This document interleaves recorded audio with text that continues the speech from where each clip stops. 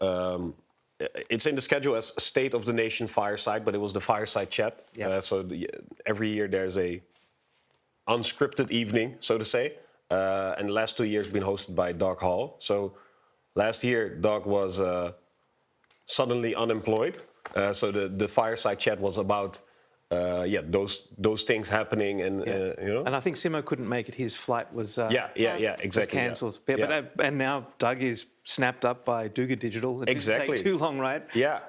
But it was a great Fireside Chat. Like a lot of interesting insights about the dynamic. Well, the original topic was partnerships. So how agencies can collaborate with other agencies, or how agencies can collaborate with vendors, and it turned into a really open discussion on like what works and what doesn't work, and especially what doesn't work. Like there's obviously a lot of friction between vendors pushing agencies to say certain things to clients, like that's the best tool, right? Yeah. Lying. So it was good to have this open discussion and to hear everybody's thought. Also, there were people from vendors, there were people from agencies, people from large agencies. So it's very interesting to. And it's great how they open the mic and encourage people to join the stage. And to have a voice, I think, is really important in this very strong community-based forum right here at Super Week. So that was really great. And there was also the vendor panel as well. That was always interesting to see vendors talking. They stayed pretty polite, right? Yeah. They weren't battling. Yeah, no, but I don't think there was much overlap this year. I mean, but it's. You know, we see from the brand leadership community side, we see there is a huge need for the brands, the vendors, and the agencies to really sort their relationship out, because there's always conflict. There's not enough transparency. The focus is always wrong, and there's no one of them is at fault. They're all, whether it's the brand, which can be very slow and bureaucratic, you know, the agency, which is at a fast pace. And the vendors, you know, might be dominated by over-eager sales guys, right, or girls, who are really just pushing their quota. And this is, hopefully, we're seeing less of that. I had a great chat with Thomas Togner, the CEO of Gentis. Yeah. That also spoke yesterday. So. And he spoke yesterday, and he was so abuzz with the concept of community, which I think, and you covered a lot of community last time, and it's the fact that we as community can get together and make a difference. And in fact, it was, I think, the last session that Simo and Krista did when it was about community. Simo did a blog post about it, and that went right up the Google tree. Yeah. And then they made a conscious effort to revisit, at least back in some of the directions. So it's great to see that we can make a difference here. One cool thing Thomas, the CEO of Gentis, also announced yesterday that they decided to open up Gentis in a free community version with all features enabled. Yeah. And low hit volumes, right? But so that everybody in this community can actually test their technology and give feedback and learn. So that's an interesting move. And that's also, and I'm glad you mentioned that, because it's one of the things that they mentioned. And having a guy like Eddie, who I had on the couch here for the first time, you know, we share the passion of community together as well. And to really see a company like Gentis really evolve into that whole community mindset, which Super Week's been like that, Measure Camp's been like that as well. So, what are you guys going to talk about today? Who are you going to interview? Wow. Actually, I really like this question because, as you spoke about the vendor panel, I will focus a lot about analytics tool, but from the point of view of the clients. Okay. So I will have a talk about different tools this afternoon. So I will have a guy from like Nicolas Malo that will speak about piano, and Doug Hall that will speak about Piwik Pro. And actually for Snowplow, we have Katie Wales, sorry, that also will speak. She's speaking now. Yeah, she's speaking right now. So actually, the so what of machine learning. Yeah, exactly. So it will be really nice, interesting also to see from the perspective of the users. And also I will have another talk where your actually colleague will join me with it's difficult to pronounce, so I really already forgive myself, but it's Uğur Gürsel that will speak tomorrow about alternative thinking and being tool agnostic. So it's kind of nice, so we will see other kind of perceptions. And maybe I can be also a kick for one of you guys. I will also have Elena, Nesi, and also you. And we are going to speak about her speech about sustainability in analytics. And due to the fact she is also the winner of the Golden Puncher, she will give us the introduction to this year. She's talking today also about green analytics. Yeah, no, super interesting. Yeah, I've mine at 12 o'clock, Robert Petkovic. We're talking about core metrics for brands. So one of the things that my objective here is to this is a great analytics and data conference, but how do we get the great minds be able to communicate in other business units within an organization, within the brand? So that's how do we use the right wording and terminology? And this is the core metrics for brands, for people in sales, in marketing, in senior management, because the reality is, Super Week, Measure Camp is great, but we have our own language at times, right? That only the data nerds will understand, the data scientists will understand. So how do we bridge that gap? I'm very much into how do we talk about data silos.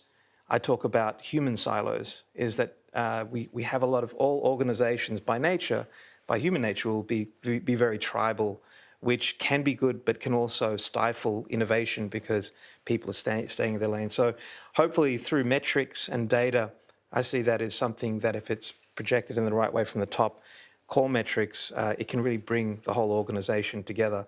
So that's that one that we're doing. Astrid is co-hosting with Astrid Ilum, which I trialed first time last year and see if I could hopefully not torment her too much from co-hosting and asking questions, but she really enjoyed it, and I loved her line of questioning as well. Yeah. So we're looking at having another Danish colleague called Martin Madsen, who's with the UNHCR, but his background goes way back into online groceries and further. He's a hardcore coder, super nice guy, no BS from him. So, and these two have huge respect for each other. It's really great to see that, and really talk about how we're going from personal journey to more hyper-personalized experiences. And this is something that I'm going to dig in a bit deeper with Astrid, because I could see her eyes lighting up, and I heard a lot of great feedback from her talk as well. So yeah, and then I'm going to finish the day with Marie from Piano. And that's she's a hard one to catch because she's working on the stage these days, right? We might pull in another guest as well, but again, it'd be great to catch up from Marie's point of view. I mean, Piano is a very strong product in France, but it's very little known, like in the Nordics as well. But it's great to see that there's the GDPR born and bred compliant tool. What's the potential in that? How they see the future of analytics as well, and not just having the Google vision. So super excited, and also you spend the day planning for tomorrow. You guys know what it's like. It's just nonstop. I'm gonna have a talk. I'm gonna have a talk after this, I think. Yeah. Yes, with Dan Truman and Matthew Brandt, and the three of us are both in a situation, or all three of us are in the situation that we've hired our first few hires, like over the last couple of years. So how do you do that? What do you look for? And we already established we have way different approaches, so that's going to be interesting. So there's not a right way, but it's going to be interesting to share that knowledge. I'm going to have a chat with Chris, Paula, and somebody else from the large bank. Italian bank, yeah. So all three people working in very large organizations, like really, really, really large organizations, and they're all analytics leaders, and they're all concerned with fostering a culture of analytics. So I am very much outside of that world, so it's very interesting to me, like, what does that look like for you? And also, what would you expect from a small agency like me? So I'm just going to be selfish and ask those questions, right? It would be also nice also from a team perspective, no? Yeah. I see on the notes you've got a community, in-house community. Exactly, yeah. And I'm going to watch that one. Me too. So that should be fun. And I have a talk with Matt Gershoff, because Matt released a paper yesterday or the day before. I have really no clue what's in that paper. It's way too advanced for me, which is typical Matt, or that has more to do with my lack of understanding. But Matt is basically talking about how to do privacy-friendly experimentation. And it's the underpinnings of his software, Conductrix. And that's going to be an interesting chat because by definition, if you want to experiment, you kind of need to understand who the user is. So how are you going to do that in a privacy-friendly way? And he has an advanced method of how he has built that into their tools. So that should be super interesting. Privacy by design approach to experimentation. So those are my planned talks, and maybe we squeeze something else in. Yeah, but there's a few gaps there. We we still have some, but we also have something nice to show. And we spoke about piano, we spoke about conductors, and we also have some swag. Oh yes. Oh yeah, no, this is what everyone's waiting for, right? That is the thing. This is the highlight of this session. I was waiting just for that. Yeah. So should we go through the Super Week stuff first? So this is the new designs for this year. Still with the flags and this star snowflake. Have you noticed there is a American team somewhere? Yeah, here. So these are the American states. Oh, wow. I did not know that. Yeah. So maybe that's a hint at something. You never know. No, you never know. No, you never know. But there's still the international theme of lots of flags, bright colours. Yeah. I like this one though. It's new, that one. I like the simple ones, and this is like really nice. let's call it a Super Mario themed one, right? Yes. Super nice. I like it. Yeah, and I have my edition from 2 years, so the same super good quality beanies. You know, living in the Nordics for me, walking the dog, I am my head and my ears are so warm with this. Yeah, I brought one of those for my daughter. Yeah, I had to get bright collar. I had to get Zolly to send me one the other year because I ended up giving one away, and then I was like, oh, that's the one I shouldn't have given away. Yeah. So what have we got next, Fosca? Piano. Yeah. So actually, I'm really sad about it because I come, as you know, on Tuesday, and everything was already gone. Oh. So piano swag is the first one that's like really went away so fast, and we are lucky because that is from the piano guys that I really reached out for. Yeah. You robbed them. Yeah, That's a detective notepad, and this is this is more than the usual shopping bag, isn't it? It's got a nice. It's really nice. PVC feel to it as well. So it is like the official Super Week, but with piano having the main dibs on that, which is super great. And we have the other sponsor. Yes. So We have the Conductrix gloves, which we not keep our hands warm. And I also think they are touch screen. I think they were. We can test that theory again this year, but I remember a couple of years ago they were. I want to mention though, from Conductrix, what you guys missed. They also brought a bunch of stuff to the pub quiz on Monday evening. So they had miniature slot machines, and they had a lot of whiskey as prizes and to just drink. So they did a great job on that front. What else did they have? Of course, the Conductrix box, right? Do you have any? No. The money is sponsored by Conductrix, so you pay for your coffee, tea, or beers with a Conductrix box. So that's essential swag of Super Week. So note to Conductrix, all three of us are out of Conductrix bucks. You know where we are. Come find us. Our pockets are empty, and we need some more alcohol. And love this shirt as well, right? You know, the best bandits remain anonymous. And I know my son loves all the nerdy analytics shirts and swag. Should be good for the year again. Getting him that one because it's you go back, and the great thing about swag is you go back into the world and you can't get this stuff anywhere until you run into someone else who's wearing, and it's like, hey, insiders. So it's so important for the community side, the whole swag side of things, isn't it? So yeah, there we go. And of course we have the shoppers. Yes. The bags. Yeah. Did we have more of the bags here? No, I don't think so. But there were 4 of them. The tote bags. Yeah. So that is really nice. And again, of course, the program book, which I have the collection of these with, the team here, Zolly does a fantastic job with the attention to detail. We've got a perfectly bound book.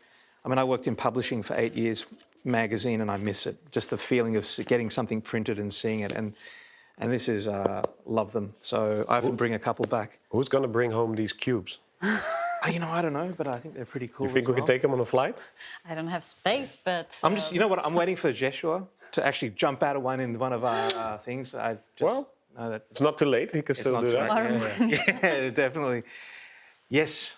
Anyway, guys. That it was also nice. And one thing that maybe is important to say. Punch card. Exactly. Yeah. Yes. So there are already a lot of people writing. Let's start with what is the punch card. Yeah, okay, go. Yes, sir. The golden punch card, the golden... Actually, winning the golden ticket. Should we explain what a punch card is? Because there are a lot of people in the generation... Yeah, you probably have to do that. You're the oldest. Well, yeah, I'm the oldest one. Well, I actually worked for IBM for many years, the actual creator, and we would get these massive machines that were the computers of, you know, the 50s and 60s, where you had paper punch cards with holes in it that stored the data. So one punch card was a record. So to feed it in, you would feed in these punch cards. And I remember on the floor, there were all the little cardboard things from the punch cards. But this was at the end of the age of punch cards. So we'd get the machines coming back in, replaced with the mainframes. But it shows that, you know, this is a historic part of computing, right, was the punch cards. And so here at Super Week, it was started as a part of their awards. Yeah, so it's basically everybody can sign up. It is a nerd contest. So everybody's been working on something, some pet project. There's not a lot of hard rules about it, but I think the community kind of likes if it's like open source, shared with the community, open to use, right? So if you just show something and then you don't share it, then you probably won't win. But yeah, people build analytics documentation systems in Google Sheets that are fully automated and that the community can then use. So there's all these interesting things, Chrome extensions, whatever, right? People will have amazing things. And last year, I think there were almost 18, 20. It was a very long session. Mm-hmm. So tonight, we will have the Golden Punch Card again. So people can sign up. There's an email address on the website if you are watching this and you are at Super Week. But yeah, submit your ID. Even if it's not totally finished, if it's unpolished, that's actually good, right? It can be a little bit rough around the edges. And yeah, present it to the community, and then one person will win the golden punch card. Yeah, absolutely. And there's runner-up prizes as well, I believe. Probably. Yeah. But I think showing it to the community is the real thing, right? Yeah. And then after that, yeah, the rest is nice. We need to wrap up. Yeah. And leave the stage to you afterwards. Yes. Yes. So stay with us today. Yeah. Enjoy keep the your show. eye out. Stay tuned to Super Week TV. Like and subscribe. Like and subscribe on LinkedIn, on YouTube. On everywhere. On everywhere. Look up Super Week. Thank you, and we'll see you through the day. Yeah, exactly. Bye-bye.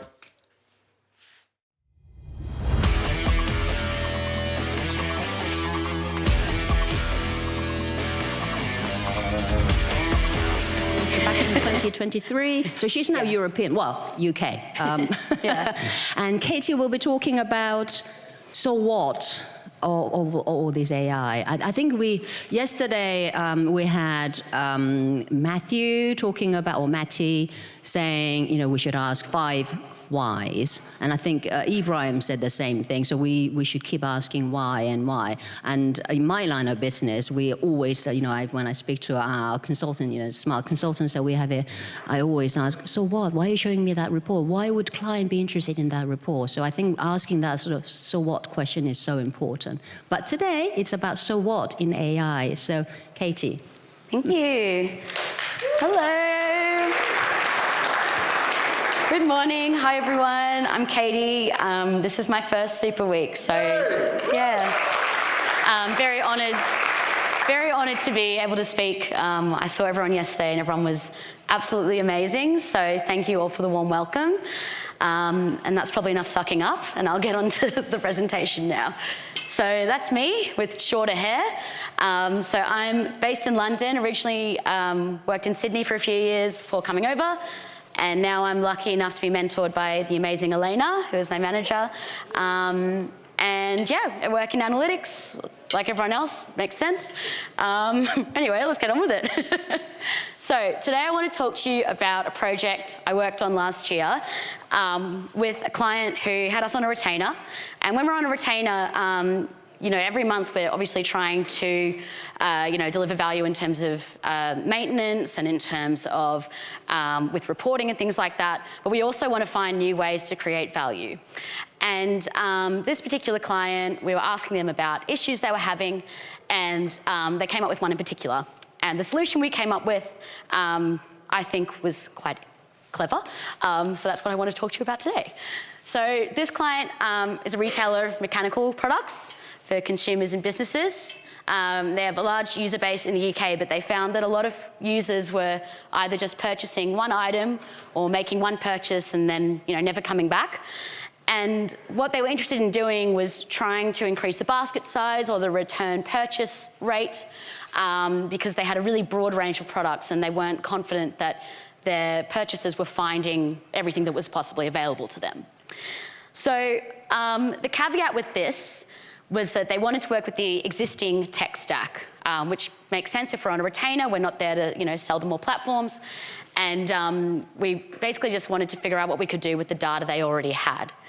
So in other words, no more platforms, which I think is quite a common thing for a lot of businesses. They kind of, in the past few years, have just acquired lots of different platforms and tech and made a bit of like a Frankenstein of different bits and pieces of technology, but aren't necessarily using it or don't necessarily know how to show its value.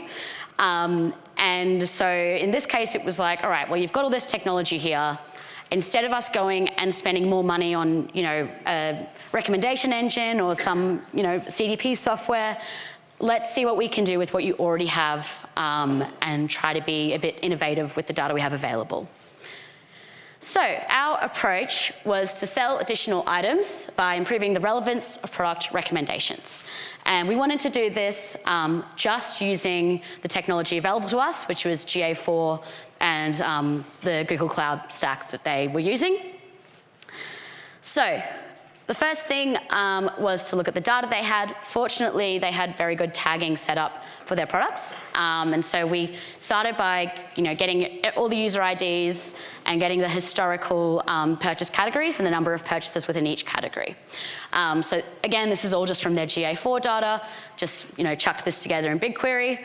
And yeah, got all the past purchases by category for each user ID.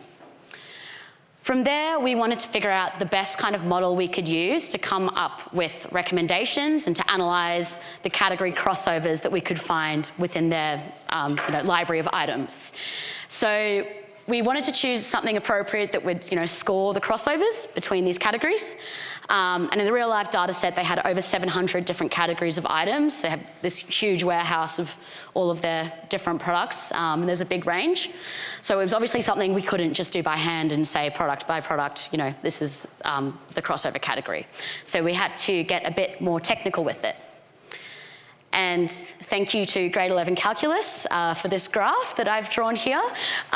We decided to use a cosine similarity metric, which is something that's in sklearn. I don't know how to say that out loud. Is it just sklearn or is it sklearn? I never know, sklearn, yeah. When you just kind of read these things online and then you say it out loud and someone's like, that's not what it's called.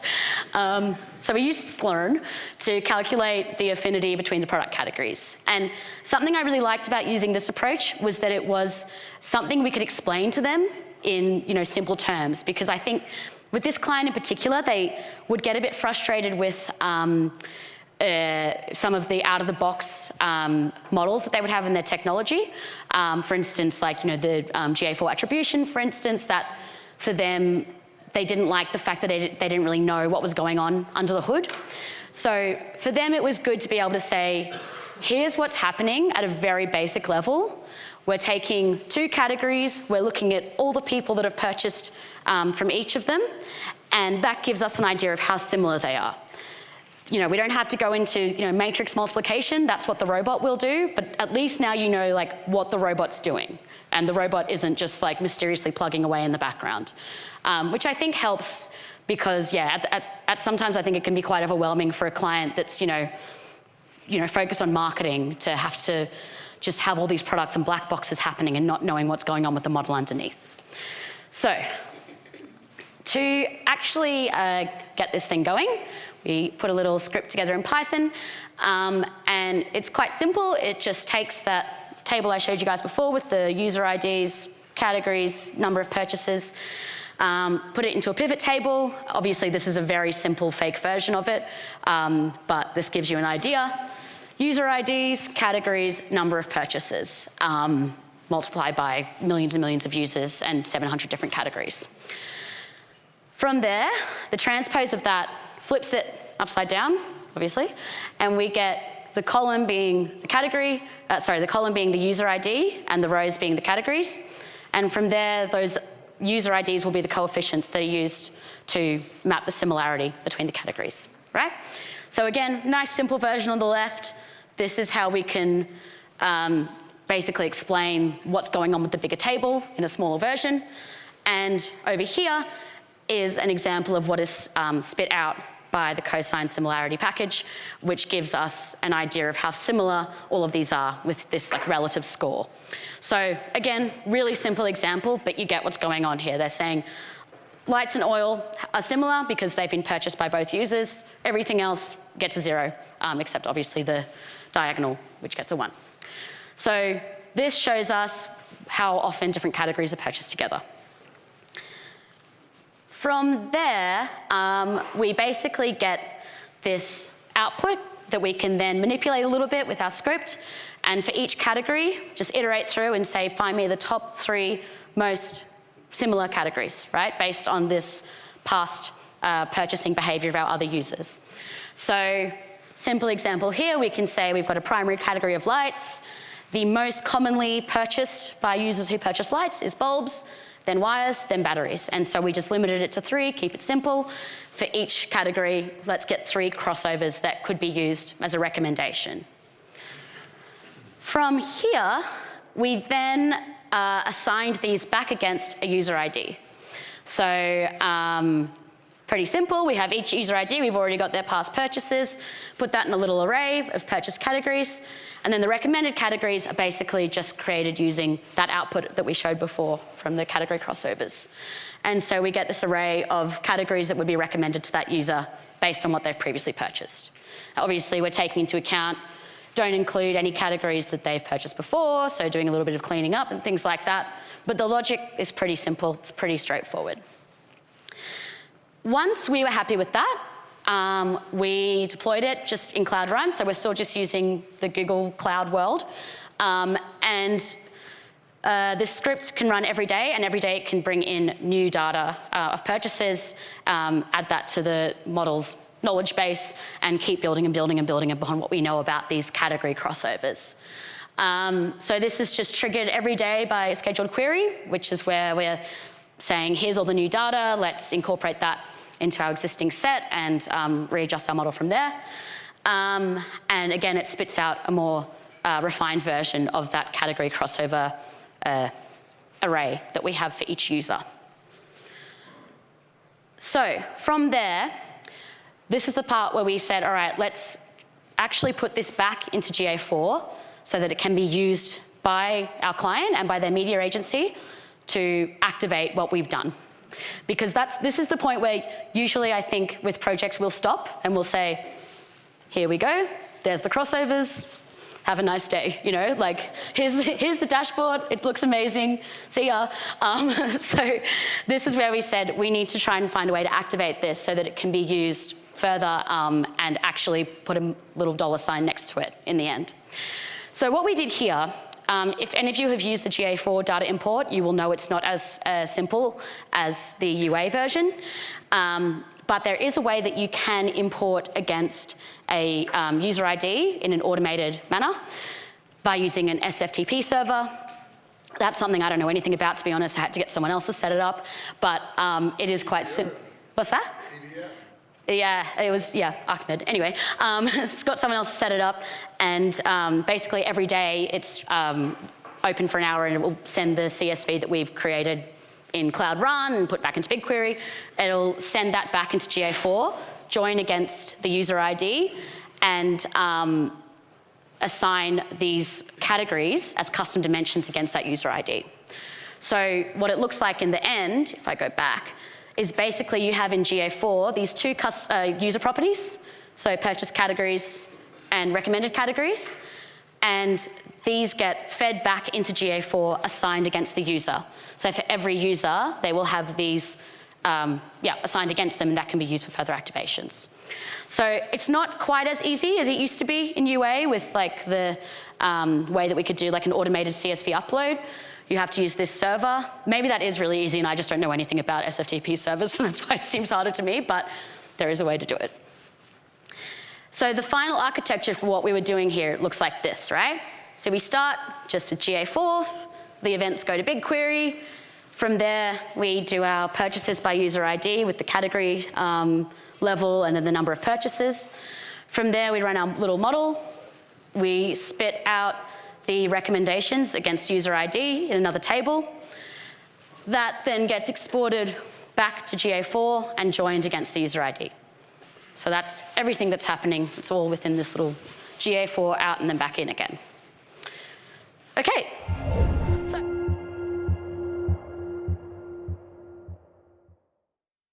Okay, we're back in the studio. First session of the day. I have with me Dan Truman of Duga Digital, agency founder, like myself. And I have the infamous Matty Two Shoes. Are we going to share your real name, or we stick with Matty Two Shoes? I think it's pretty obvious who I am at first. So we're going to have a talk about hiring people. And we have different perspectives. So you've recently hired a third person internally for the internal analytics team. We'll get to that. And then you and I have both been going through growing our agency. So we're both at around like 4 or 5 people, I think, right now. Yep. So different perspectives, but same goal, right? We want to achieve something, and we've realized we are going to need more people to achieve that. And then we've gone through the process of including more people in our organization.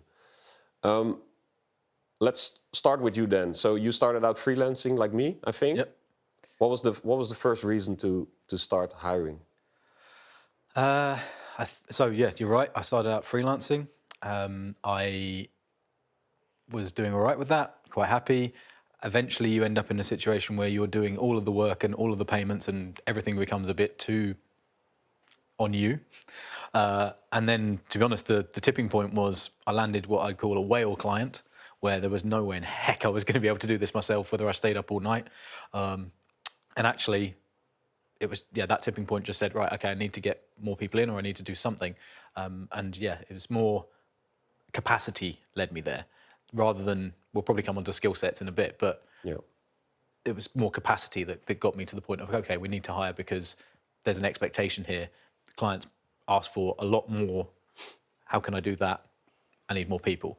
Was there ever a moment when you thought, I could also say no to the client? I could stay small, I could stay Dan, just Dan doing Dan things by itself? Dan doing Dan, yeah, I mean, potentially. I mean, that's what they bought, right? Yeah. That's what the conversation is, and you probably have the same thing. And even internally, I know I've done this on the client side as well.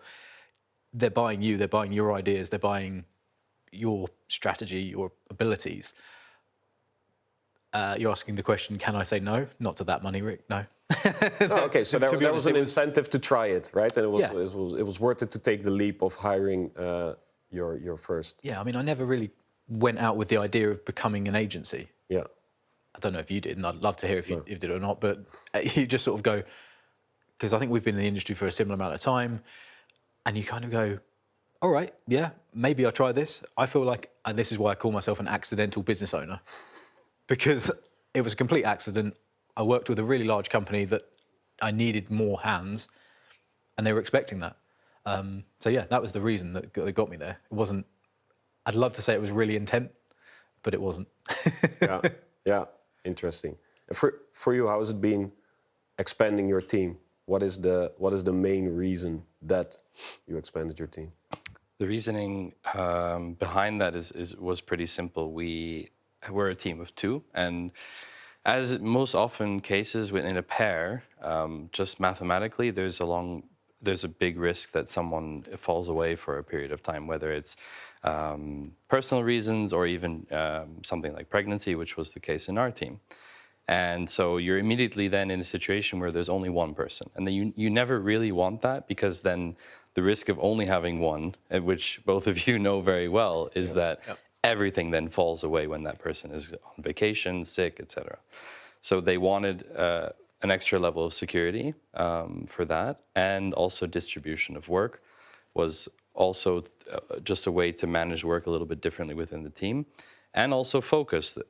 When two people are able to clear their plates and actually work on topics, and have a third person doing a little bit more of the coordination and handling kind of that more centralized in a kind of way, that also leads to better efficiency gains for the company. So the third person kind of unlocks something that's a little bit more than just a third person, I think. Yeah. So that was the reasoning behind that. Yeah, I really recognize that at us as well, the third person. But starting off, I think I had a different reason why I went from freelance. It's simply, I was doing fine, and it was good money for, like, the work to money relation was very healthy, right? And the amount of time was very good. But I just noticed, like, I got bored. And I was like, if I'm not going to make a step now, then maybe I need to go work in-house somewhere or do something else at least, right? Because I felt like if I continue to do this, I'm not challenged anymore. And the entrepreneurial challenge, so being a freelancer and being an entrepreneur are two different things, in my opinion. There's a lot of overlap, but as long as you're not responsible for paying somebody else's salary, you're not an entrepreneur yet, right? So there's a lot of pressure that comes with that, at least to me. Yeah. But I felt like that was an interesting challenge for me to, okay, I am now ready to do that. And it had been something that was in my mind for a long time already. So it was more from that reason that I was like, okay, let's take the leap and try to do that. So interesting, like different dynamics. Yeah. What you just said about the third person, I really recognize that, because like two people still a liability, right? And the third person really unlocks a lot. Also in the mental capacity. I don't know if that makes sense. Like it feels like you can spend more time on research and development, sort of. I see you both nodding. And I think sales as well. And this is maybe, and internally it helps as well. Yeah. So having a team internally. So I used to work at TUI Group, the big holiday firm in Europe mostly. Yeah. And I had a team there of 8, and then a dotted line team of about 40. And internally, going a step change, we went from 4 up to 8, and even that capacity, being able to work out what else is going on in the business, how else can we help, just step away from the day-to-day, step away from and be strategic, giving you that time back. Because otherwise you're putting out fires or you're doing lots of things. Busy like work, right? Yeah, exactly. Yeah. You could make yourself busy all day long. It's a 70,000 person company. You could be busy all the time. Yeah. The challenge with agency side and building that agency out, and maybe Rick, you have this as well, is, and I've got a terrible story that I'll tell you in a minute, is it's still all on you for sales. Yes. And that's the challenge I have at the moment. It's not necessarily, and I haven't hired for that yet. That's probably something to come on to, but that's the real thing is, like you say, Matty, if we go away, sales go away. Yeah. Business goes right down. And the horrible story is that 2 days after my daughter was born 9 months ago, we were in hospital and I took a sales call. And my wife has never let me forget it. Yeah. But I had to say to her, look, this is potentially 5 figures. This is, well, actually, I think it was 6 figures. This is what we need for the company. Yeah. Well, I did the flip side of that. So I did the other side of that experiment. After my daughter was born, I took 3 months off, fully off. And then 3 months after that, I was still kind of off. And things went really well. So we were 2 full-time employees at that moment, and they handled the clients perfectly. But what I didn't realize is I had never thought about sales as the concept of sales. Yeah. I just was being Rick, talked to people that generated sales. But I only realized that later. Yeah. And sales in our business, it's not like you sell something today and you start tomorrow. It's like there's a lead time, right? It takes, let's say, 3 to 6 months before you go from first talk to first invoice. So after my hiatus, I realized that everything dropped down. So that was a very good, expensive, very worthwhile lesson, though, because I had a lot of fun being so close to my daughter growing up those first couple of months. But yeah, so I did the test, and turns out indeed you are the bottleneck of your business. But I think, and you will probably also notice this, the bottleneck just shifts, right? So you hire a person to do something, and then you do the rest, right? So you kind of shift the problem around. I don't know if it will ever stop. But I mean, as you said about this like mental load part, that's really the thing, is that with two people, you're both kind of juggling everything. Yeah. So you end up having to split your mental load across many different types of things. Internally, the sales analogy would be talking to stakeholders and like, you know, trying to figure out what they really want. And we could go into the whole topic of that, but that's a different thing. And then when you have that third person or the fourth, fifth, and it unlocks this way for you to free up that time, it just shifts that time from those two people who were doing it haphazardly and unplanned to the third person who can do it diligently with some kind of a process. Maybe that's what we do. And that really frees up. It's not necessary. I mean, there are definitely efficiency gains to be had. Yeah. I don't think they're crazy, like 50% or something, but there's definitely an unlocking effect there. Well, you touched on something that I definitely want to talk about. So you mentioned a process, right? A term often used at the agency side, standard operating procedures, right? I think there's also something to the first people you hire need to be a little bit different than as you grow. I think you're able to hire more niche specialist people, so really super organized people, really focused on one topic. As you are a little bit bigger, at the beginning you need a little bit more, I can do it all. What role does process play for you guys? And I want to start with you. So internally, is it like, did you go from two generalists handling everything to now having more like structured ways of doing things, or was that already the case for you? I do think that your first couple hires need to be quite scrappy. Yeah, in the scrappy, sense, that's a good word. In the sense that they need to be able to do a lot of things. But I think that's dictated by company size. We're 35 people internally. Yeah. So we're not at that level where you can say, oh, the third or the fourth or the fifth person can be specialized into one domain of the business or one particular skill set yet. So our third person we've hired is still very much a generalist. Though, I have to say, because they've taken on that coordinative role, this person is doing that kind of split that a team lead might do, where they're like managing the team in the sense of distributing tasks and working on that process of how the team actually works.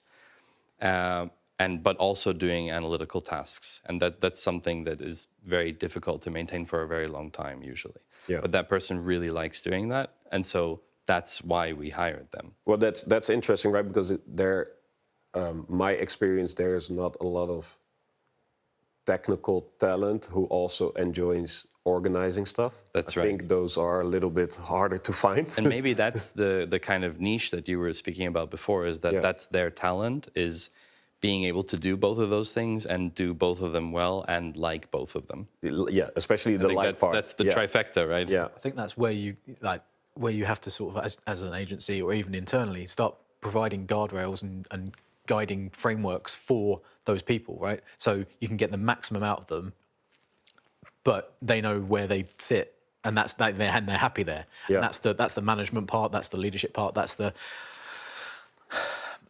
whole talent acquisition is, I know I need this gap filled. How can I make that gap enjoyable, attractive? How do I bring that in? And then also, how do I land and expand in there? So to have someone scrappy, ideally you want someone who's going to be able to do the thing you need and see other areas that they can go into and move in there. Not always the case.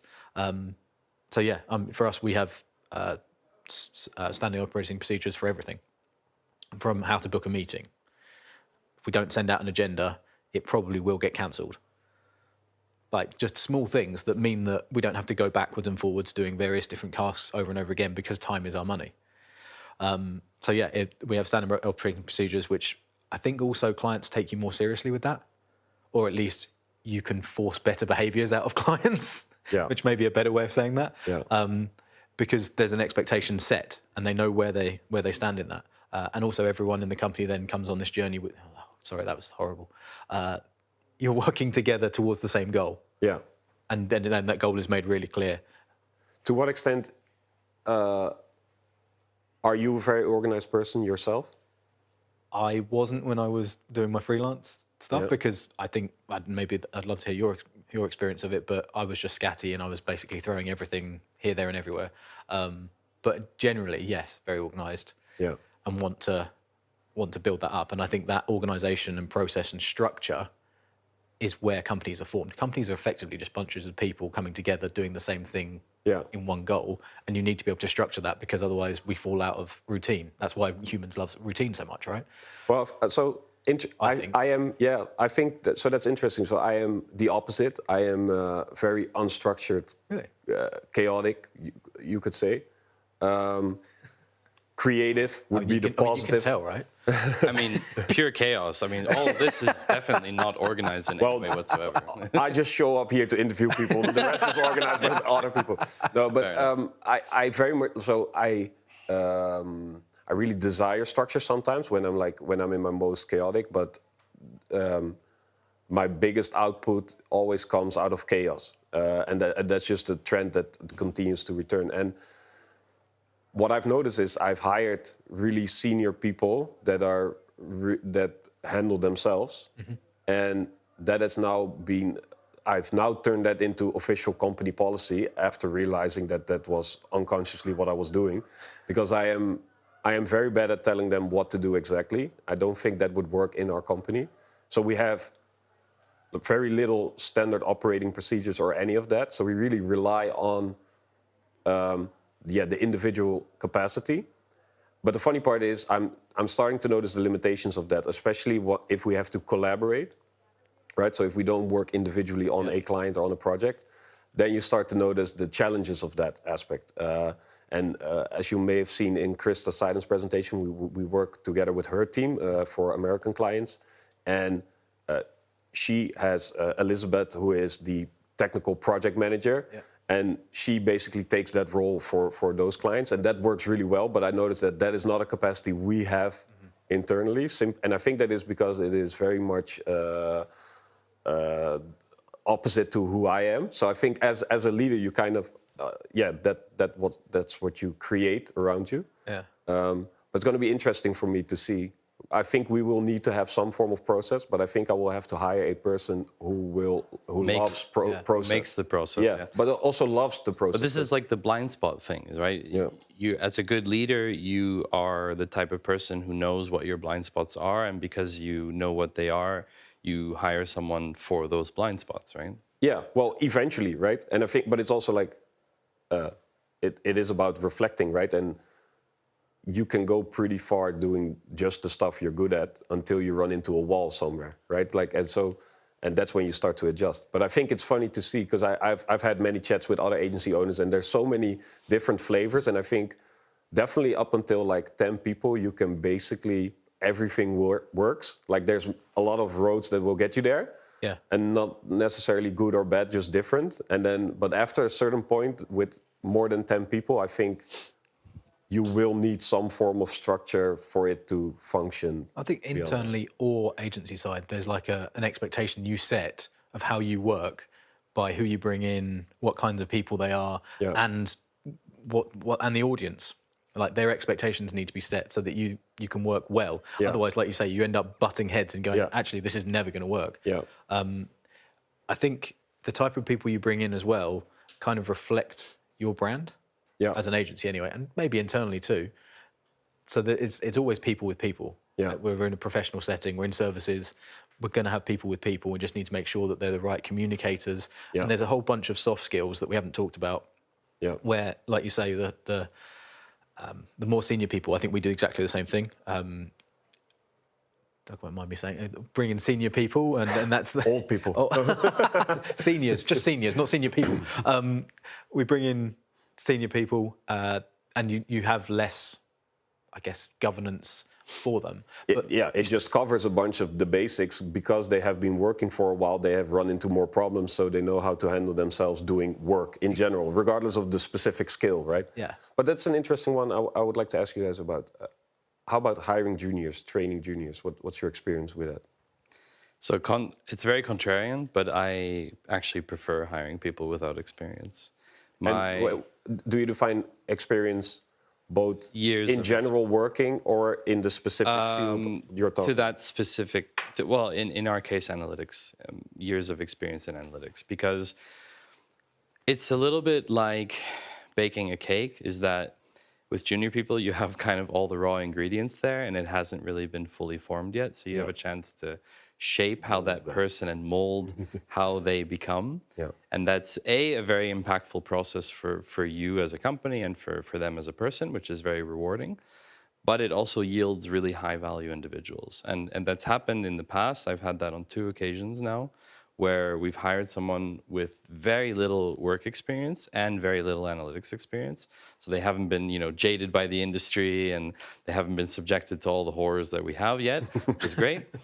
And then you have a chance to really mold them. And I think the thing that we look for in that situation is that kind of drive and that energy for self-learning, because if they don't have that, they're probably not going to get very far. Because we can't just throw stuff at them, right? They need to have that self-drive and curiosity and all those things that we talk about as analyst properties or data engineer properties, whatever they decide to do. Yeah.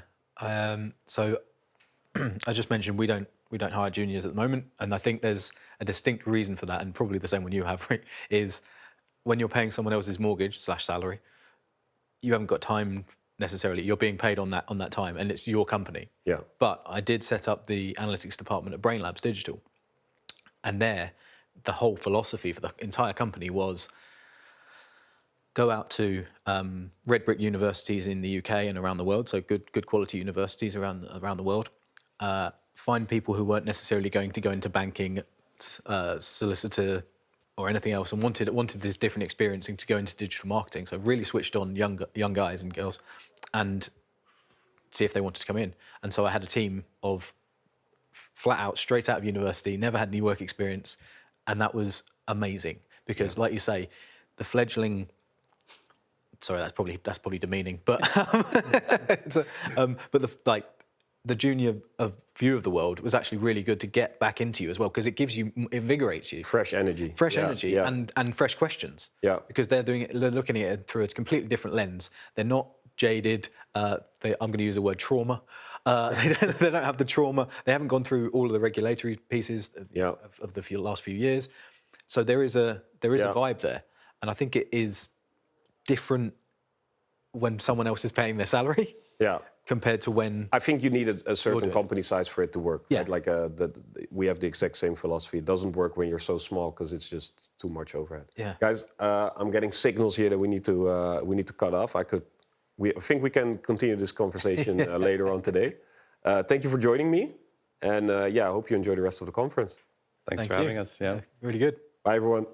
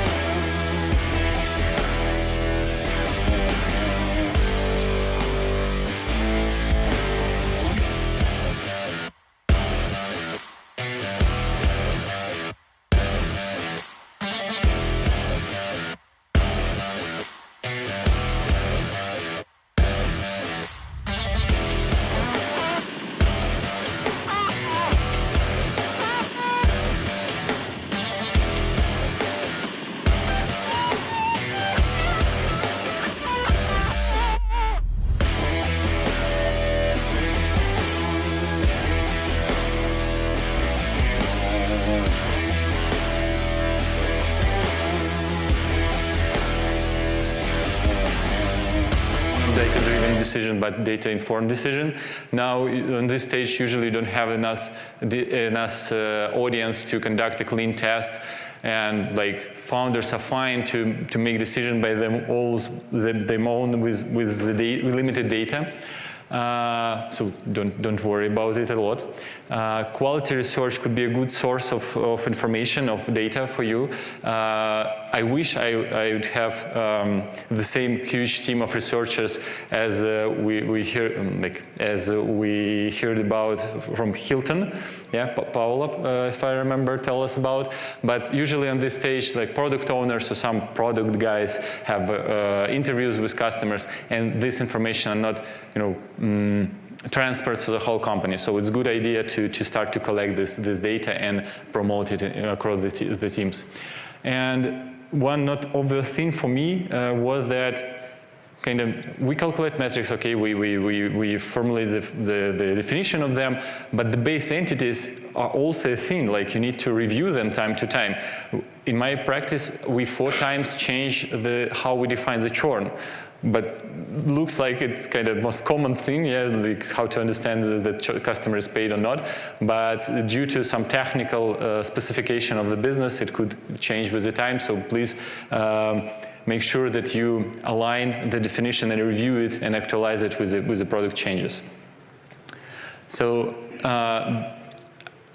the second step here on this path was BI development. Yeah, so we shift from Google Sheets. Now all are inspired from the result of cooperation between founder and analyst, and every function want to build their own BI. Each of them have their own KPIs related to their specific area. So for marketing, it could be traffic or something. So it's more, more separate BI for each of them. And you become to have a lot of stakeholders. Each of them have their own requirements, but in general, they'd like to build the BI for their KPIs, to build the metrics tree for their KPI, to test which actions influence it most. And this is a good place to start the most radical experiments, the most innovation one.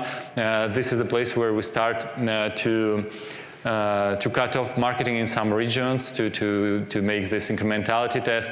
In this stage, we hide half of audience from sales reps, and after the results of this experiment, we prohibit them to reach customers before the first payment, before they could sell you the product.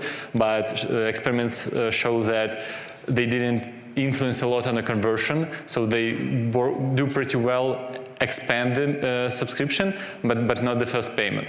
So if you have some ideas, if your analyst will have some insights, this is a place where it could be used or realized. From the people point of view, this is a place where I personally joined SEMrush. The big thing becomes stakeholder management. We have a few stakeholders, like founder or CEO before, and now ton of them come, and you need to manage them. You have a lack of capacity. All this requires to develop this knowledge in your team. BI development, yeah, Google Sheets fine on the previous stage, but now business, wide audience, start to use your dashboard, so please invest in user experience with your dashboards. And data engineering, on this stage, usually companies has, full access for everyone for the data, and some product people, product owners, marketers become to query by themselves, and it's good to organize your data for all employees.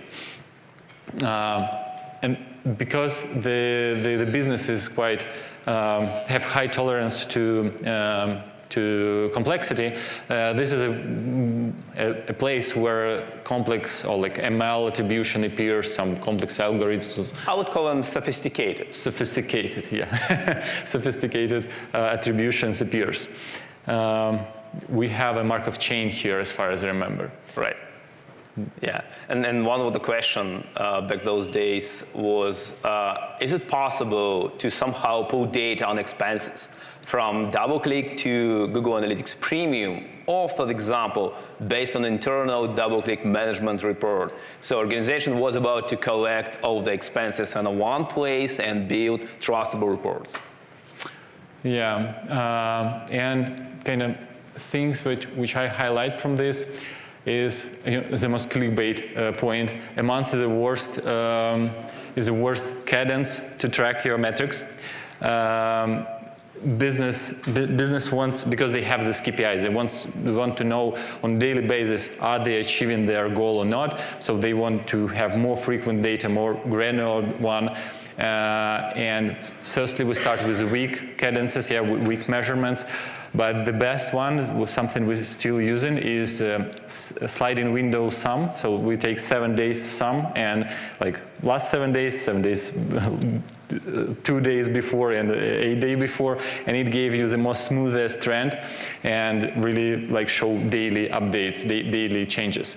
And yeah, so one thing I wish I know better and think about it earlier is choose a BI system. It's really one of the most expensive things to shift from one system to another. I did it only once in my career, and all other time, like I compare the cost and profit and choose to stay with the same system. So ask yourself before you will choose it, and maybe when you will have like 30 dashboards, it's also a place to review your decision because it's not so expensive there. And one more technical thing is about updating the BI system. So I have 3 times in my career when update of the soft ruin all my dashboards. And so if you're an analyst who manage it in the early stages, do it by themselves and do not run it, like update it in a test environment, it could cause a lot of issue for you. So be patient with the technical engineering things. Cohort analysis was a good thing, was a great solution here, like products love it. Not on this stage, still you could have not enough audience to test each feature your product could publish, but you need some tools to track. So displaying with cohorts with different cohort base led them to see some traction of customers with their new features. I haven't made it here, but start to manage and orchestrate the experimentation in the company is a good thing to start. A bit later, we start just a simple thing, like create a chat in Slack, agreed with everyone that they will public updates of like this, they will start experiments. Even this data, collect this data will help you in future animal researches, etc. So as an example of the previous data-informed decision, we changed our flow because during the anomaly research, we have some drop in our payments. We found that product makes some experiment in which it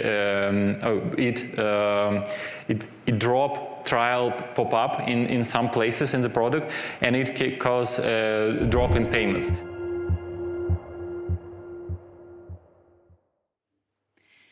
Back together at the Super Week TV, and I'm here with 2 amazing person, but for me everyone is amazing, and it's like 3 days I'm just repeating amazing, but it's really nice to have them here. There are both 2 speakers at the Super Week 2025, and we have Uğur that will speak tomorrow at being tool agnostic. Okay, perfect. And we have oh wow, Krisztián. Sorry, I really have problems with names sometimes.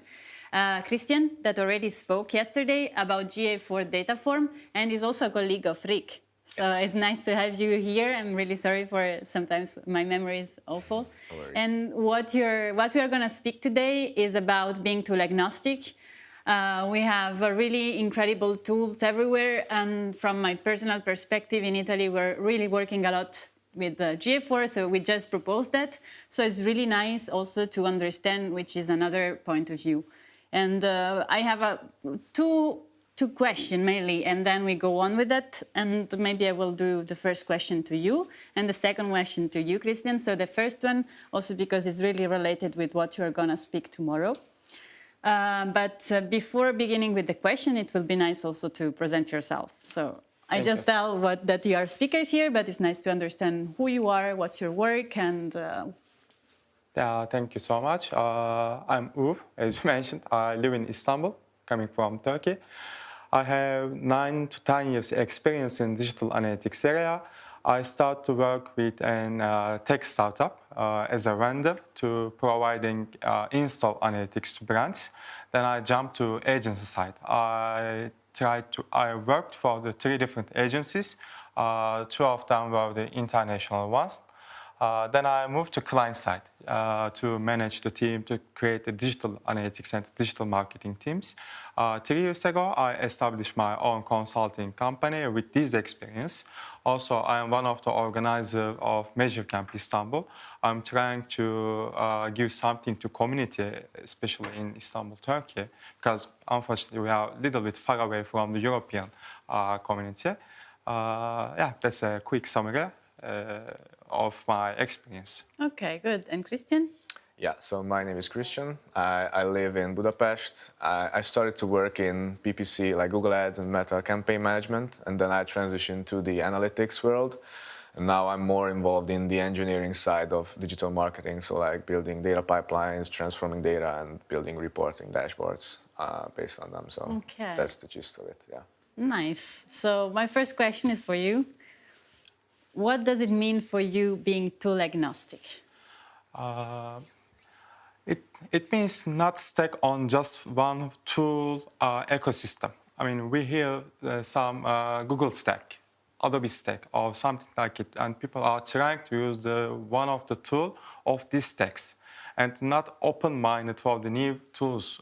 People are really doing new stuffs, and so beneficial to your business, but most of people are not believing it's going to be helpful, and not eager to learn new stuffs, and not being too up-to-date for this kind of new technologies. I'm just pushing the people to ask what's your need in your business, rather than the name of the tools. And just being open-minded for the new choices and the learning the logic of behind, not the usage of the tool. That's super nice. But I also think it's kind of difficult for a client to understand it, but I want to return back on that. I have another question for you, Krisztián, so maybe we can understand a bit better. I have this idea sometimes. Is it possible for you, and how much it takes maybe to build our own tool? Like, don't rely on any tool and just to do our scrappy analytics on our site. Yeah, it's really hard because, you know, you are surrounded by tools in your everyday work and you cannot really work without them. It's like, you know, you are a mechanic and you gotta work with tools to make things work. But yeah, you have to be tool agnostic to understand, like, most of them, like what they're good and what they're bad at, and choose the right one for the job at hand, and not necessarily stick with the one that you already know because of routine, and just become yourself the tool that uses other tools, I guess, is a way to say it. And actually, I think it's... Don't worry. We are live, it can happen. I'm so sorry. No worries. And the point is, for me as well, due to the fact we have so many tools and they are already made, why we need to build up our own? Maybe it asks for a lot of energies, a lot of money, because of course you need to be able to set up something that someone else have already made. I don't know if it's feasible, if it's something that you can suggest and to whom you can suggest it. Yeah. So the first thing is, when you have a task or a challenge at hand, you look at the available tools. Like, is it paid or free? Does it fulfill the requirement that I'm trying to do here? And if not, then that is when you, I think, go into the territory of creating it yourself. At first, I think for your own special use case, like, I need it for this, but, you know, eventually it can grow out to be like a better, like an idea for multiple projects, and it can grow.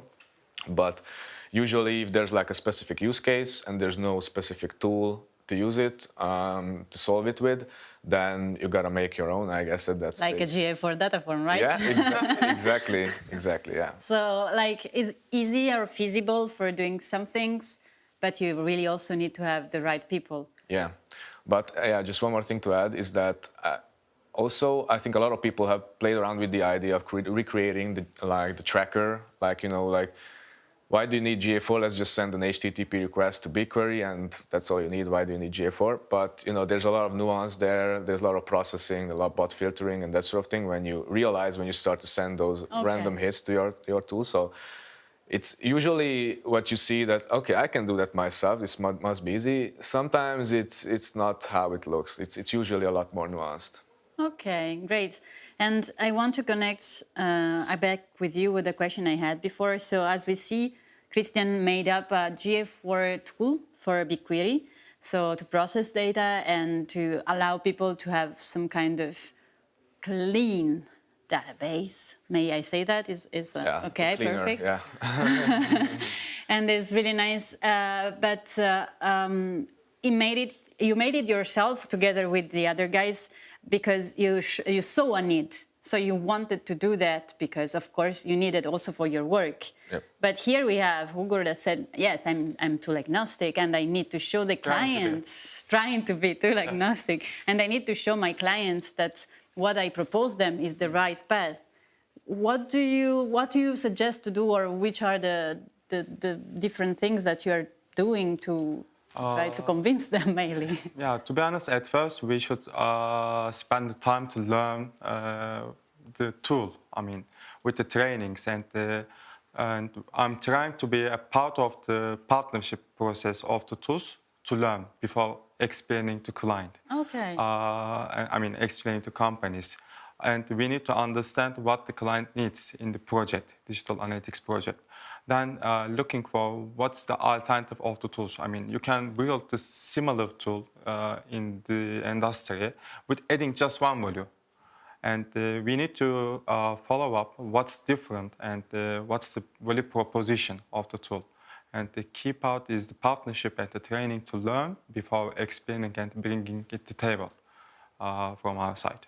Okay. Can I just ask a question here? Yeah. So how do you handle, like, usually when you onboard a client, usually they have their own tool stack that they already use. Yes. Right? How do you approach that? Okay, this is what we use and it might be suboptimal, but this is what they use, this is what they're used to. Like, how do you handle that situation? First, we have an audit process when we start to work with a client. And in our audit documentation, we are checking the tools and we have the alternative ones. And we are asking the client why you are using this tool, because of the price, because of the values, etc. And we are comparing the alternative ones to explain the client. Okay, just an example. Most of our clients were using the Hotjar, and it's one of the best UX tools and to track the user behaviors.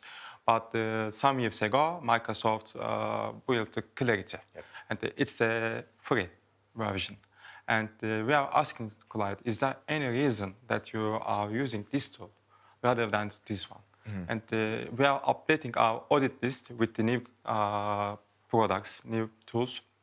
Of course, we are missing most of them until we search because of the issue. But So, we have a built-in audit version. So it also means that you really need to be up to date or always learning kind of process. Yes. It's the, hardest part because we have a daily, everyone has a daily routine business. And I'm trying to separate approximately 30 of the time of the people who work with me. And I'm pushing them, okay, in this time, learn new things, search the new tools, etc. I really want that to be stick also online for people that are following us, because I don't really think a lot of people put so much importance on knowing new things and let others, because I think that you're a team lead or a director or kind of head of. So having the possibility in your team to have people that really have the time to learn. Last year, also me and Elena were speaking about team building or how to manage a team. is important, because if you just keep your knowledge where it is, you will never go further. I'm sorry to have that, but it's really important for me. I really stress it out because for me, knowledge is one of the most important things inside a business. But I have also another question, and you can also both reply back to me. Sometimes you have a client just arrive and tell you, yes, you just need to implement me that tool. Mm-hmm. Is there a way that you can try to make it change his mind or her mind? It really depends on the client. I mean, if sometimes we are doing the same thing, okay, that's the job and we have to do that. But our approach is to, as a consultant, we should tell the best practices, even if they accept or apply. We are just giving the best, okay, this is the best practice, this is the alternative ones, and that's that ones you would like to be applied. Make your choice again.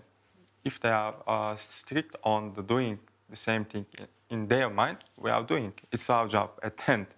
But as a consultant, I guess, I mean, in general, I prefer to use the consulting company rather than the agency. Okay. And because we should give the best practices and explain the alternative ones. But the job is job, and if they would like, we are doing the same thing.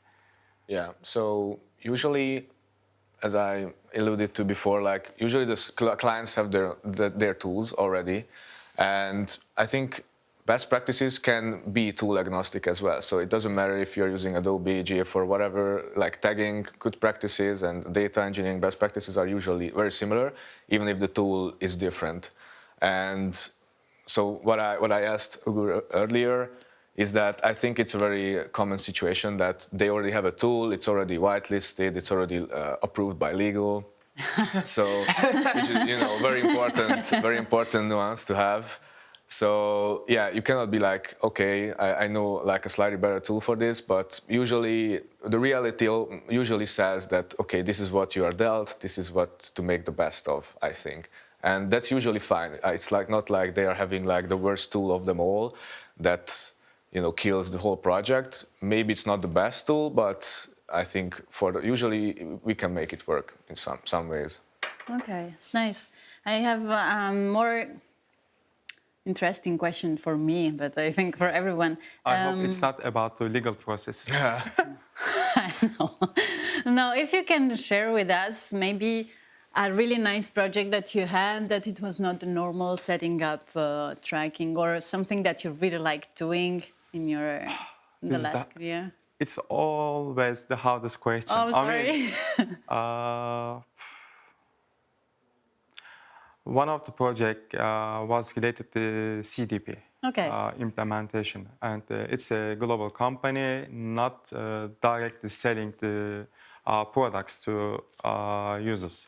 Of course, there was a B2C sections, and it's approximately 77 domains, different domains, all of the 25 countries. And we built this customer data platform for them, and to connect the JData and the other EdTech, MarTech data in just one platform to segment the user. Okay. And it was really nice to see the big picture with the small pieces. And it was so hard because we implemented almost the domains, and then we deleted 1 year data because of the user unification issues. And we start again. And maybe it makes it one of the best for me, because there was a failure in between story as well. And you also learn stuff. Yeah. So doing errors is good. Yeah. And from you? Yeah, my most interesting one lately was working for a retail media network. That is like a huge retailer web shop that offers brands to pay for them to have like these ad placements on their own website in web shop, and also they're doing advertising for them. And in this project, we have to do brand level reporting. So it's not like you pay for a campaign on Google Ads and then someone pays for anything, then you attribute it. But you have to specify that if they saw a Nike ad and they bought a Nike shoe, then you do the attribution and nothing else. If they bought Adidas or they saw Adidas, we don't care. And we have multiple platforms like Facebook on like Google Ad Manager, Creo, and that sort of thing. So that has been like a really interesting challenge to have, to get to know the tools themselves, like the tools in a way that they're the ad platforms in this sense, like how they work, how they provide you that data. Do they provide you this data at all? Like Google doesn't really. And yeah, it's been a really interesting learning journey. That's nice. Okay, I have not a lot of questions now because it was quite interesting, but maybe we can return back to the first topic because, okay, being tool agnostic, which are the tools that you're most using, like the tool that you're using the most in these days? It will be nice also to know and share. Okay, like the name of the tools, yes, right? Just to have an idea, because for me in Italy, I really worked mainly with Google. Yeah, for the basic ones, at least we are using one of the web analytics tools. The most common one is the GA4 now. Yeah.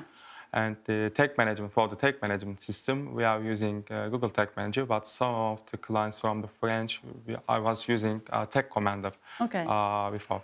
Also, for MMP ones, there are some key players in the industry.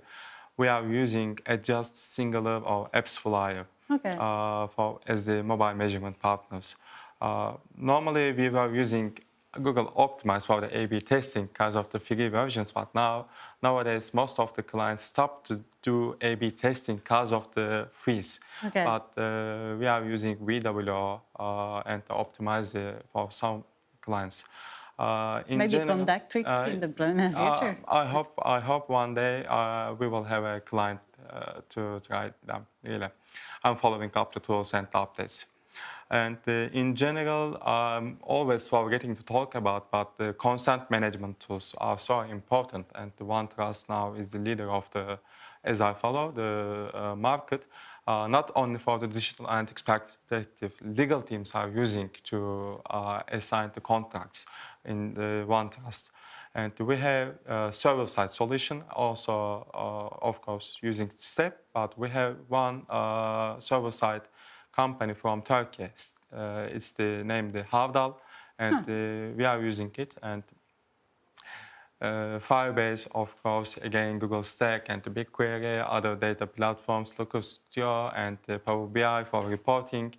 When we start to count and it's coming to 10, 11 and going away, and I will try to use the GA4 data form. I really love this kind of conferences because learning new things, updating, and even if I hear before, maybe I couldn't find any time to try. But now I have spark to try. Nice, yeah. And we need really to close, but I want to know you if you can add also some tools that you didn't mention. He covered a lot. I mean, there's always the stage from data collection to data visualization. You have all sorts of hundreds of tools for each of them. We are also pretty locked in to the Google Stack mostly, as this is the more well spread and well known.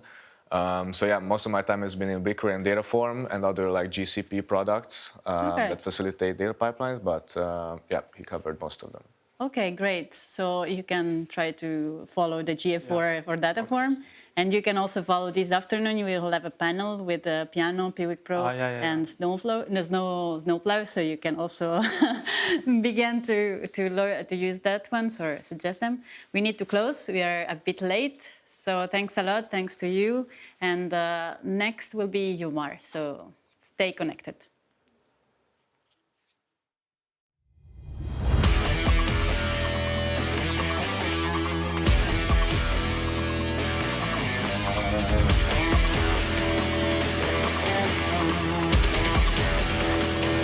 Separate and develop this guidance team who will be center of excellence and develop methods for the rest of analysts.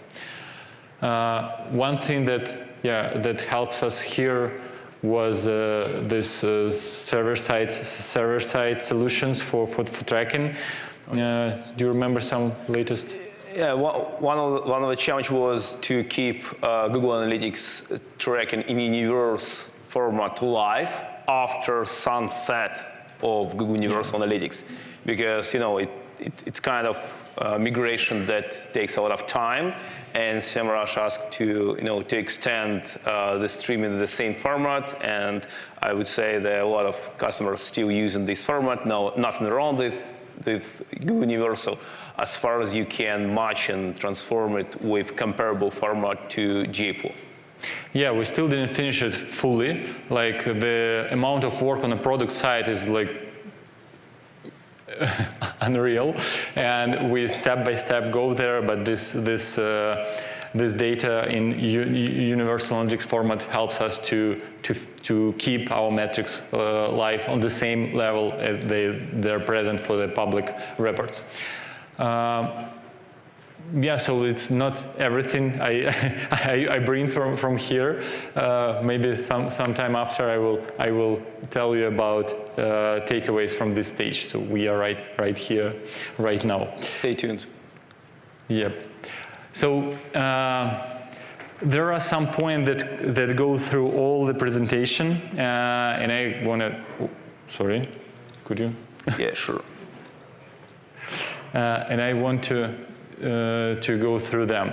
So the first one will be documentation, and like it's not the best work you want to do, yeah, but still it will help you on each stages. You need to focus on. You will be focused probably on different type of documentation, different stages, but still this is something that will help you to scale the analytical function, not only inside, like not only for your analyst, but for the whole company, for whole employees, for analysts from other acquired companies, etc. Yeah, it's something that pretty often struggle analysts and like technical guys, that data inconsistency shouldn't exist. But it doesn't work like this. You always will have some areas where it's fine. It's normal to have different definition of, let's say, first payment or churn. It always up to business, but you need to be clear where and what you use. Adaptation. Yeah, in my past, I changed the organization, like org chart, org structure of the team 5 times. It's not the last probably one, and you always try to adjust your process, adjust your team, and adjust your skills to your stakeholder. And your stakeholder with whom you work like during the last 5 years, they change with the time, and how you work with them today is not how you interact with them 5 years ago. So adaptation is always a thing. But there is one corner case I want to mention. Like from today, I believe that there is some cases when you don't need to adopt your solution for the new requirements. It happened with marketing attribution. So what happened? Due to this simplicity request, we have this complicated internally designed attribution. We simplify it a few times, and like we have this brand new product on the kind of initial architecture. But now, with this 4th stage, I had the same request that I had a few stages ago, and looks like the solution we did like 10 years ago fit this requirement. So probably it was a good idea not to redo your, like adjust your existing solution, but create a new for new goal. So it wasn't clear for me because it was more smoother, but maybe you will save some time if you will remind about it. Yeah, the thing related to the adjustment, but not only about it, about your development of your team, and it's kind of intersect with the last one, with experiments. So we do a lot of experiments for our stakeholders, but do not stop. Experiment with yourself, with your approaches, with your team organization, with your process, and this is something that will help you to be more efficient and will keep in tune your employees, your analysts. We just have conversation yesterday regarding the flexibility and like time to react in Silicon Valley. Oh yeah. Yeah, and this is something that you need to train. It's not. It's a good thing to the team to not reject the changes, but like as usual, each team team member want to be safe in the same environment, and if you wouldn't experiment, you wouldn't will have limited in the future changes. That is all about it. Thank you very much, and we'll be glad to ask you a question. Answer a question. Thank you. Thank you very much. Brilliant presentation. The color blue in me is loving the structure. It's like 0, 1, 2. I thought it was, when you started with the stage 0, I thought it was a 0, 1, 2, 3, 4, 5. So I'm glad that you stopped at 4, because I would have gone, my color blue will have gone mad with that one. Yeah. Thank you very much for that. Content is all about the net. And perhaps I can start. How long, so this stage 0 to 4, how long did it take, that journey? It could be different for different companies, but like in SEMrush, it takes 15 years.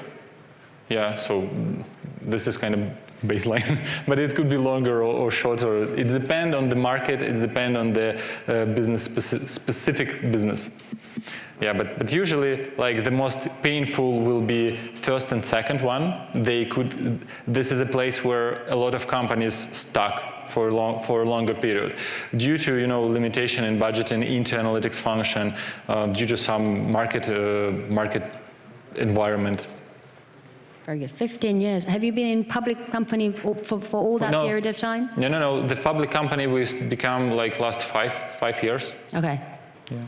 Very good. And Vlad, have you been part of that journey all along? No, just last 11 years. Wow, that's a long-term partnership. Well done, you. Well done, you. So this is working. I mean, sun is right in my eyes. That's why I'm squinting and with my little eyes, I'm squinting but it's lovely. Any questions from the floor? Yes, Raphael. Thanks for the presentation, guys.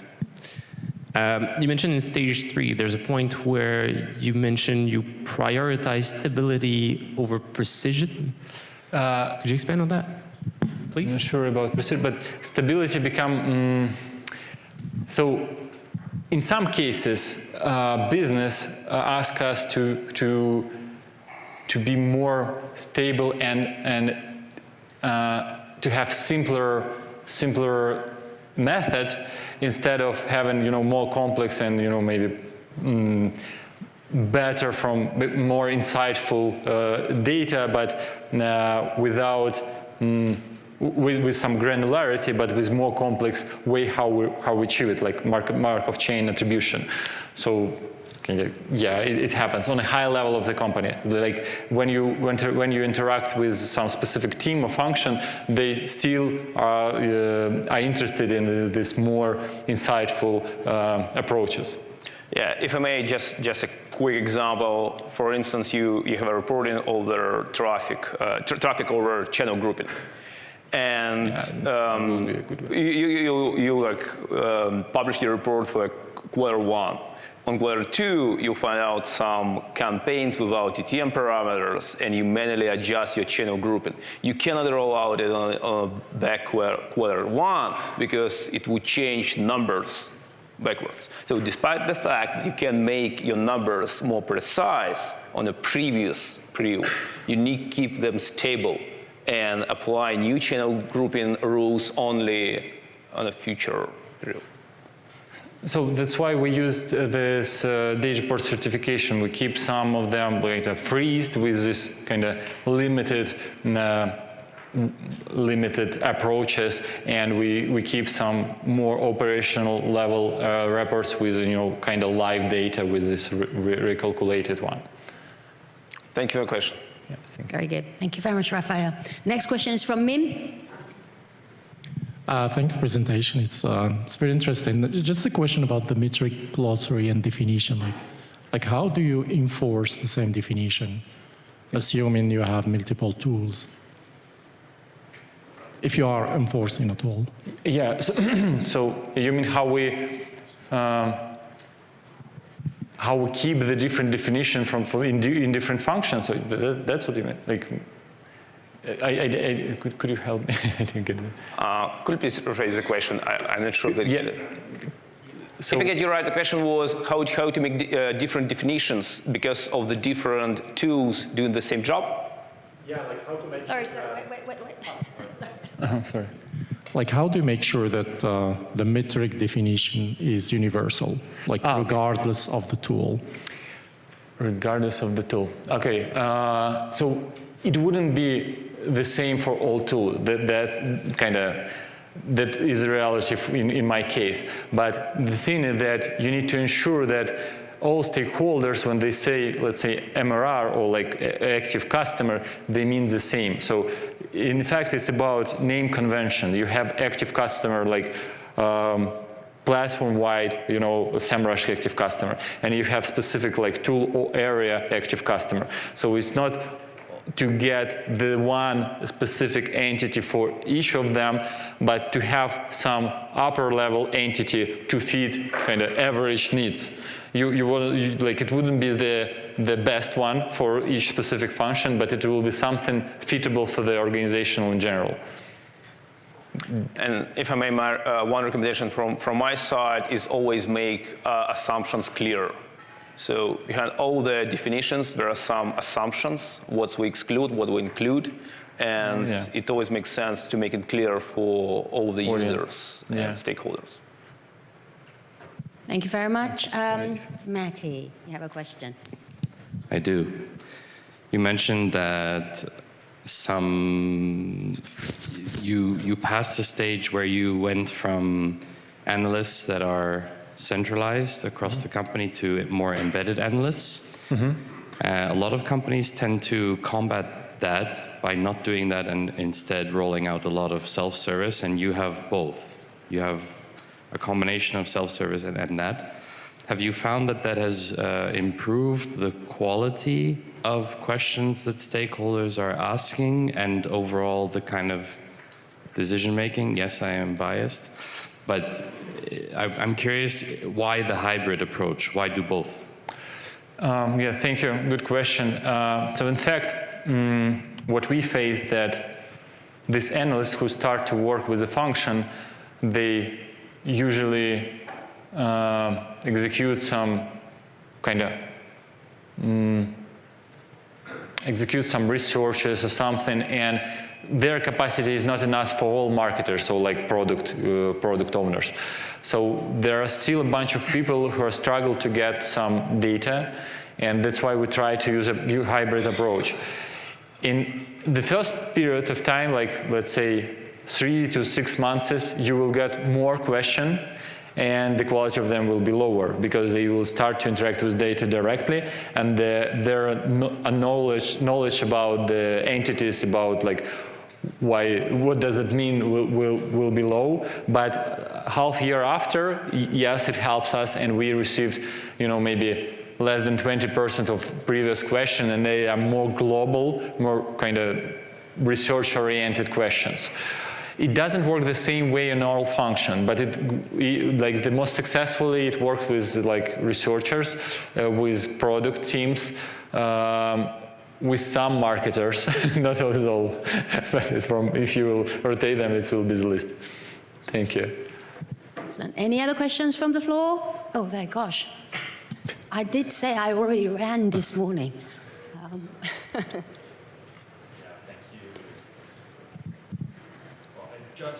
I just would like to know more about how you develop the streaming real-time process in the MarTech stack. I think it was stage 2 or 1. In terms of technical, sorry, tools and technology and processes. Thanks. So till now, the old data warehouse is in BigQuery. Yeah, and we collect all raw streaming. So through Avox, we collect raw data from Google Universal or like GA4, and in the same database we collect all data from internal systems. So it's all based on BigQuery. Like there were some connectors to collect these budgets on some early stages. Now we replace it with our solution internals one. Yeah, it's not a really complicated schema. Is this happening in real time?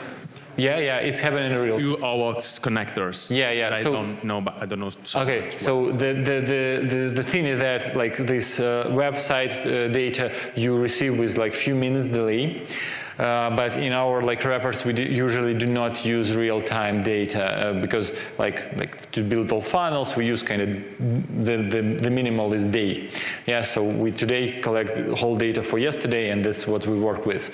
But in our raw data, for sure, I see like with 2 minutes delay. For other internal system, except Salesforce probably, I also use daily cadences. But Salesforce, we update each hour. Any other questions? Daniel, you mentioned earlier founder and analysts. Is this, even maybe not just at the beginning, but was that founder-led project with a sponsorship from the... No, it's so kind of... So to be honest, I wasn't on place in SEMrush in this moment. So I know these people who work there at this moment, but... You know they leave, right? Yeah, but I'm not sure like, to answer. Sorry. No worries. And I think there were similar questions, but sort of you went from different tools, marketing tools, product tools, and then the next stage was sort of unification of that, and then afterwards it's unification, but not enforcing same tool across all 5 business entities, but having a center of excellence to manage different tools they choose. So how does that work? So that pushes us to review our structure, and instead of having this analytics team who support different areas, we still have the team who are kind of build this partnership with business, but we also have a kind of project or analytical product team who support them and who develop kind of cross-organizational approaches and guidance how to execute analytical tasks. So that's how it's changed for now, and maybe this differentiation will grow with the time. So right now we already have the structure, but it's become not enough. So there should be some developers who develop the product and execute all circle of product development, analytical product development, like update them, like maintain, etc. And there should be more theoretical kind of guys who just check and improve the algorithm. Great stuff. A big round of applause. Do you know, Katie, I'm sorry, I forgot to ring the gong. So I'll ring I get told off on that. Okay. Thank you very much, Daniel and Vlad. Thank you. Welcome to Super Week TV 2025. This is an episode that I'm really looking forward to, and this is all about core metrics for brands, so from the top level down.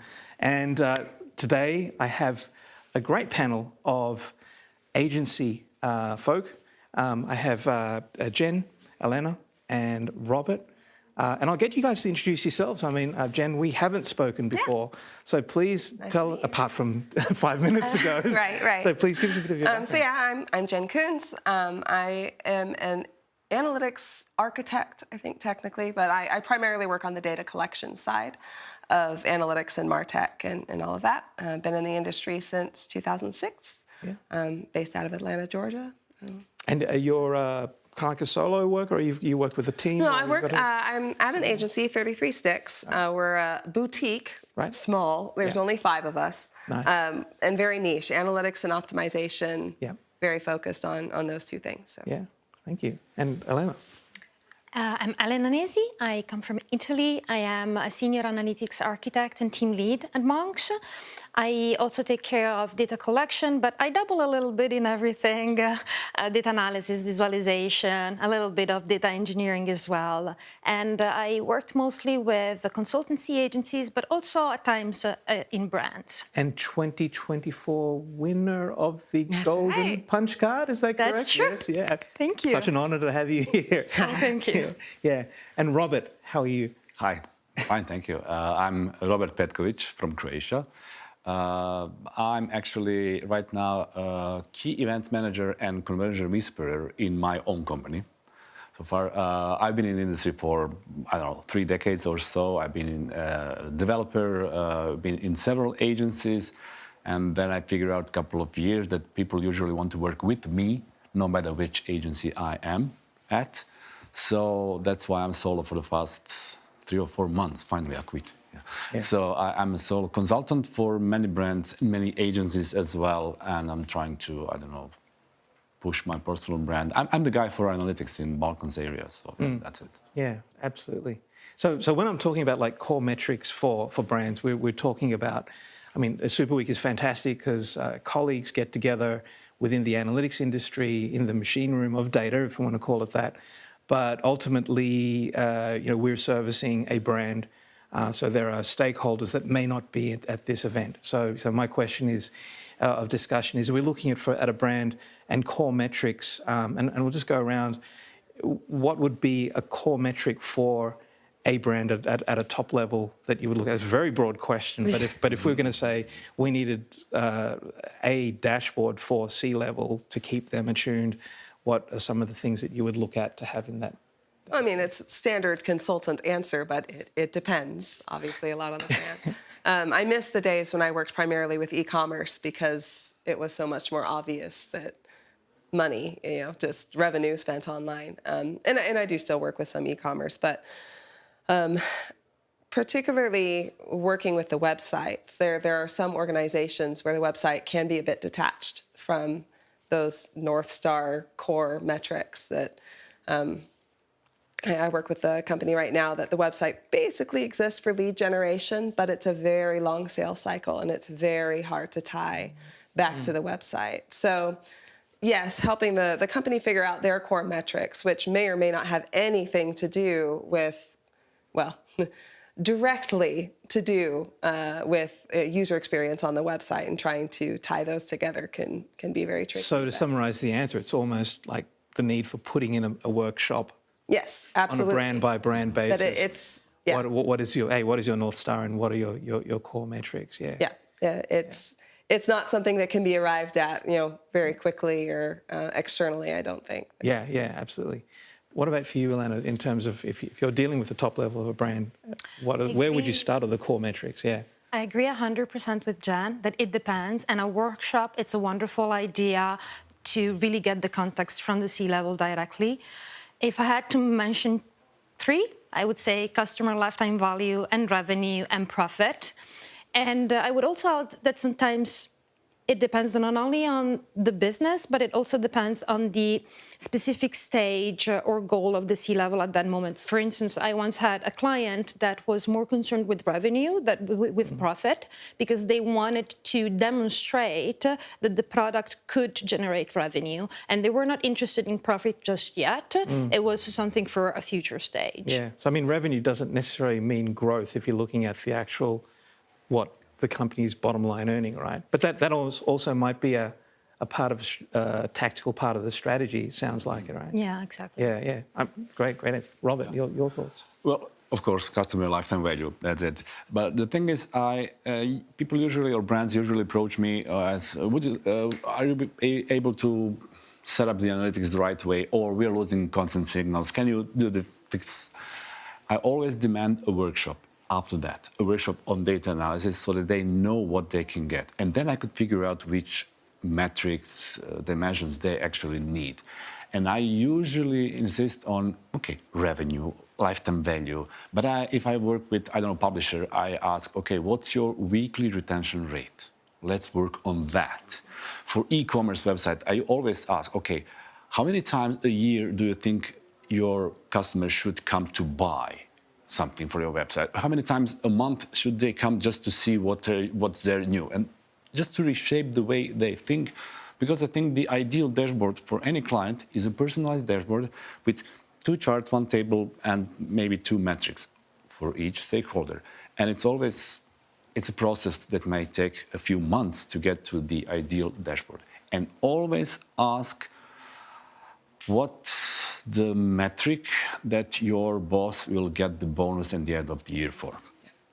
Because if you're helping them get the bonus raise, then they will listen to you.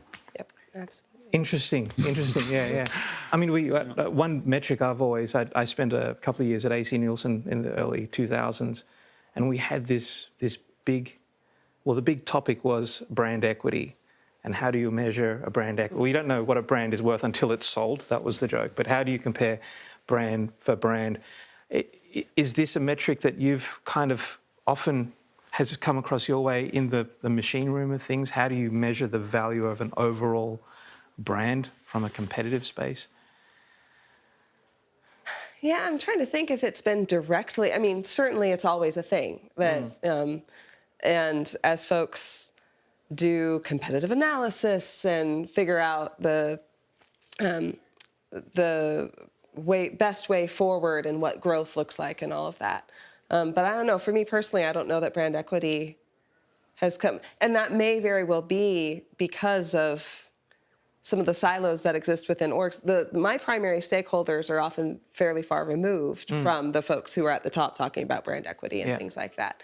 So trying to figure out how to tie the day-to-day, in the weeds things to those bigger discussions and get into those discussions can be hard. Is that something you're looking at doing in the future? Like, how do you get your data that you're looking in higher up in the tree? Well, getting data higher up isn't the hard part, because that's the implied, like they want their reports, they want their dashboards. It's getting the discussions and being a part of the conversation and getting their real input into what they are interested, why they are interested in it. They might say they want a certain metric, but if you're able to talk to them and find out, well, what do you want to do with this? How does this play in with the brand strategy right now and things like that, then you can build much more valuable dashboards for them. Exactly. But it's hard to bridge that gap and not just be the person who's, in my case, the person deploying the Google Ads tags or whatever it is that's the Jira ticket of the week, and instead have those more strategic conversations about, well, why is what we're doing valuable beyond just this small team? Yeah. And what about from you, Elena? Your reach into the higher echelons of the brands that you deal with? So I haven't worked with brand equity a lot. When I do speak with C-level, it's almost always CMOs. They are very interested in recognition of the brand and share of voice and to be on top of mind compared to the competitors. Going back to the workshop, what I try to do is really to understand their strategy, their way of communicating, what do they have in mind for the growth of their brand. And I try to give them gentle suggestions, because I don't want to make them feel like I am taking the ground off of their feet. And yes, I guess that these are the most important topics, at least for the marketing teams at a high level, that they really want to investigate upon. Yeah, no, that sounds interesting. Robert, from your point of view, the word brand equity and reaching that in the upper reaching the C level is actually can be hard if we are talking from the perspective of small agencies or solo consultants. Sometimes we are not able to reach them. That's why I love go to conferences or showing media. Then they'll say, oh, here's a guy from TV, we trust him, we'll hire him. Sometimes it is hard to approach the C-level and explain actually which metrics they can use for brand equity. But CMOs can be a channel that can move us further. And I am, on one side, I'm grateful for GA4 that they introduced the comparison metrics recently, that you can compare your brand with other brands. On the other side, that's totally lousy, because I always tell them, like a Buddhistic approach, you compare yourself to yourselves, not to others. You need to be better than yourself yesterday in order to grow, in order to, I don't know, sell the company. But then again, these kind of metrics, which are rather new, can help them figure out where they are and then starting ask us, okay, how can we, I don't know, push this metric go further, and maybe then we will have more revenue. But workshops, education, it's always the key, because clients are 90% they are 90% of the situation they are choosing the wrong metric that they think they'll help them grow. Like, we should increase the basket size and then we'll have more revenue. Maybe not. Let's do work on this. So ongoing process as always. Yeah. Yeah. And like on basket size and campaigns, we often see like this whole rise of like performance marketing, and I think that's probably your space. What we often see on a counter argument is that performance marketing can have a negative effect on a brand. Is there a way that you can communicate that to an organisation if they are over promoting a product or a brand? Jenn, in your... I don't know. Robert's okay. He has something to say here. Yeah. Really good question. I usually tell that on my workshop, that we can do a ton of things. If we just rely on figures, numbers, and charts, that everybody then will just sell guns, drugs, and I don't know, murders or whatever. So it is the duty of a brand manager is actually to correct all those flaws on the brand manager has to have answers that we will ask them. Okay, is it okay to paint this red or to put this ad or whatever? The brand manager should navigate that. While brand managers, usually they just think, okay, well, let's see the numbers and then we will figure out. They don't understand that in digital world, it is, you can change the brand strategy and navigation pretty fast, or you can screw that up pretty fast if you just rely on numbers and if you don't understand what your brand actually is, the value, the strategy, and whatever. So communicating data, figures, and charts that we report them, communicate that with some insights, and at least just talk to brand managers on, okay, what now with this? And how can we use that for improving your brand recognition, whatever, maybe is the key. There's no straight answer, but always to try to explain the brand managers, CMOs, or whatever, what are we actually providing them? Most of marketeers, most of performance marketeers here are just, let's say, reporting squirrel. They can easily set up things, they can do great campaigns, and then they just, or us, we just provide the report with no words other than titles of charts. So we just provide them reports like, it's all there. There you have it. No, look at it. And people from marketing space actually don't understand what they are getting. They are taking wrong decisions based on that. So I think that having us consultants as some middle layer between that data reports and brand and well, this is the decisions, whole data literacy discussion, right? And insights. And clients are data literate. It's totally fine. Yeah. Our job is to make them understand what are we actually working here. Yeah. Yeah. It is tough, but that's what we are for as a consultant. Yeah. And from your side, Elena, your experience with reporting on performance data versus branding. When it comes to C-level, I accept them being data illiterate if they want to be, because they don't have time for that. So I just try to give them the big facts.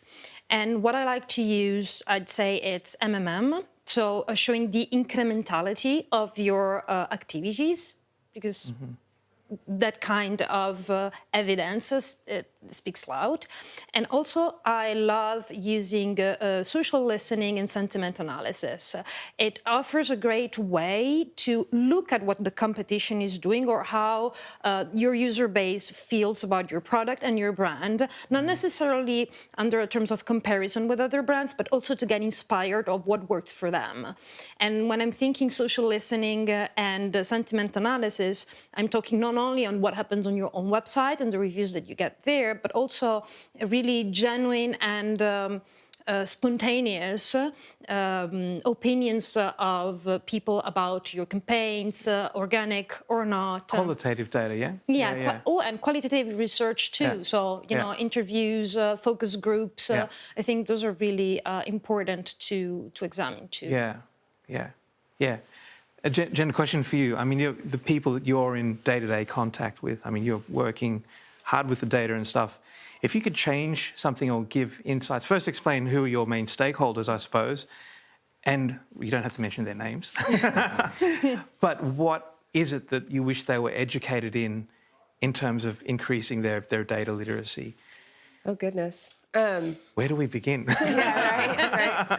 Well, honestly, I think I was still thinking on that last question, because you had hinted at it's performance marketing. It's not always going to be the right thing to be focusing on. Well, you can also answer as well. It's all part of the same thing, though. I think that, to me, one of the biggest problems with the folks I work with, which are primarily directly with the web analysts, the product experience analyst types, optimization teams, and all of that, that a lot of the time it feels like folks are going through the motions of this is what an org our size should be doing. We will have this tool, this tool, this tool, and not regularly checking in on their whole stack and saying, are we actually getting value out of these? Are these answering the questions we want?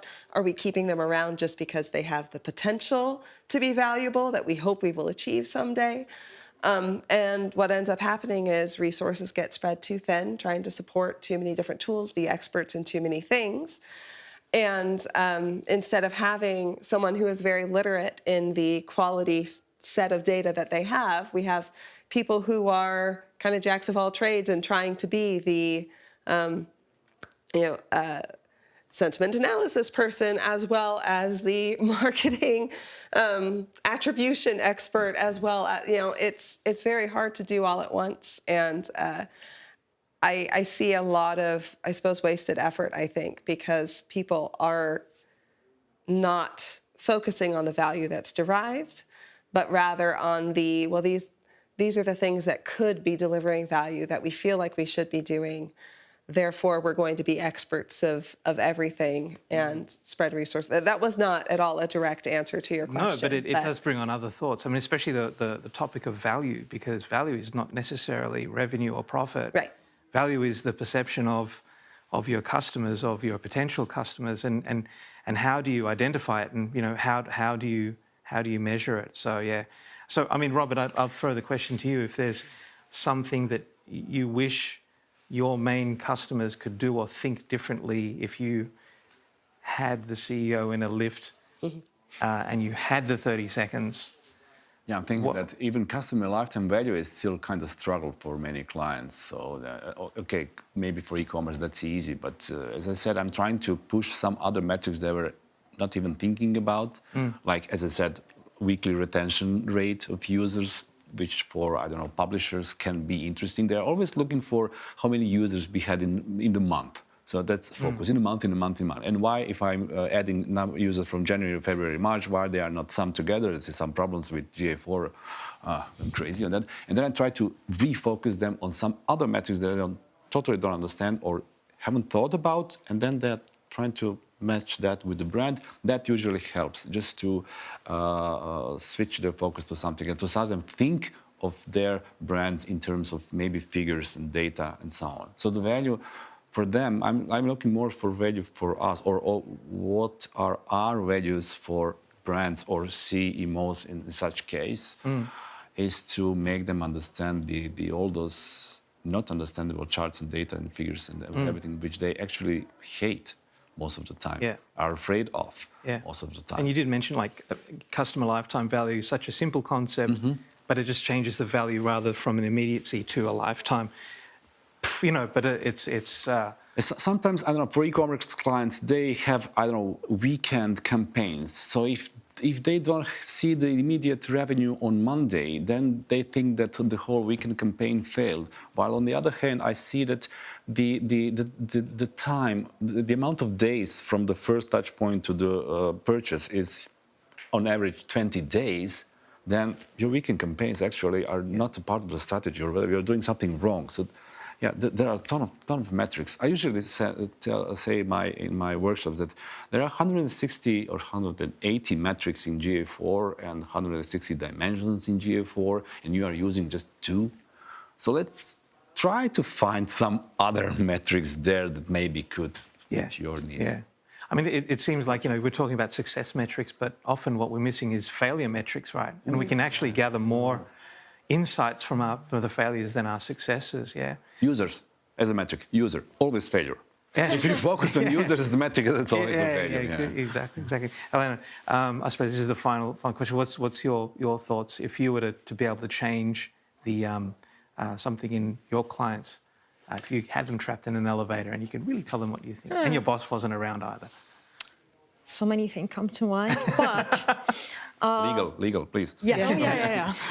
I will try to keep it to two. One is to look at the bigger context. Just to make an example, if you're looking at percentages, like let's say conversion rate, also look at the absolute values. I had people bragging about, 4 ROI, but then it was over 3 transactions. It doesn't mean any, if the absolute value, it's really small, maybe you had a great campaign that had a very high ROI, but then on the big scheme of things, it really didn't have a big impact. So it's important to take everything into context. But more importantly, I guess it's to give the right incentives to be innovative and look at the wealth of the old brand, because each team, let's say it's evaluated on few metrics, and they don't care about what the other teams are doing and whether what they're doing has a negative impact. Like, for instance, a marketing team could be sort of fixated on impressions, but then the conversion, the click-through rate is very small, and they use takeover ads. Then, of course, the users are going to see it. They're probably also going to be upset about it because they wanted to scroll through the New York Times or whatever, but they have this big takeover instead. So yeah, okay, they saw your, they saw your campaign and maybe they even clicked on it, but were they really interested? And it was the intent there. Yeah, exactly. Okay. So I try to make them think as investigators, like take a step back from the numbers. What is your main goal? Is for your, let's say, user to be engaged as a person. What do you think it's a clue that will, evidence that will tell you that the user is actually engaged? And after we had that conversation, then we can think about the right metric. Fantastic. We're actually right out of time. Jenn, I would have loved to have, and just as we're heating up, but thank you all for joining this discussion, and thanks for jumping out of your comfort zone as well, I think. Thanks. Maybe dancing in your comfort zone. Depends on who it is. But yeah, thank you. Thank you again from Super Week TV. Don't forget to follow Super Week on LinkedIn, and isn't it on X as well? And keep your eye on the programs coming up. Lots more great stuff from Fosca and Rick. Thank you, and we'll see you next time.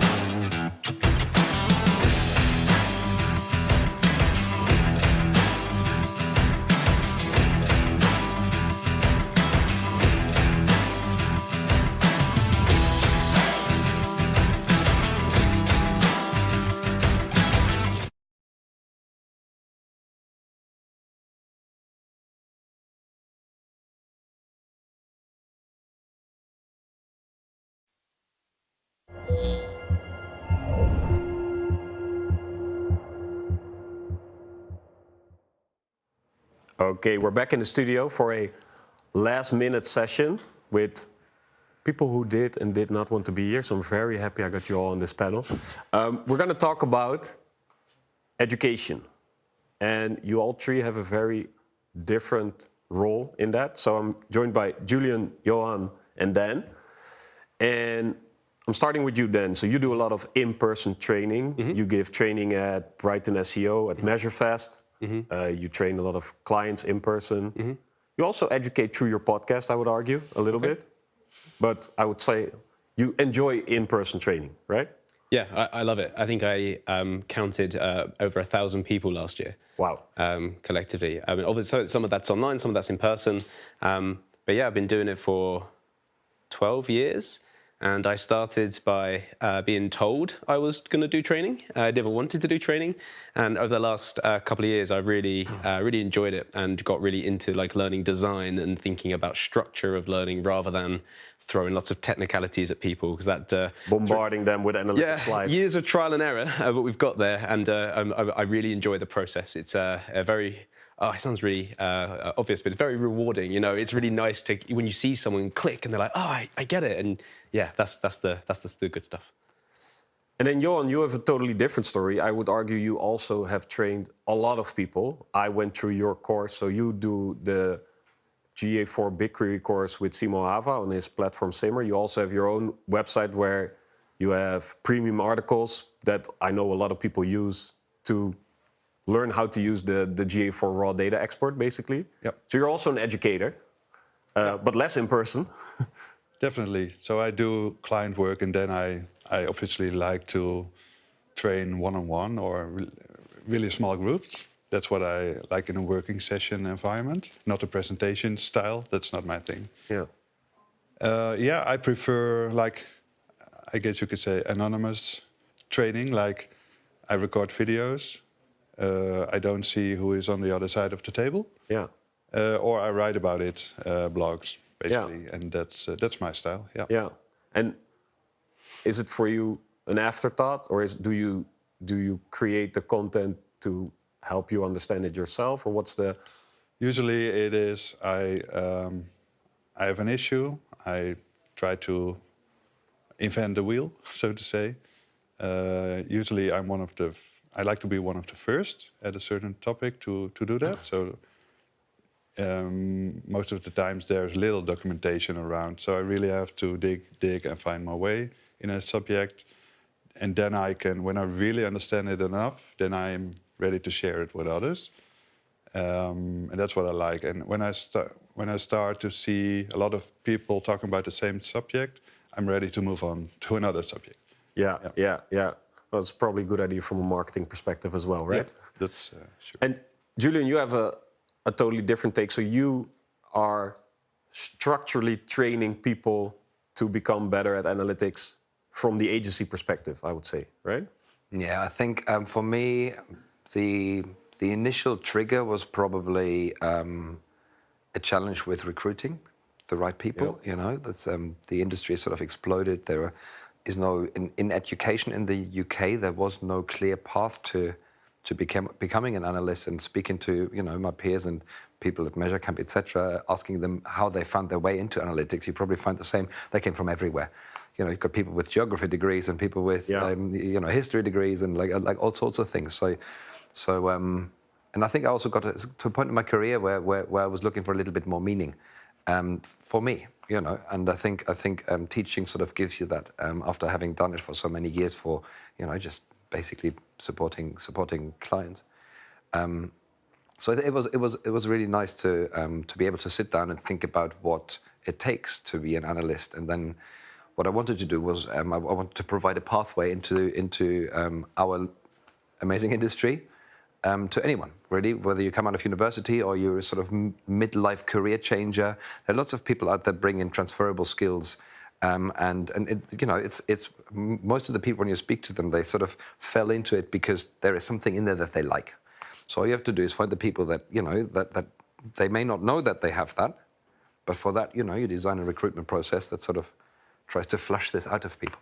And it's been really rewarding building, built. This is a 12-month program that I've built within the agency, which also gives people the possibility to actually learn to work in an agency environment on real client projects with project managers and other digital disciplines. Because you've got to really not only teach them about analytics, their brain already does that quite well, but you've got to teach them about the entire digital context. They come to you and they've used Google before, but they've never thought about that there is paid adverts in there and all the different sort of parts of real estate. So you've got to teach the whole thing. Yeah. So I've been through this experience myself as well, like not able to hire, okay, we're going to train people. Yeah. And then I made the huge mistake of focusing only on the technical aspect of what we do. And then I realized, like, oh, wait a second, these people actually have to work. And work is not just about knowing what button to click. There's all these aspects around it. Yeah. So then for you, do you train mostly analysts or marketers? And what's the difference when you think about teaching analytics?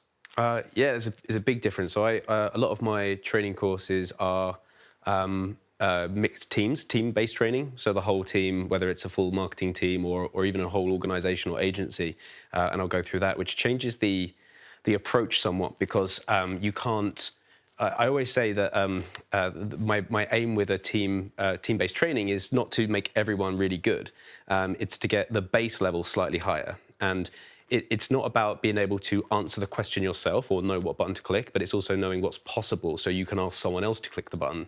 I know what it's capable of or doing. If we think GA specifically, I'm not teaching you for you to go do it. Some of the people in the room will be, but you just know that it can do that now and you can start asking different questions. A really terrible analogy I give whenever I do this is like I'm throwing spaghetti at the wall, right?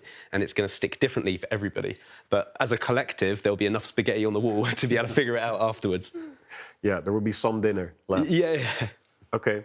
And so, Johan, for you, I think it's kind of the other way around, right? So you operate from your own curiosity, so to say, and then you turn that into content. Is there something right now, because I think your course with Simo is 3 years old, maybe even 3, 4, yeah, something like that. So I think you're going to refresh that? Yeah, we're in the process of re-recording it. Okay. And also add some new content to it. So this is a kind of a special course because it's not really only about learning how to use a tool, right? Yeah. So it's a mixture of how to use BigQuery, how to basically learn to write SQL, yeah. And explain a lot about the abstract concepts of raw event data and how to turn that into meaningful stuff. Yeah. So that's what makes it interesting for me because I could never only teach. Indeed, how to click a button in a certain tool and go to this menu. That would be so incredibly boring to me. Yeah.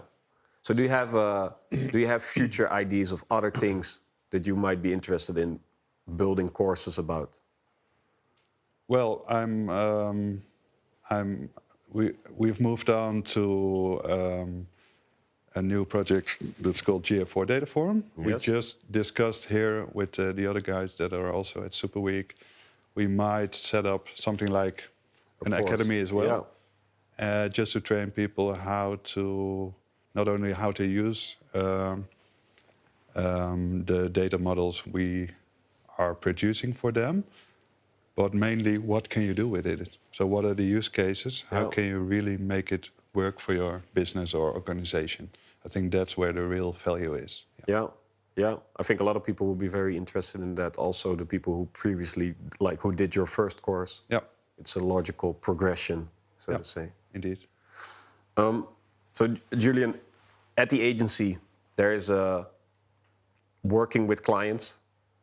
Then there is knowing analytics. Then there is interoperating within the agency. What do you think is the biggest challenge for new graduates? So people without. People out of school or wherever they come from. I think, from my experience, it's different for every single one.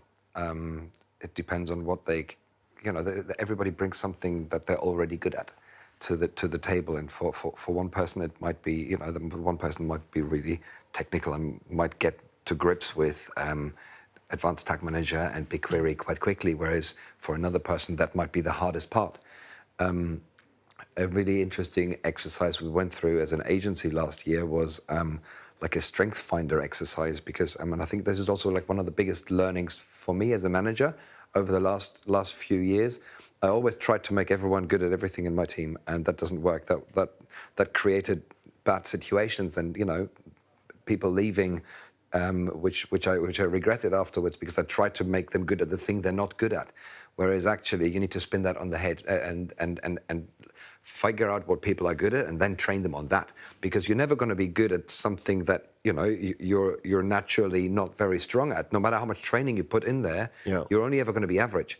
But if you pick the thing that they're already good at and you enable them to really, really lean into that, then they become exceptional at this one thing. So yeah, I think that the biggest challenge is different for every individual.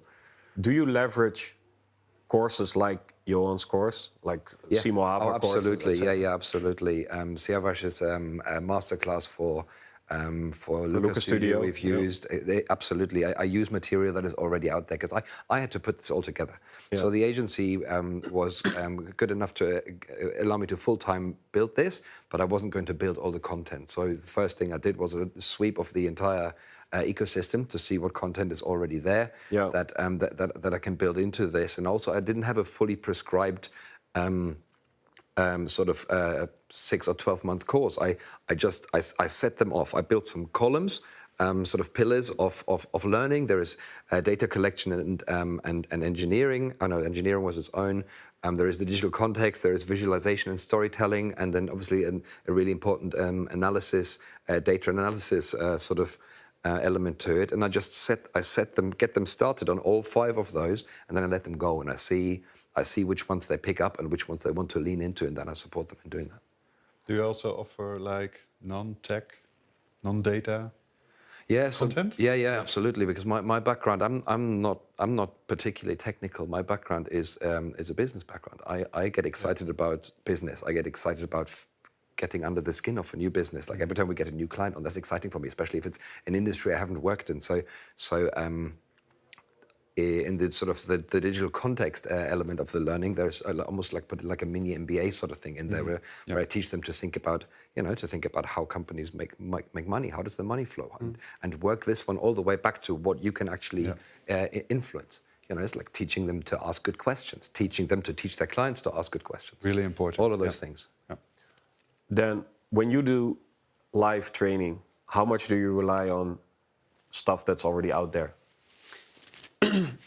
Live, it's harder. So essentially, like I point people to like Johan's courses and things like that at the end as like a follow-up and do it. But when you're live, you've got to be... the hardest thing with live training is to adapt on the fly, but also make good use of the time. Because we're training, I've built a course, right? I've got content, I've got demo accounts, I've got things ready to go, and I've done them 1,000 times, I know what I'm doing. But the hardest thing is to, if you think of it as a I need to get to the end, I want to start here, we're going to go through and we're going to finish. That's me trying to get to the end. That's not helping them learn anything. What I say to all of the students that I teach, I say, look, you're not going to learn today. Learning doesn't happen today. Learning will happen afterwards. Today, it's about exposing you to as many things, ideas, and the whole spaghetti analogy, right? They're going to find something, as Julian was saying, find something that they're interested in or is relevant, and they'll discover it themselves further afterwards. But the thing for me is... I have this course, and I say to them, like, you have this, this Google Doc, it's all yours. Here's the link. It's yours forever. It's evergreen. I don't care. There's more in here than we have time to go through. And so I jump around a little bit. I skip things, and it's really important to read people's reactions. And I find it's more challenging online, but in person it's beautiful because you can see. If they don't understand UTMs, then I'm not going to talk about attribution modeling. And if they're like, yeah, we get this, we can go deeper in a certain subject. So that aspect is the cutting things out, making the best use of the time. We could spend the whole session talking about one thing if that is the most important thing. You've got a challenge that I think Johan and I haven't, which is that you will quite frequently have people in front of you that maybe don't want to be there. For sure, yeah. The one person that books it, and then everyone else. They come hungry to me and to you because they're there because they want to be there, and they've applied for it. They've gone through a rigorous process of getting there. Whereas because I know this because I've run many analytics trainings from the agency in a similar way to you, just not in the depth. How do you? First of all, how do you spot them, and then how do you deal with them? How do you not let those influence the dynamics of the course when you don't see the excitement, you don't see the penny drop? Kick them out. No, it's a really important part of this because I put a lot of prep in, and some people just turn up and they haven't read anything, they haven't read the meeting invite, they don't know what they're doing. So the one thing is about participation. If someone's thinking I can just join this call and sit back, camera off, no. Every time I see a camera off, I'll ask them. I call them out by name. I'll be like, cool, can we have them on? I would never force that. I'm never going to be annoyed by it. But for me, it's like a two-way communication, as I said before. But if people don't want to be there, I use a couple of different crutches. Like I use humour a lot as well. I joke and getting them to participate so that they've contributed and they have to pay attention to contribute. So this is all stuff I learned through working with some learning designers a couple of years ago. And what I do is I structure them into modules and I have like a little quiz at the end.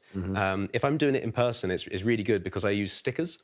I've just got silly branded stickers of GA or whatever, and I use them as currency. And anyone that asks a question or answers or contributes, they get a sticker, and it's this game that we can likes play. A sticker. They do, but it's also like it's this communal currency for the day, and it's a little stupid game, and I use humour a lot as well, and we joke around. But if you get them to participate, then they're not going to learn it if they don't want to learn it. And if they don't want to be there and they've been told to be there, then you can't do much. But you can make the process more enjoyable for them, which helps everyone else have a better time, because if there's 2 or 3 people in a room of 10 that just are not, they're just doing emails and stuff, then that's going to be disruptive. Yeah. And so you've got to keep it circling. Everyone has to jump in. Everyone has to say something at the beginning. And these little techniques are the ways to minimize the effect. You can't remove that effect. You can't remove it. I think, summing up, as we have one minute left, what I realized is that over the last, so I've been in this industry roughly speaking 10 years, and 10 years ago there was way less content online and the quality of it was way lower. I think now the learning aspect, it doesn't make sense to do that.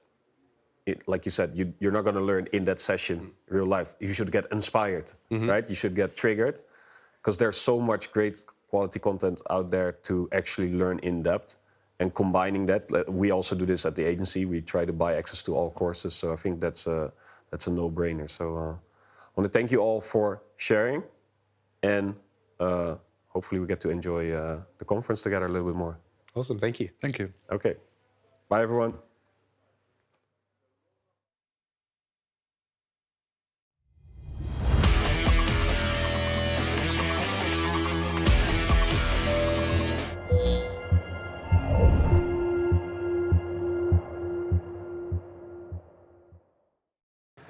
All good?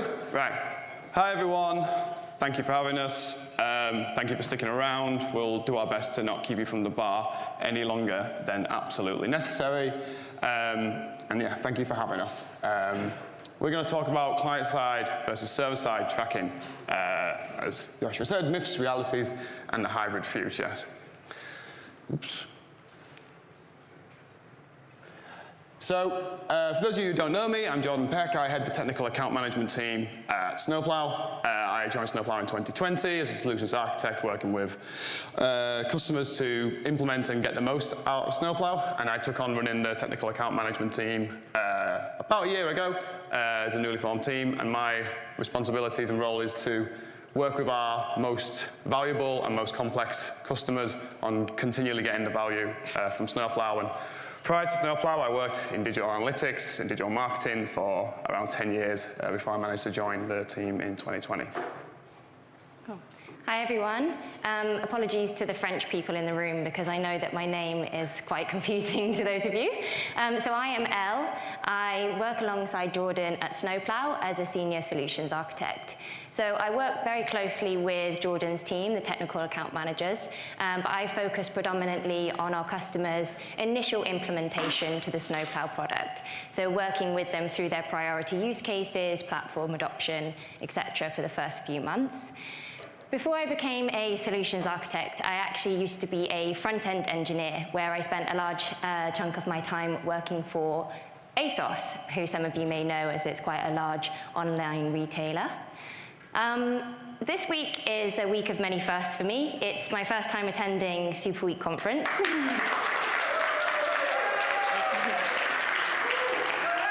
It's also my first time in Budapest. Thank you, yeah.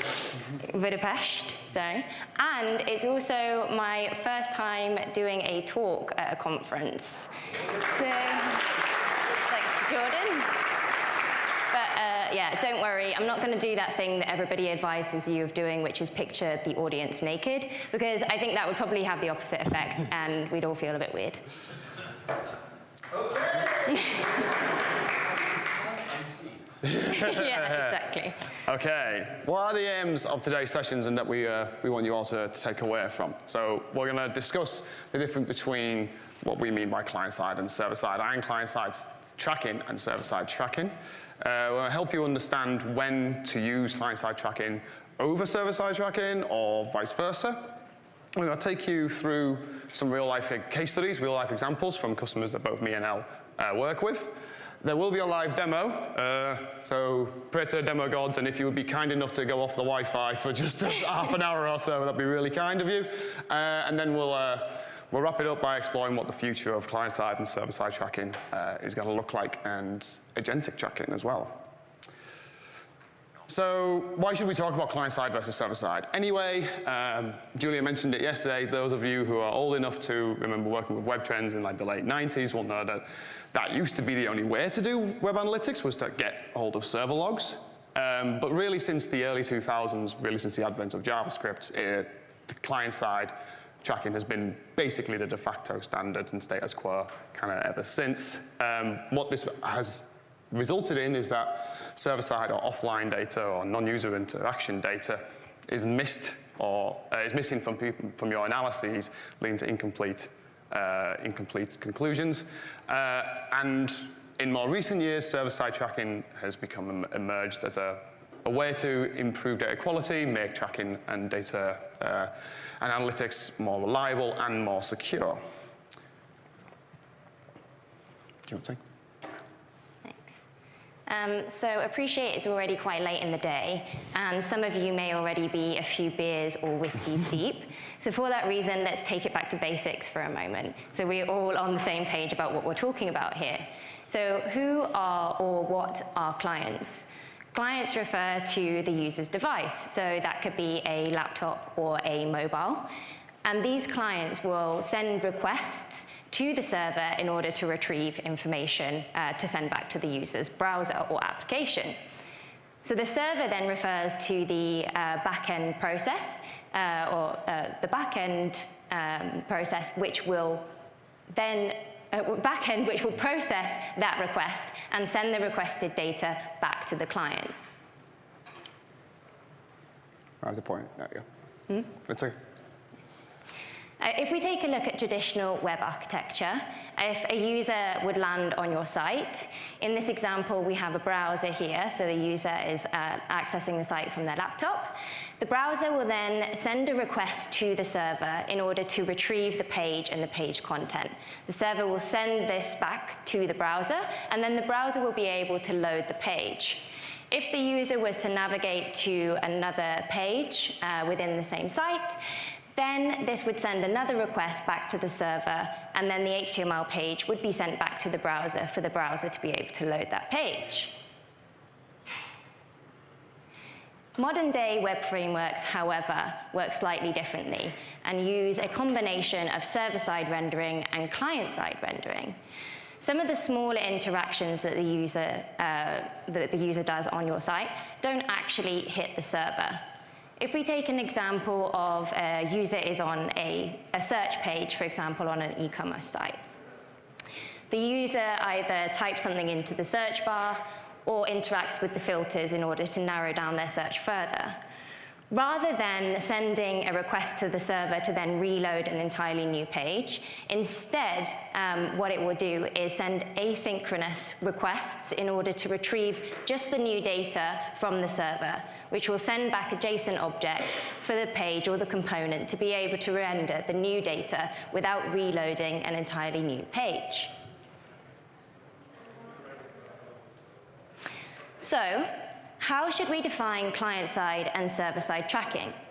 Client-side tracking occurs on the user's device, capturing interactions like link clicks, page views, scrolls, etc. So you can capture the information in real time as the user interacts with your site. Server-side tracking, on the other hand, captures the data directly from the server.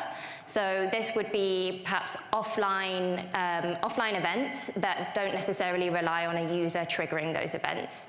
This could be the processing of a return. So I want to send something back to ASOS. I'm not happy with it. I send it back. It arrives at the warehouse. I'm not actually interacting with the site here, but we still want to log that item being returned. So this could be logged as a server-side event. Could also be updates to transactional databases, for example. This is me. Yeah, this is me. So, is Doug Hall in the room? Hey, Doug. So, to sort of take what Elle so eloquently just explained and sort of use a different analogy. Doug, how tall are you? 6'7". Client-side tracking is like asking somebody how tall they are. Doug could be absolutely correct and very, spot on to the inch or to the centimetre. He could also be mistaken. He could also just not be very good at using a tape measure. He may have changed since the last time that he measured himself, and he just doesn't know. He could be lying to me, and he's not actually as tall as he says he is. But I kind of just have to take it on trust. This is what client-side tracking is like. Events happen in the user's browser, and they end up in your analytics platform, and you kind of just have to trust that what it said, what it reported to you was really what happened. Server-side tracking is like if I went over with Doug with a tape measure and measured him myself and measured how tall he was down to the millimeter. This is more akin to what server-side tracking is. You are recording the event, you are not having it reported to you, you are recording and tracking the event as it happens, generally from the source of truth for that particular piece of information or data point. So that's a really nice analogy, I think, that helps sort of paint a picture of the difference between the two dynamics. So why is kind of server-side tracking kind of getting more popular? And we definitely see it as Snowplow, people asking us how to do server-side tracking. Well, there's a bunch of things, and AI hopefully tried to help me get a picture to describe these. So the first one are the legal challenges, so regulatory scrutiny, things like GDPR, CCPA, similar regulatory rulings in the States have mandated stricter data handling practices and forced brands to move a lot of their data collection over to the server in order to ensure that compliance. And corollary to that is users' awareness for their privacy issues and how brands are going to use their data, and they want brands to use their data responsibly and securely. There's also technological advancements. So one side of this is actual server-side technologies. Back in the day, you used to have to write PHP or Java or .NET, and you used to have to be a computer science graduate or an experienced developer to write back-end code. Nowadays, with frameworks like Next.js or things like Flask and Python, you can have a much more approachable language, so it's much easier for people to do things on the server than it used to be. And the other sort of technological cause for this increase in interest in server-side tracking is the browsers. So browser technologies and tracking prevention technologies like ad blockers like uBlock Origin, privacy-centric browsers like Brave, Safari's ITP, really trying to crack down and hammer in on client-side data collection. So, a quick note before we carry on, because I know I've mentioned my talk topic to a few people this week, and you may have noticed that server-side tracking is not the same as server-side tagging.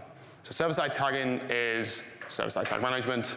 Google Tag Manager server-side been obviously the most popular one probably. It is not the only one. Telium has been around for a very long time. Segment.io has been around for a very long time. But server-side tag management is more of the idea that you have a server running. A marketing tag, generally a digital marketing sort of event comes in, the server receives it, and then relays that event to one or more destinations. So sending a single add to cart event to Facebook, to Google, to Google Analytics, to Google Ads. There are other general purpose data engineering frameworks for doing this kind of event forwarding paradigm, things like Apache Flink, things like Google Dataflow. But the server-side tag managers are definitely more of the sphere of marketing analytics. Server-side tracking, as we've explained, is actually tracking what the server is doing, almost the behavior of the server and what is going on it, rather than using the server to relay events that have come from the client alone. So I hope that's clear. So we won't be talking about server-side tagging too much today. Okay, so hopefully we've set the scene effectively now.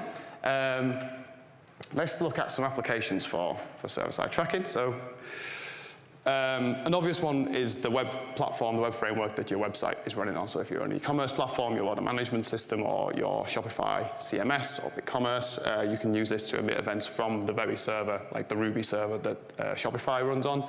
If you're using more classical CMS like WordPress or Drupal, in PHP, you can emit events when user interactions or something happens on that PHP server. Or if you're not even using the CMS at all and you're using a more general modern-day web framework like Next.js, you can use Node.js to emit events from that server that is serving the website to the user. Cool. We've then also got back-end services, so webhooks or APIs which are served from the back-end. So REST APIs can be used to track server-side events and track what is actually being sent in the request as well as what is being returned. They can also be used to track the speed of the API request, and that can then be used for performance analysis. You then have webhooks, so it's possible to ingest or transform data that's emitted from webhooks. For example, AppsFlyer for marketing attribution data on mobile tracking, and then Stripe for payment or transactional data. And the final group of these kind of applications are what I'm calling server-side applications. So maybe something like a chat system or a search engine like on your own site. It exists and runs on the server, but it has a end-user client-side application or interface that the user will work with. So let's say you're running your own search or you're using something like Algolia, it will run on the server, but it will still present out to the front end. And maybe you've got an entire server-side experimentation platform that is receiving the user cohorts dynamically from the front end and then deciding on the server what variant or whatever to show back to the user. Okay. So yeah. We're going to play a little game called client-side or server-side. I will warn you, it's a very boring game. We're effectively going to list some statements on the screen and then say whether something is true, false, or somewhere in between for either client-side or server-side tracking. Starting with, client-side tracking can track user interactions such as link clicks, button clicks, page views, scroll, etc. And this can typically be done very easily in real time. These types of user interactions are very rarely surfaced on the server, and if you did consider or were considering tracking these as server-side events, you'd need to ensure that you'd send all of the relevant data from the client first to the server in order to be able to send those events server-side. This then means multiple requests, and then obviously the more requests you have, the more likelihood there is of a request failure, and it just makes things a bit more complicated. So server-side can also then track events that aren't triggered by a user. So kind of like the reverse of what Elle was just saying. So these may not require a user to actually visit the client and visit the website in order to perform an action. So an example of this might be a free trial experience. So if you take out a 30-day free trial for a subscription, and what happens after 30 days is it trips over to a paid subscription. That doesn't require me going back to the website in order to generate that event. So you might want to track that happening on the back end, because you'll want to know at what moment in time that the subscription tripped over from a free trial or to a paid one. Another example might be an auction site. So if you're getting outbid on an auction site like eBay or SeatFrog, that isn't going to be triggered by me visiting the website, and I might still want to know about that as an analyst, so I can fire that from the back end as new bids are coming in and taking the first place.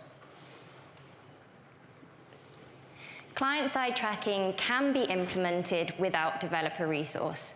Now, I say can be implemented without developer resource, and you'll probably see a lovely amber box on the screen with the word sometimes in there. This is because it is possible due to low-code and no-code solutions, such as tag managers, obviously Google Tag Manager we've mentioned, and Telium being another one, that allow data teams to implement tracking for analysis without developer resource, perhaps quite simple tracking. This is not necessarily possible to do with server-side tracking. Server-side tracking typically involves cross-team collaboration and will require developer resource in order to implement those server-side events. Now, I want to caveat here, and I'm pretty sure we both agree on this, that although we say it is possible to implement server-side tracking without developer resource, it doesn't mean that you should implement client-side tracking without developer resource. It doesn't mean that you should, and sophisticated client-side tracking should also include developer resource. But there are possibilities there. Yeah, and just to add to that, I have audited, set up, implemented, edited a large number of Google Tag Manager setups in my time, and can confidently say that the best, most sophisticated, most bulletproof Google Tag Manager setups were always implemented with the help of the front-end developers, whether that's them creating a really good, reliable data layer with a really understandable format. Yeah, I'm not a believer that you can use Google Tag Manager to just cut the developers out of the process, or not in a successful way anyway. So client-side tracking does have access to client-specific information, so screen res, or the viewport size, or the user agent, or the IP address of the originating request, because they are in the client. You see the amber box for sometimes on server side, because it is possible to pass over some of those information when they go over, when it goes over to the server. The server generally, it's a good modern day server framework, is able to ingest that request and pass out headers or cookies or JSON web tokens or whatever, and pull out those values and add them to any outgoing HTTP request they're about to send.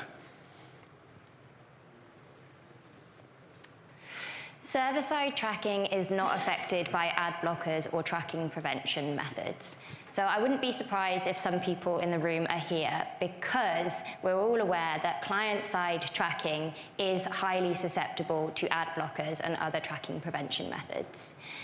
If you're tracking on the server, then it means that you can bypass ad blockers or other tracking prevention methods. However, there are things that can be done in order to mitigate the risk of ad blockers on client side.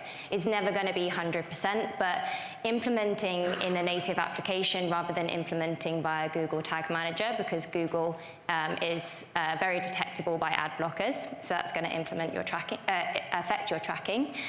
Also using reverse proxies or custom collector domains when you're implementing an SDK to track those events.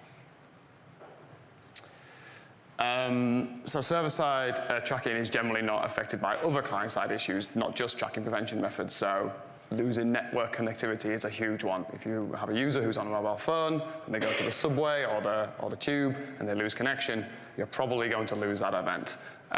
Or people have weird browser extensions, or you've got a developer who's doing something bizarre in their dev tools, and this is probably going to interact with what your client-side scripts are doing.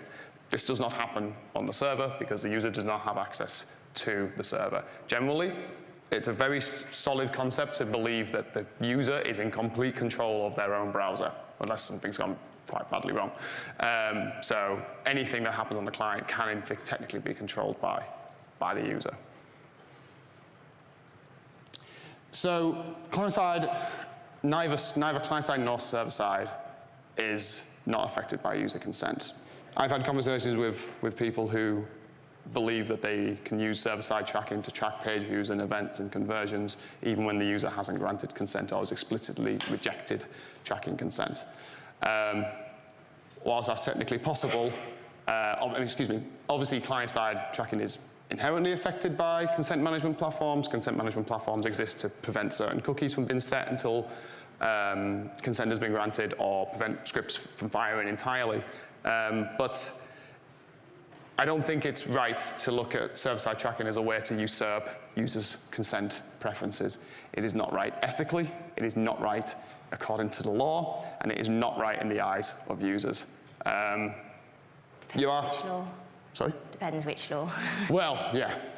I would say, if this is something that you want to think about, so Snowplow, we offer a way of doing what we call anonymous tracking, where essentially if you track before consent is granted, you can add, the tracker will add an SP anonymous header, which is then received by Snowplow, and when we see the SP anonymous header, we'll immediately anonymize the IP address, we'll anonymize a bunch of user identifiers that would have come over from the client. So even though you are tracking before consent, you are anonymizing the data as much as possible automatically.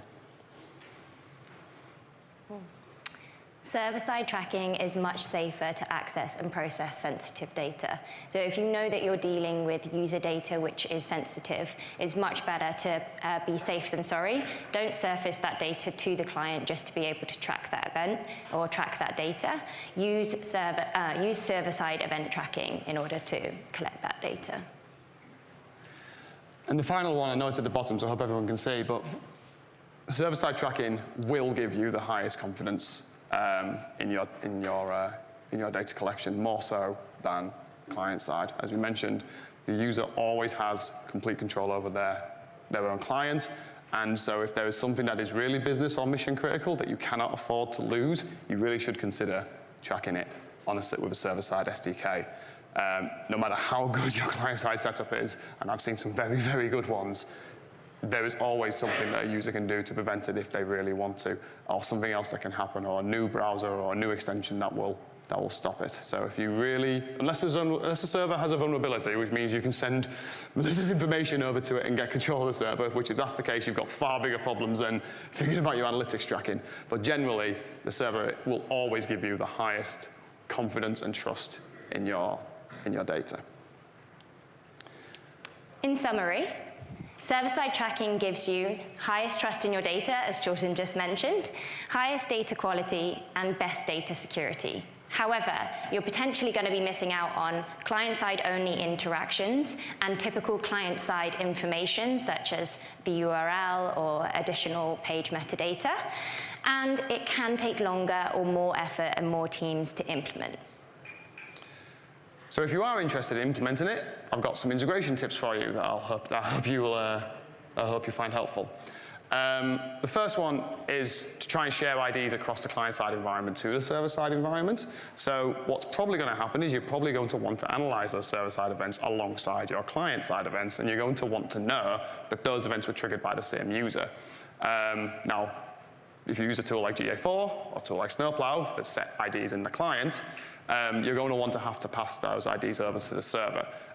This is generally quite straightforward if the IDs are in cookies or in request headers or in JWTs, or even in the body of the request actually itself. If you're doing this, I would strongly recommend using post requests instead of get requests with query parameters, because if you're using get requests with query strings, then you can run into issue that Elle mentioned, where you might accidentally surface sensitive data into the URL. On a similar vein, you're going to want to implement session stitching. And what we mean by this is, again, these server-side and client-side events, you're probably going to want to treat into the same session when you come to do your analysis, if you're doing session-ized metrics like conversion rate. Again, if you're using a tool like GA4 or Snowplow that do client-side sessionization rather than a tool like Universal Analytics that did server-side sessionization, then you're going to want to include and do whatever you can to get that session ID over to the server when those server-side events fire.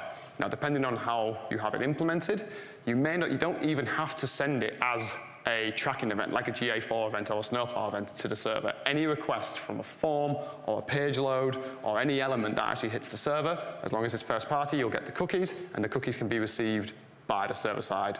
The request object will be available to the server-side environment for it to parse, pull out those values, and then add to any other events.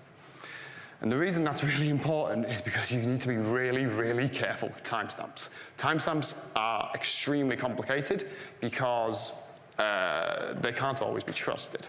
Servers timestamping technology are generally much more authoritative and trustworthy because they can sync to an authoritative time server quite frequently to ensure that they are not drifting out of reality and that they are still tight to what is time, to the real time that the event happened.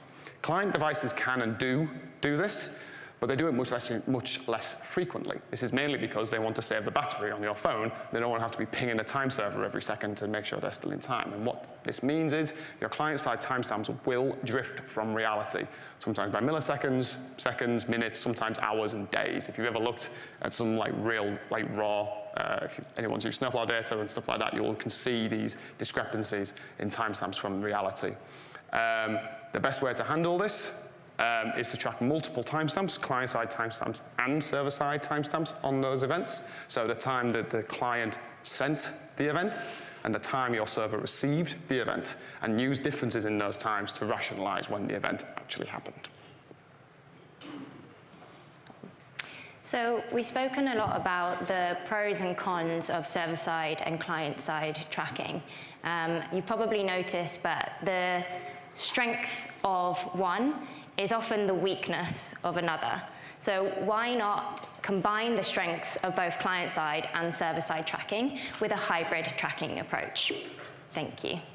In doing so, this will allow you to enhance both data quality and data accuracy, providing more flexibility in your data collection, allowing you to reference the specific method for each event or action depending on the department. If you think about the data that's important to a product analytics team, for example, it's going to be different to the data that is important to a marketing attribution team. The product analytics team are going to want to know exactly what interactions happened, exactly where they happened, and when they happened, and how frequently they happen. This reduces the reliance on third-party cookies, all the while adhering to privacy regulations and still capturing the essential user behavior on the client when it's available. And then this facilitates a better user experience. As Jordan mentioned before, server-side tracking has got a lot better in the past 10 years. So having both client-side and server-side tracking, we can have an optimal performance and also minimize the latency through server-side processing. Okay, Jordan's going to put his head of data hat on for a moment, and I'm going to ask him a few questions about what his team are trying to do and what they're trying to track. So Jordan, is the data, metric, or event that you're trying to track business critical? That's a great question, Elle. It is business critical to us. We're an e-commerce business, and the metric in question is transactions and revenue, and we cannot afford to miss a single transaction from our reporting. Okay. So, does the event only occur on the client? No, the event doesn't just occur on the client. It does occur on the client. The user goes through the website and lands on the order confirmation page. But it obviously hits our e-commerce backend, which then also hits our order management system as well. So no, it doesn't only occur on the client. Is all the required data for your analysis available to you on the client? That's another great question. No, it isn't. We have sensitive cost and profitability by product line available that we do not want to push onto the client and make available. We don't want our competitors snooping on us. Okay. So you kind of answered my next question, but can the server-side data be surfaced on the client? Some of it can, yes, but not. We don't want to surface all of it. Okay. Cool. So my answer to you then is track both. Have a hybrid tracking approach so you can track the client-side interactions on the client and your server-side interactions and your sensitive data on the server. Now, this is a very simplified flow diagram here. There are a couple of different alternatives that you could take depending on the answer to the question. But we do think that these 4 questions are a good starting point that you or your team can use when you're trying to decide whether you should be tracking a use case or just a unique event as client-side or server-side. Pray to the demo gods for me, people. Right. Okay. We have our Snowplow shoes website here, and this is a Next.js app. Oops. That's fine. It's a Next.js app running a React app, and we can browse through here. This has Snowplow tracking on it, so I can click into a product, and we'll see some. I think this is a list clicker, list click event. And if we see, oops. You can see at the bottom here, you can see that it is compiled this product page. And if I click into a category page, you can see at the bottom, some people might not be able to see, but it says compiled category / category name. But if I click into another product, it's not actually re-rendering the category or the product ID page, because this is a React Next.js single page application. So all that is happening is the initial load came over to me, and then whenever I want to get new products or new categories, an asynchronous request is made over to a different API or a different endpoint, which returns a JSON object, which is then re-rendered to me without the page having to reload. So let's find something like this one. Let's add this to cart. If we scroll down here, we should see our add to cart event. There we go. And we can see is that the product? Here's the product that I added to cart. Also, because this is Snowplow, this should all be streaming into BigQuery in real time. So we can see our add to cart there and our product view. We can see all the product information for that product. And if I scroll all the way to the right, we've got what we call domain user ID, which is like your GA client ID, and we also have a session ID. And you'll notice that all the events are for the same domain user ID and the same session ID. Okay, so if I go back to, oh no, that's, so if I go back to here and I go to the cart page, I've got this big checkout button. When I hit this checkout button, what's first going to happen is if I go back to my code, we're going to run this server-side code, which I won't go in detail. I can debug later if anyone's interested. But essentially, this will post a message over to Stripe. And that will include our cart products. See if everyone can see that. We'll send over the products in our cart. It will convert them into Stripe appropriate products. It will also send over our Snowplow cookie, which is a string of values separated by dots. It will also send over the GA client ID, because I also have GTag running on this website as well. And it will add it to this metadata object where we've got our cart products, our Snowplow, and our GA client ID. So if we go to checkout, that metadata has been posted over to Stripe. I now get thrown to checkout.stripe.com. And I'm going to fill out my information. No, don't do that. This is testing details on Stripe, which some of you might know. Random postcode. Now, when I click pay, we're going to send this over to Stripe. Stripe is obviously going to process this transaction, and then Stripe is going to emit a webhook message, and that payload is configured to go to our backend server, and that is going to hit this webhook. This webhook code here, its job is to read in the event, decode it, and then it's going to look into the event, see if it's the checkout session completed, which is the completed payment. It's then going to unpack them and get out the line items, and then it's going to track a Snowplow transaction. And this file does what it says in the tin, but it does a few things. So first of all, it gets out these, and then it passes out that Snowplow cookie and gets the user and the session ID and sets them on the event to be sent out. And then it does some transaction e-commerce stuff. It creates a product array, creates a transaction event, and tracks it over to Snowplow. So if I pay and go back to my console, in fact, it's already done it, I think. Here we go. So this is the whole payload that Stripe sends over. You can see it's hit our API webhook. And down here, we have this metadata object, which contains our cart products. It also contains our GA client ID, so we could have forwarded the event to GA as well if we'd wanted to. And it also includes the full Snowplow cookie, which we passed out the session ID. And if we finally go back to BigQuery, run this query again, there's my collapse.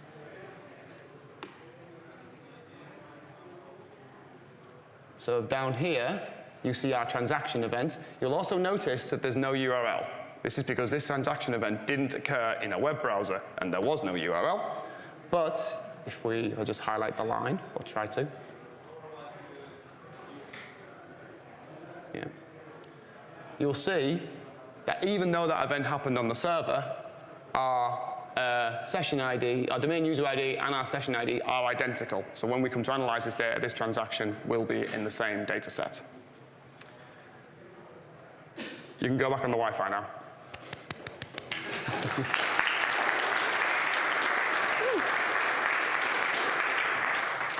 Oops. There we go. How are we doing for time? How are we doing for time? Well, it was through these case studies, though. We'll go through these quickly. So one of our case studies is one of our biggest customers is AutoTrader. They've worked with us for an extremely long time. They wanted to use behavioral data to not just do reporting, but also to improve the user experience and the customer experience. They found that their GA data was slow, unreliable, messy, incomplete, and they needed a better tool. What did they get out of it? They managed to do extremely sophisticated client-side and server-side identity resolution. So when events came in with a Snowplow cookie ID, they could look up the back-end ID and merge these IDs. They tracked server-side and client-side equivalents of the same event, and they managed to get a really, really sophisticated server-side experimentation platform, which merged client-side incoming traits. You would dynamically put into a cohort, you would then put into a test group, and then that was served back to the client. I won't go through these diagrams in detail because they're a little bit complicated, but these are from AutoTrader's engineering blog. So you can see right on the left, we've got the Snowplow event, comes in, gets sent to what they call the event consumer service, and then to the consumer gateway, which actually then heads back to the end user. And this is where they are, and at each step, they're firing off different Snowplow events. And here's an even more complicated diagram. This is from the same blog post, which is well worth a read. Sauron is their code name for their internal platform that they run, and they have their own customer data platform, which you can see on the right, which runs off Bigtable and is populated with an awful lot of Snowplow data. Sorry, everyone. I'll try to get through this quickly. I know we're all hungry. So we also have Recruit and Vicky, who are a media streaming platform. They had a lot of different use cases, but one of their priority use cases was customer acquisition. Their overall goal was to be able to track customer acquisition for users, for all of their users, including the auto-converted users. So these are users who signed up to a free trial. The free trial ends after 7 days, and if they don't cancel their subscription, then they'll automatically be converted to a paid user. The challenge that they faced was that they were implementing their tracking on the client side, and they didn't have this offline conversion data available to them on the client when the conversion took place. If they waited until the next time the user was on the site to surface that data, then it could be 24 hours later, it could be a week later, depending on when the user next interacted with the page or the site. For this reason, the solution was that Recruiting implemented a hybrid approach to their customer acquisition and marketing attribution use case by sending the truly client-side events as client-side events, but then their offline transaction conversion as server-side events. By utilizing the client session context, this then allowed their server-side events to be incorporated with their offline conversions in their multi-touch attribution model. And a simple diagram here just to show the user journey throughout the site, and then the different Snowplow events which could have been triggered, or which were triggered when this happened. So on the left you have obviously the source which drove the user to the site. This information is able to be captured within the first page view event. So that first page view event, we can attribute the campaign or channel information that's sent via the URL. When the user subscribes, they're going to put in their payment data. This is going to update Stripe, but the payment isn't going to take place then. After the 7-day window expires, as we mentioned before, if they haven't cancelled, this is then going to process that transaction, and the transaction database is going to update. When the transaction database updated, this then fired off a server-side event to tell us that the user's free trial had converted to a paid user. And then we had all of that information in the same place, and we were able to attribute correctly with their multi-touch attribution model. The last case study is a very, very well-known global e-commerce platform whose name I unfortunately can't tell you, but I'm certain you know them. They wanted to be able to serve product recommendations out to their users, their customers' storefronts for their end users. And the main challenges, they wanted to know what products to recommend, but they also wanted to track and analyze that recommender's performance and if the recommendations were actually being clicked on. So they tracked a bunch of classic e-commerce events client-side, so product views, list views, promos, add to carts, checkouts, transactions. They built an ML model and then surfaced that as an API. And then when the user visits the site, they would hit that API. So we have your e-commerce storefront with a bunch of products on it. You visit, you click, you buy. Those events are sent to Snowplow, which are then sent over to Snowflake. And they do a bunch of SQL modeling. They move the data into Spark. They do a bunch of collaborative filtering to find all of these recommendations for all these different product lines.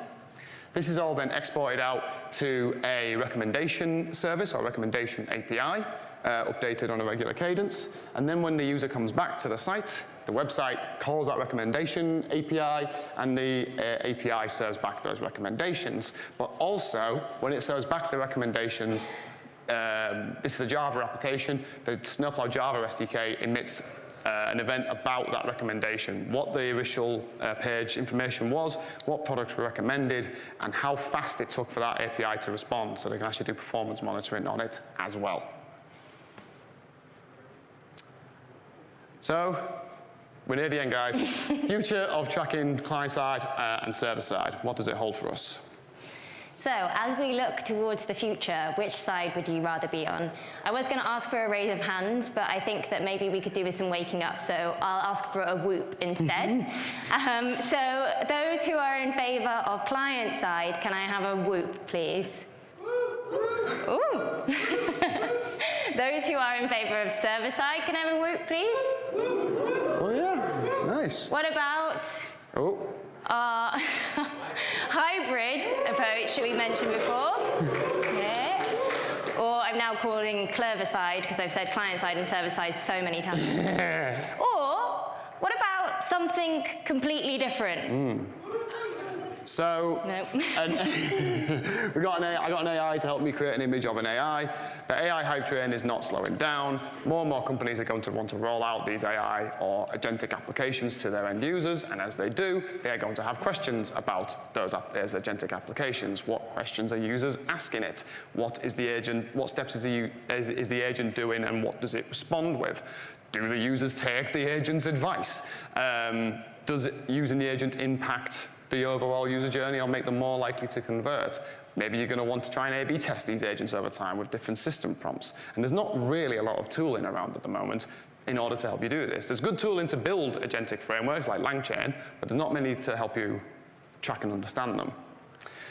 So this is a screenshot from a white paper that Google DeepMind did on agentic architectures. I'm not going to go over it in detail, but essentially it's a hypothetical web interface to help a user book a holiday and using an agent in the application. So you've got a custom web UI, you've got an agent that's got access to an external API and some internal data. So if you're wanting to track this agentic application that you've built, where do you track? Do you track in the client, where the user is actually going to discuss and chat with the agentic application? Do you track it on the server? So this is a server-side API. In this example, it's a Google Places API. And do you track in that environment? Or do you now track agent-side? Is agent-side going to have to become a thing? Should you ask the agent to emit HTTP requests as it performs certain things? When it's in a workflow, should it also know to track events about that? This one's got access to a vector database and a vector search API. Do you want to know every time it goes into that and looking for embeddings, et cetera, et cetera? And the whole aim of this is going to be to try and solve what we call the senseless agent problem. So you can imagine an e-commerce site with a little AI chatbot, and most AI chatbots that are out in the wild at the moment like this are senseless in that they don't know anything about the user who's visiting and asking the question. They don't know what products they've looked at, what searches they've made, what purchases they've made in the past, which is all vital contextual information to help the agent solve the problem better and improve the overall customer experience. And again, there isn't much tooling in this space at the moment, but if you watch this space for stuff coming out of Snowplow in the next few months, hopefully that'll change. Final recommendations at the end. So to maximize the effectiveness and efficiency of your digital analytics strategy, consider using a hybrid tracking approach.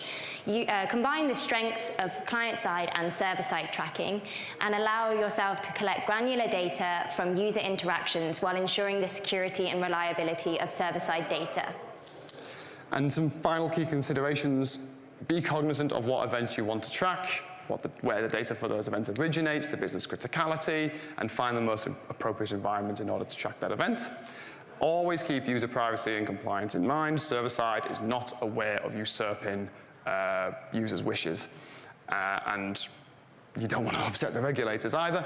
And understand your full data stack. We ran over some architecture diagrams quite quickly, but understand what services you have in play inside your tech stack and what capability you have with them in order to collect this useful data. Thank you very much.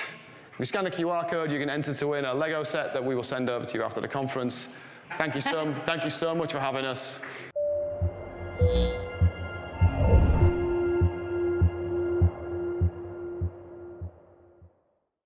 Well, I have the privilege of introducing the next speaker, much anticipated, the darling of the analytics. No, I'm just joking.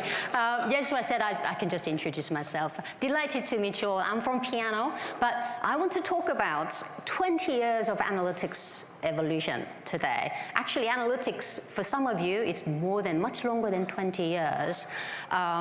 I say 20 years because that's my personal journey. I started back in 2002, so it's just over 20 years. So it's my take on how I actually personally experienced in analytics, but also what I observed, because unfortunately, I'm not versatile and talented as you guys. At one point, I just gave up and started hiring smart people to do the good job. But before we get started, I know you've all had a wonderful lunch. Lunch was wonderful.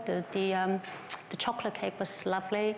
I would like, if you don't mind, would you like to stand up, all of you, and shake your legs and stand up? I'm going to ask you some questions. Nicolas, you too, tu peux laisser ta souris un petit peu?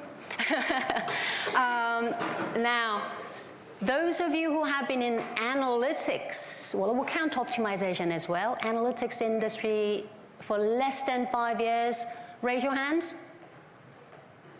Ooh, 2 of you. I call you younglings. I love Star Wars, so younglings. So you can sit down now, 2 of you.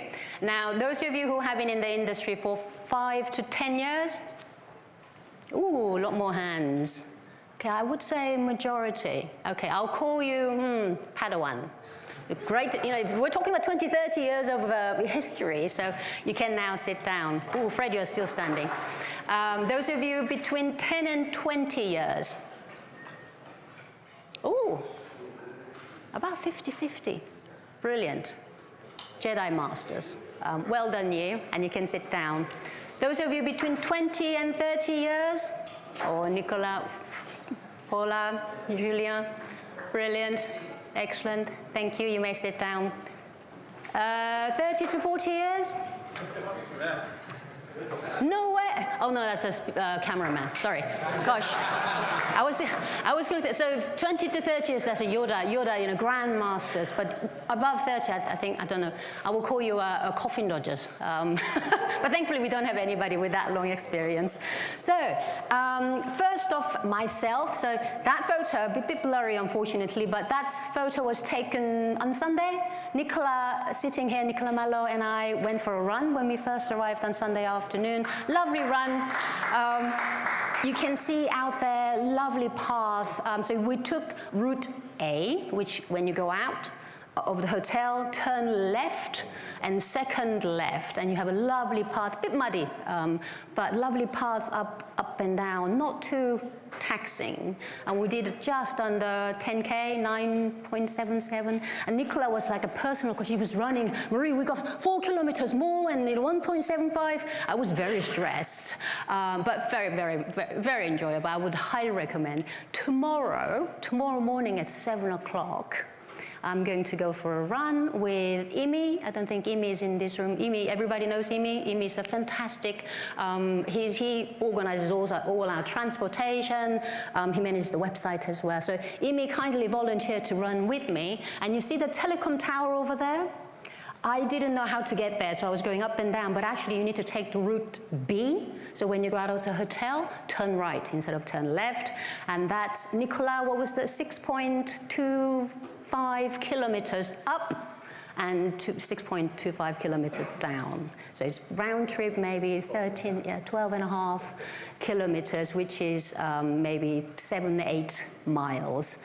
And 200 ascent, so it's much steeper than route A.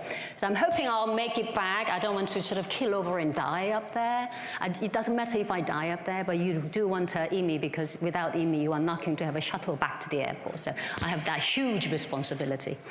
So as I said, I started back in 2002 at a company called Netstat. Has anybody heard of Netstat? Woo, yay!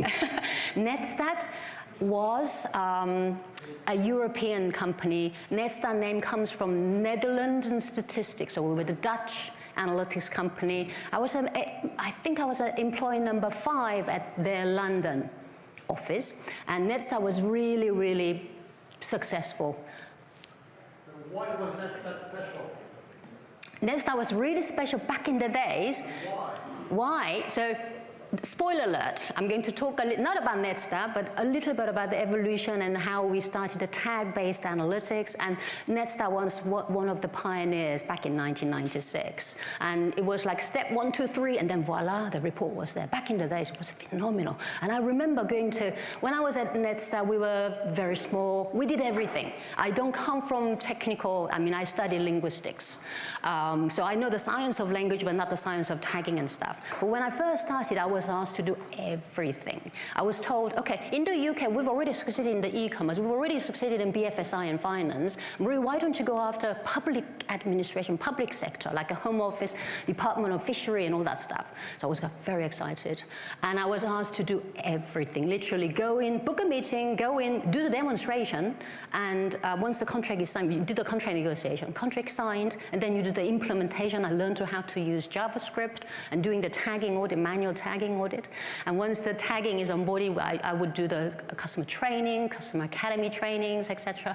And credit control after, we need to get the money in as well. So I did everything, and that's how I actually learned the analytics, by doing it myself. And then on the back of that success, I remember when I was doing demonstrations, back in the days, it was early days of real-time analytics. And Wild West, you could show the IP address, cookie ID, and all that stuff. So I will go to Home Office in the UK, not Home Office, my Home Office, with Home Office in the UK is, what is it, Home Affairs in the US. And you go there in the fancy office and you show, the sort of interface and things like that. And I will actually visit our own website and show, oh, this is my IP address, and voila, 2 seconds later you have and they were like, wow. Coming from WebTrans days, that was much better. Anyway, so that's how I started at Netstat back in 2002. We're very successful, and then we were acquired by Comscore. Many of you know Comscore as a sort of audience panel management, audience measurement, etc. But Comscore acquired Netstat to sort of strengthen their data foundation, and we became Comscore Digital Analytics, so we're Comscore DAX. And then I moved to 8internet in 2012. 8internet was and is French-born, another sort of tagging pioneers back in 1996. And I joined Age Internet to lead their UK and rest of the world business back in 2012. Again, we were very successful, especially here in Europe, and we were acquired by Piano back in 2021, so 4 years ago. And then we became Piano Analytics. So some of you may know us as AT Internet or AT Internet in French. And now we are Piano Analytics. As I mentioned, I lead our analytics division. So we're about 600 people company. Our head office in Amsterdam and other offices around the world.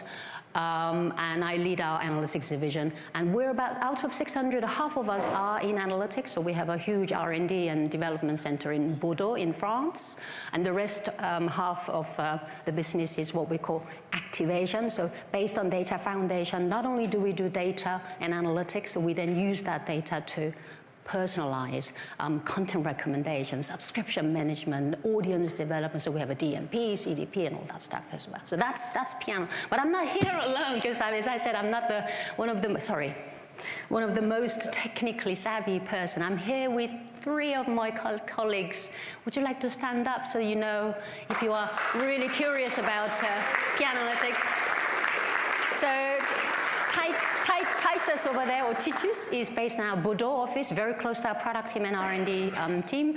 And Samia over there is from our Paris office. She leads our partnership in EMEA. So if you'd like to partner with Piano, would like to learn more about Piano, Samia is the lady. And definitely the tallest person in this conference, Nick, is from our Berlin office. Thank you.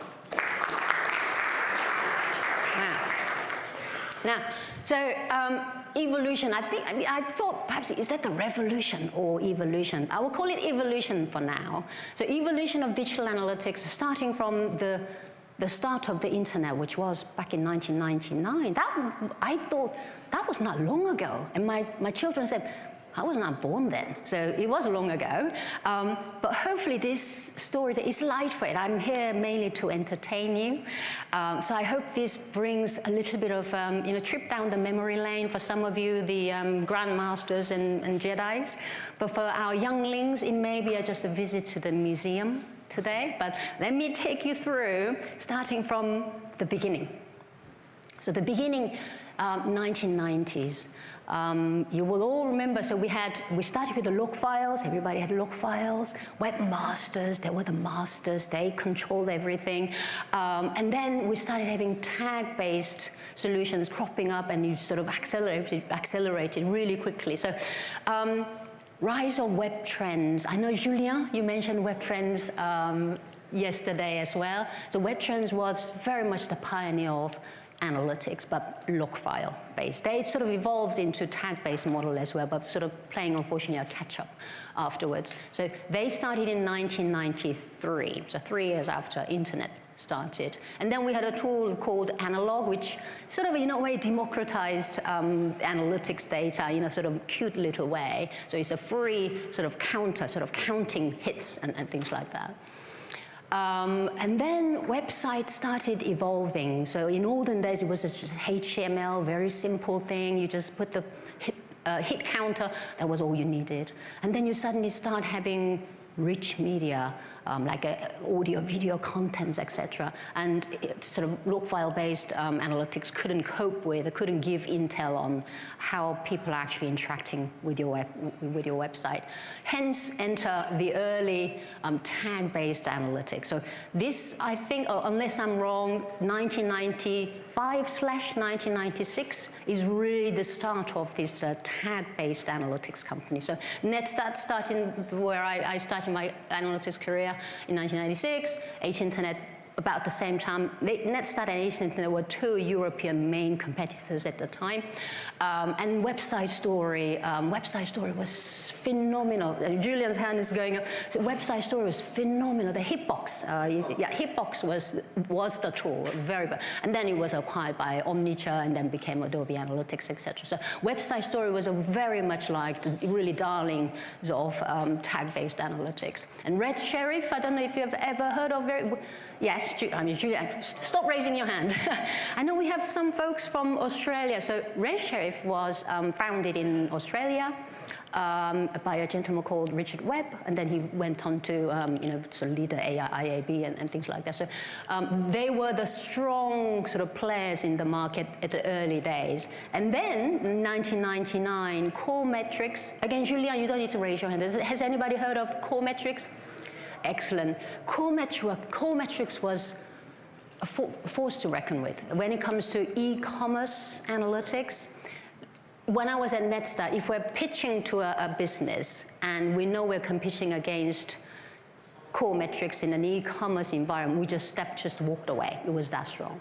And they were really tailored for e-commerce analytics and phenomenal tool. SpeedTrap was smallish, but UK born. Again, very, very, they had a very strong, unique value proposition. I can't remember now, but SpeedTrap started in 2000. And with all this sort of tag-based analytics, real-time started coming out. So my theme is at the top we will see sort of technological evolution with new vendors coming up, new solutions coming out, and at the bottom I'm sort of summarizing some of the key skills that we had to pick up. So log files, we were just looking at log files, number of hits, it was not really IP based, it was just a pure number of hits, and there was a little bit of IP, and then sort of churning the reports out in Excel, and that was pretty much that. But with tag-based solution, this is now JavaScript based solution, so we had to learn JavaScript, and if you remember WAP, wireless application protocol, when the early days of mobile phone, and it was not fully fledged mobile apps and stuff like that, so you had to use WAP, you have to be compatible with WAP, and I remember talking about 1 by 1 black and white pixel, we can still track your traffic on your mobile devices, and there was wow, Mambolo, back in the days. And then we had cookies, so we started really using cookies, third-party cookies, good old days. Wild, wild west. We were tracking everything with the cross-site, cross-domain, and sort of marketing campaigns from third-party website. It was just we were able to track everything, and a lot of different content management platforms and systems that we had to learn. Flash, Adobe Flash was quite challenging to tag, so we had to learn how to tag on Adobe Flash, Dreamweaver, and all that stuff. And early 90s is more early days of SEO. We were starting to do referral tracking, a little bit of keyword tracking and marketing campaigns, etc. UTM didn't exist, remember UTM. There was an urchin, but UTM really didn't exist at the time. And then we go into the era of consolidation. And a lot of mergers and acquisitions happen in the noughties, and e-commerce and the cloud computing start going mainstream. So Web Analytics Association, you remember, Web Analytics Association started in 2004, changed its name to Digital Analytics, or DAA. And I have real fond memories, and I was part of DAA as well. Unfortunately, DAA stopped in 2024, last year, after 20 years. We're really sad, but times changed, and we decided to stop that. But Website Story, as I mentioned, really strong hitbox tool. Bought Visual Sciences. Visual Sciences is really a strong platform as well. And then Omniture buys Visual Sciences. So as I mentioned, you have a hitbox and Visual Sciences, and Omniture buys all of that. And also buys Touch Clarity. So the reason why I mention like Touch Clarity or even Vision Frontier is they're not analytics tools, but they are sort of marketing ecosystem, what we call MarTech tools that were prevalent at the time. So Omniture starts buying these kind of marketing tools and start consolidating and providing more end-to-end solution rather than just standalone analytics company. IBM Core Metrics, as I mentioned, was a strong force to reckon with in terms of e-commerce analytics. IBM bought Core Metrics and Unica Net Insight. Unica was really, really strong. I loved Unica. Bought by IBM in 2010. Anybody here from IBM? Thank goodness. IBM tend to buy companies and then they just sort of disappear. So, I mean, as a competitor, it was good because we didn't have to compete against core metrics anymore, but it was a sad thing. I think IBM tends to buy and then they sort of make it their own to power their own platform rather than making it available in the market. That's my take on it. And then we start seeing a little bit of cloud computing, nothing like a Redshift and Snowflake, nothing like that just yet.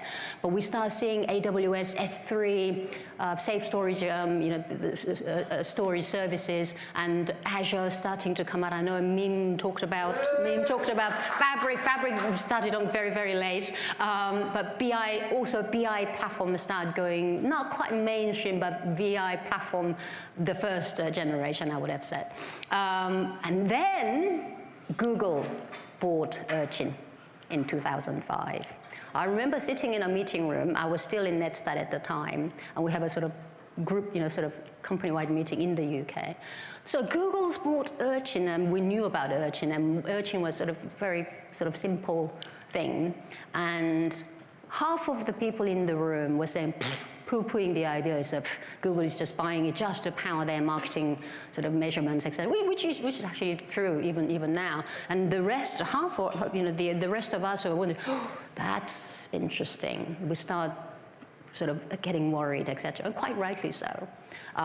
But Google buying Urchin in 2005 really democratized analytics in the world. Because all the other tools that we were talking, apart from Analog, which was a free hit counter, NetStat, 8 Internet, Core Metrics, there were paid solutions. And not everybody were able to pay for the analytics extra. So when Google bought Urchin, it became free Google Analytics, and it liberated the power of data. So we have to thank Google for that. And then Adobe bought Efficient Frontier. You're familiar with like a search engine, as well as Neolane, which became Adobe Campaign, and they also bought Comscore, my previous company, Comscore Digital Analytics, and they just killed the platform, and other e-commerce platforms as well. But that meant real diversification in our skills. So instead of just doing analytics, now we're doing proper SEO, and beginnings of multi-channel marketing and even ETL. And I mean, again, you mentioned a little bit of media pandas. When you said pandas, I thought, what the hell's panda? But we started talking about ETL, early days of API and things like that. And online shopping platforms. I mean, you are all familiar with those shopping platforms. We had to know them. And one of the challenges, we talk about, well, I'm using GA, I'm also using Piano, the data don't marry up, and I don't know which one to use, and there's a sort of silo going on. Similar thing happened, I mean, still happens, the data you get from e-commerce backend platform and the data you get from your analytics platform, there's always, unfortunately, a little bit of difference depending on the tool you're using. So we had to learn how the Magento is, measuring that. When returns happen, how can we reconcile that return, which happens offline in an online world, so that when we measure how many orders we received and actually processed, we want to sort of get rid of that differences. So we start learning about these things. And BI, business intelligence, so some of the names you may not be familiar, but Domo is still very strong, Clipfolio and Tableau and all these sort of the BI tools that start coming out, and tag management. So again, some of you may never heard of some of the names here. So tag management really started in 2007. I know Dennis just mentioned, server-side tag management, but the dawn of tag management started in 2007 with a company called Tagman. Anybody remember Tagman? Yeah, there you go. Tagman was really strong. They were #1. And then Tilium started the year after in 2000. I remember all these years and things. I memorized it for the pub quiz last night. Little did I know it was going to be about Eurovision contest. So needless to say, we didn't win it. Our team didn't win it, but hey-ho. So Tagman and then Tilium in 2008. Ensighten started in 2009. Ensighten was really, really strong, a little bit geeky and a bit clunkier than Tilium, but very strong tag manager. So strong, they became #1 and even bought then #1 Tagman. And then it was really between Tilium and Ensighten until Do you remember when GTM came out? Who said 2012? I wouldn't expect anything else, absolutely. The GTM came out in 2012. Again, when Google bought Urchin, it liberated data, it sort of liberated that sort of tag management. So again, you don't have to pay six-figure dollars for buying Telium or Tagman, etc. You can use GTM to manage all your different marketing and analytics tags and whatnot. And then tagging audit, I know Julian, I keep mentioning Julian there, and Julian was one of the, at one of those kind of HubScan. Observe Point is still going very strong, etc. So these kind of tag auditing tools that come out. Some of the vendors built our own sort of tag crawling thing, etc. But that was really sort of side hustle rather than a proper tools like Observe Point and HubScan. So huge consolidation in sort of in the noughties, and then goes to conflict. I've thought about how should I call this era of 2010s. Conflict, not conflict in the sense that we're fighting against each other, but we start seeing a lot more niche players coming out, even in just our analytics and sort of user experience space. So mixed panel. They're still going strong, and like Amplitude, mixed panel started in 2009, Amplitude come up about 5 years later. You have a heap, which now is part of Content Square. Snowplow, I know we have a couple of folks from Snowplow as well, like a warehouse first, really strong tagging, open source, and that sort of, again, another sort of democratization of data collection and all of that comes out. And then we have a really strong optimization platforms coming out. Conductress, I didn't know, Matt, you started in 2008. Well, the prototype was at a machine learning summer school in Hungary, France in 2008. But the first client, which was Pfizer Pharmaceutical, was still a client of ours, was in 2010. Wow, yeah, still very early days, yes. So Conductress really early pioneers leading the charge, and then there are other players like SessionCam and Optimizely and more digital experience, DX platforms we're talking. And Google Optimize, again, sort of coming out in 2017, that again made sort of testing available for all, which was brilliant. But it was sunset last year in 2024. Big data, machine learning. I remember going to conferences in the, between 2010 and 2015.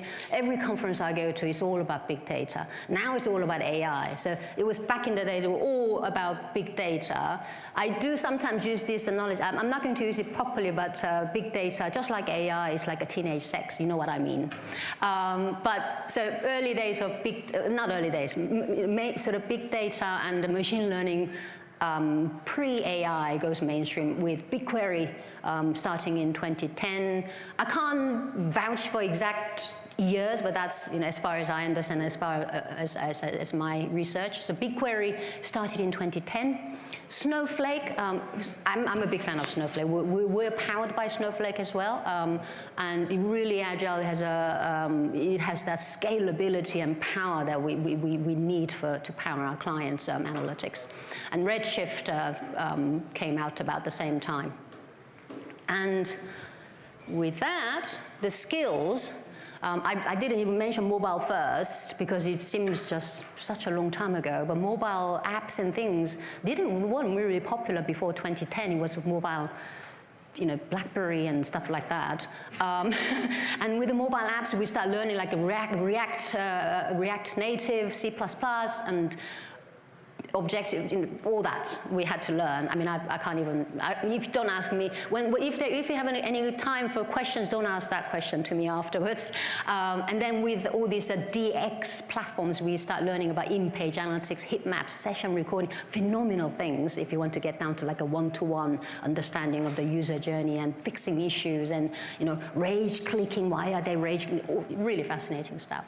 And with the BI and big data and machine learning, we had to learn. I mean, I know we talked about JSON and Parquet. I remember client of at BBC.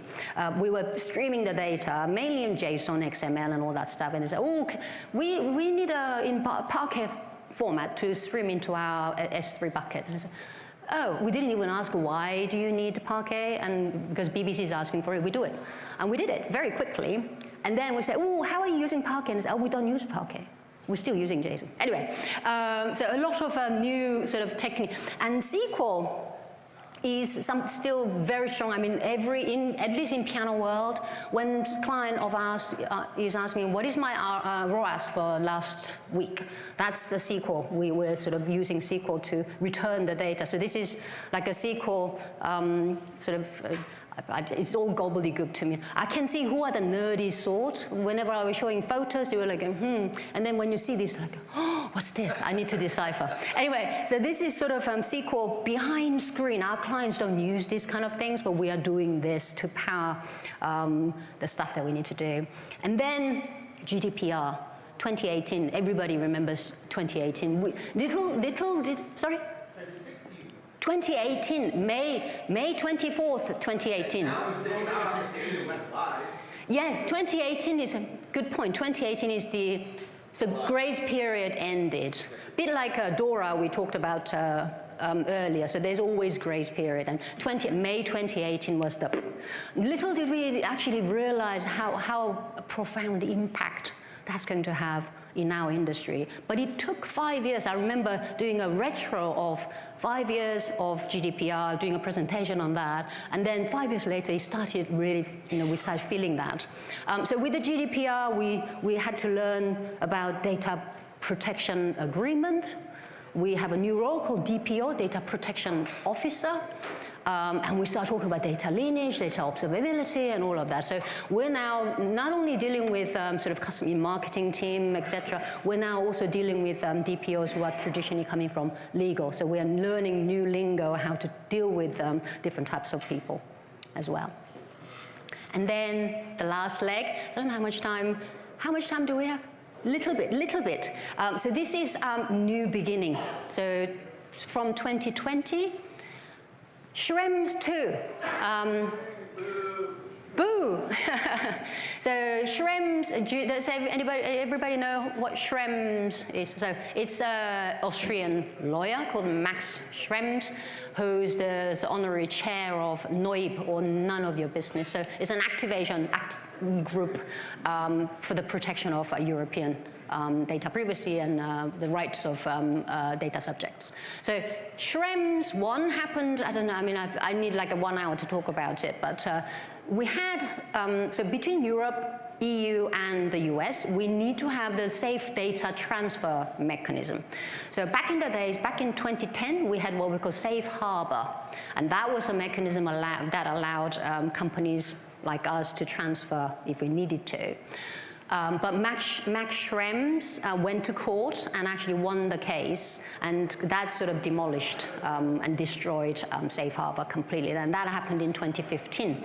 So between 2015 and 2016, there was no data transfer mechanism, but nobody knew what to do. And then very quickly in 2016, Privacy Shield was enacted, replacing Safe Harbor. But that was quite quick. And with Privacy Shield, we were able to continue transferring the data between EU and Europe. And then in 2000, Max Schrems went after it again, and Schrems 2, Schrems 2 happened, and that meant Privacy Shield is no longer valid. And at the same time, Max Schrems and the organization, None of Your Business, went after. They even created a list of 101 European companies who are transferring data illegally using different tools in the market, etc., named and shamed, and everybody up in arms. And then what happened was, as some of you vividly remember, Google Analytics was declared illegal in Austria, where Max Schrems is based, in December 2020, and followed by in France, Italy, and Denmark. So between back end of 2020 and not about 2023, literally Google Analytics was sort of persona non grata, and many businesses have faced a challenge of having to either stop measuring completely or migrate to another tool. You know how challenging migrating to another tool is. But in 2023, July 2023, we have a new, so after Safe Harbor, Privacy Shield, now we have a DPF, Data Privacy Framework. So that is now allowing us to continue transferring the data between EU and Europe. Now, latest with the Trump government, there's signs coming out. We're at risk of that happening again. So Schrems 3, mark my word, I have a strong feeling it will happen before the end of 2026. So we have between now and 2026 to prepare ourselves. So that's Schrems 2. GA4 was launched in 2020. Hurrah! Event-based, I think for me personally, somebody who spent 20 years in analytics, I think that's a natural evolution. Back in the days when we were measuring just HTML web pages, we started having rich media and all that. We had to change the way we tag, collect, analyze the data. So I think it's a natural evolution. But I wish Google had done it a little bit more gently. But hey-ho, that happened. So GA4 was launched in 2020. And then now we are in the real era of AI with OpenAI, Dolly, and ChatGPT, and other chatbots like Gemini came out, and Copilot we talked about earlier, and rise of LLM as the machine learning, the proper and most popular machine learning model. And with that, we had to learn, so with the Schrems 2, all that we had to really accelerate going into server side, because server side had many benefits, one of which is data. You can actually control complete flow of your data. So if you can't send a personal information, you can stop that at your server side before sending it to GA or Piano Analytics, et cetera, et cetera. So server side became really almost a necessity overnight. And proxification, did I misspell? It's a proxification. So it's a funny word, but it's a sort of proxifying. So you are actually getting a bit like server side, but having a proxy server to strip all the information before sending, and sort of rendering the data almost useless. But that was another way of being able to continue with GA without breaking like a GDPR regulation and like that. And event-based analytics we mentioned, and AI means, I call it data quality 2.0. The real data governance, we're working with DPO and all that, but data lineage. Because once data goes, I mean, we often say rubbish in, rubbish out. I would even say crap in and disaster out. In AI, it's such a scale. It's not like just doing a simple analysis. Data goes in. What comes out can actually destroy your company. So it's really, really critical. And I think we as analysts have a huge role to play in making sure data quality is there, and we can trace this data lineage all the way back to the original source of the data. And then many of you are, I think this morning everybody was, who's using ChatGPT, et cetera, So we're all using ChatGPT. I'm sure, I know, because we don't have much time. So this is Piano's, what we call tutor.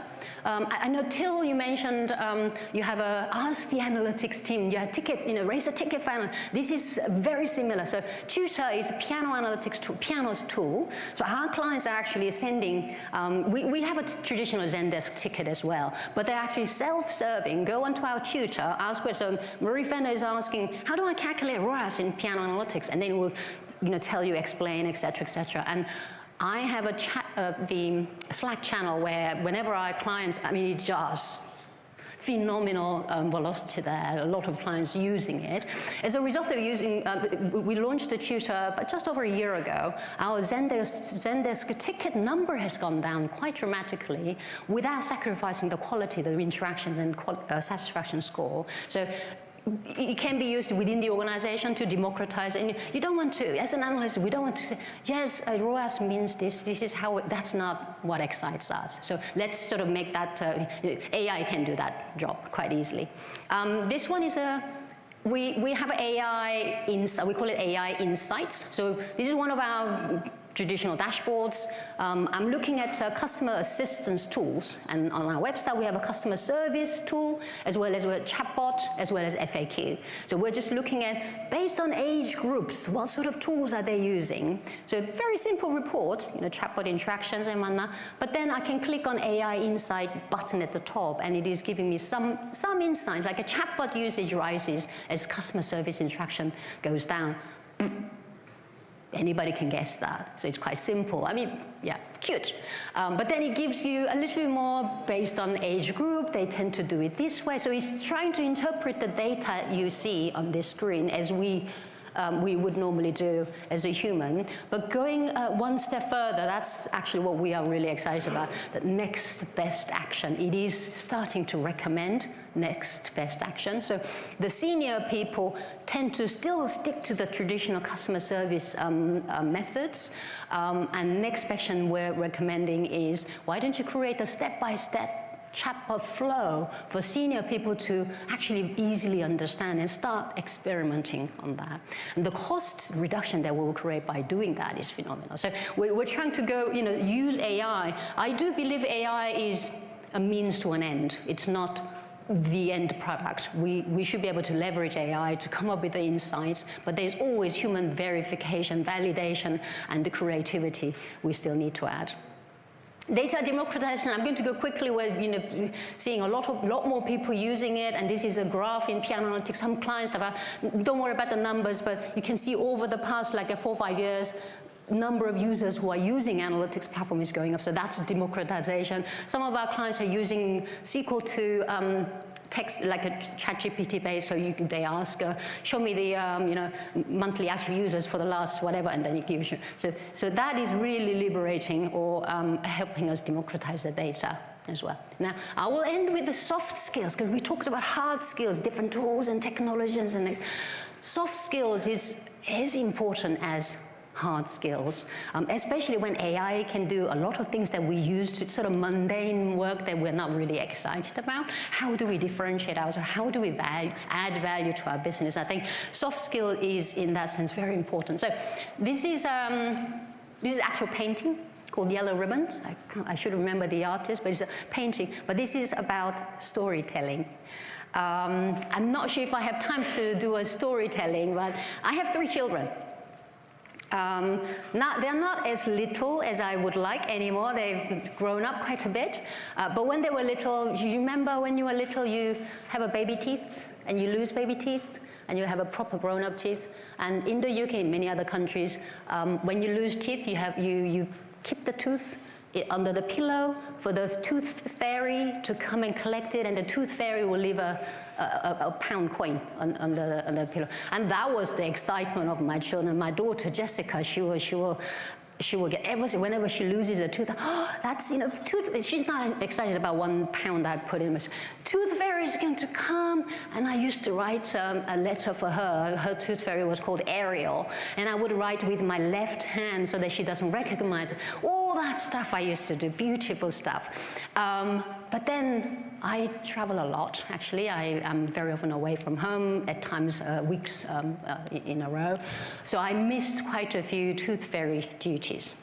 And my husband, he's a man, so he doesn't do that sort of thing. So I had to come up with a sort of excuses why the tooth fairy didn't come. And I said, while I was away, it was raining, the wings were a bit wet, they couldn't fly in, and all of that. And my daughter was in tears and all that stuff. And guilty conscious, when that happens, I will put £2 instead of £1 and all that stuff. And my son, Alexander, who's really commercially astute, he's now at the university. He will calculate, Mommy, I've got 24 teeth, that means 24. I can, 48 pounds, I can start buying like a Nintendo and all that stuff. He will even siphon his brother, my younger brother, Michael's teeth money to sponsor anyway. He's studying, as you can imagine, business management at the university.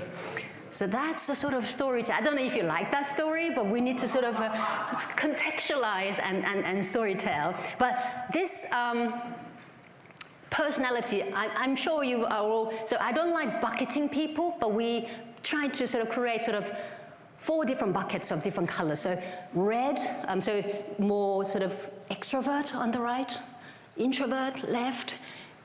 Somebody's very extrovert there, and at the bottom they're more relationship and warm, etc. At the top they're more task-oriented, I need to get this job done. So red, they are decisive, quite leadership trait, but they are short-tempered, very impatient. So if I start saying, I have 3 children, they have toothpaste, and they will go, oh, here we go again. By the way, I have a board meeting in 15 minutes. I have a hard stop in 15 minutes. Could you please just explain why your tool is better? That's the typical red. I'm sure you've seen those people. Yellow, sunshine yellow. They, when you talk about tooth fairies and things, oh, do you know, you can buy tooth fairy, sprinkles. Don't buy it from Amazon because they are actually not very fine. But go to Etsy and you will find they are the yellow. Sunshine yellow, they're really excited, they're very creative, they like new things. So if you're showing data and talking about sort of analytics with yellow people, show AI insight. They don't want to understand how that works, but as long as it's new and shiny, they love it. Green are earthy green, they are relationship, they're usually calm, way slow to react, they don't particularly like change. And they value human relationship. So if I talk about, my Jessica, my daughter is, etc., they will make a mental note of, so daughter is Jessica, son's Alexander, the youngest one is Michael. She mentioned the husband. I don't know, I should ask her husband's name during lunch break, and I'm going to send a Christmas card with all these names. That's typical green. Blue, ice cube, cucumber blue. They are typically like a procurement people. They're sort of very number savvy, and these blue people Maria was talking about running like a 6 to 8 miles, like 10 to 12 Ks. What is that in miles? And then he will be checking on Strava app to make sure that she's actually done that miles. And blue people, don't tell them that we've increased our conversion rate by 3%. Don't say that. Say we've increased conversion by 2.978%. And that will be much more credible. So that's sort of blue. Why I talk about this, I think it's important that we know ourselves, whether I'm yellow, red, knowing ourselves, but more importantly, knowing the person you're talking to, the person you are telling the story. If that person is red, don't tell all this tooth fairy and sprinkles and all that. Just tell them, my son bought a Nintendo by saving money from tooth. That's what. So I think that's very often we sort of go in. We're very comfortable in here because we have usually similar colors, but I think it's very important. Can you guess what color I am? Green. Green, who said green? Oh, Mim says I'm green. Yellow. Wow. Who said red? Oh, one red, one green. I'll show you. Ta-da! So this is me, less conscious. Naturally, I'm actually very red. You wouldn't believe it. I'm very red. And then yellow and blue about that, but not much green. So but when I'm conscious, it changes. So that means I'm actually adjusting myself. So my redness I'm still red, but look at how much blue I've got. So when I'm talking to analysts or people who want to see the numbers and stats, I can get to their level and try to, pretend. So it's not about sort of changing yourself, but adapting yourself to the people you are dealing with and talking to, that you need to sell the idea. We're all here, not as a seller, but we need to sell the idea, the value of data within and externally. So that concludes my talk. I know it was quite long, but I very much enjoyed. And the last one, sorry, this is the last one. I think you are all amazing. 20, 30 years of evolution you've gone through, and you've not only survived, but you've thrived. I think you deserve a cape.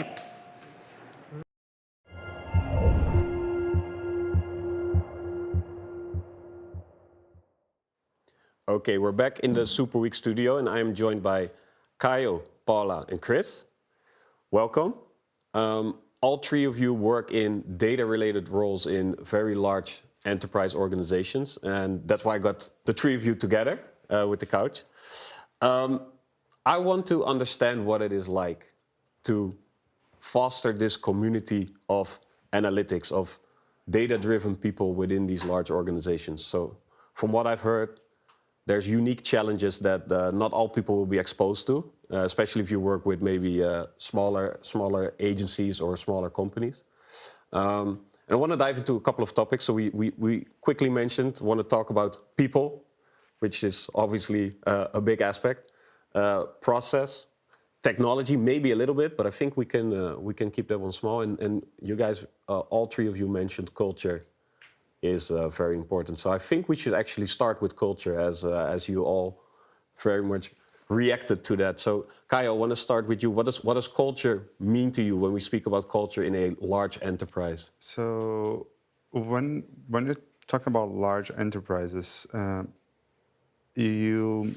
what ends up happening very frequently is that you have groups with very different levels of maturity, literacy in data within the organization. And culture is this element that can help bring together and level up the organization. So the idea is that once you're able to create this culture of that creates almost like a dynamic of fear of missing out, then you see that other parts of the organization are doing really well because they are doing something different. Then it creates this willing to understand, okay, what are they doing different? What should I start doing?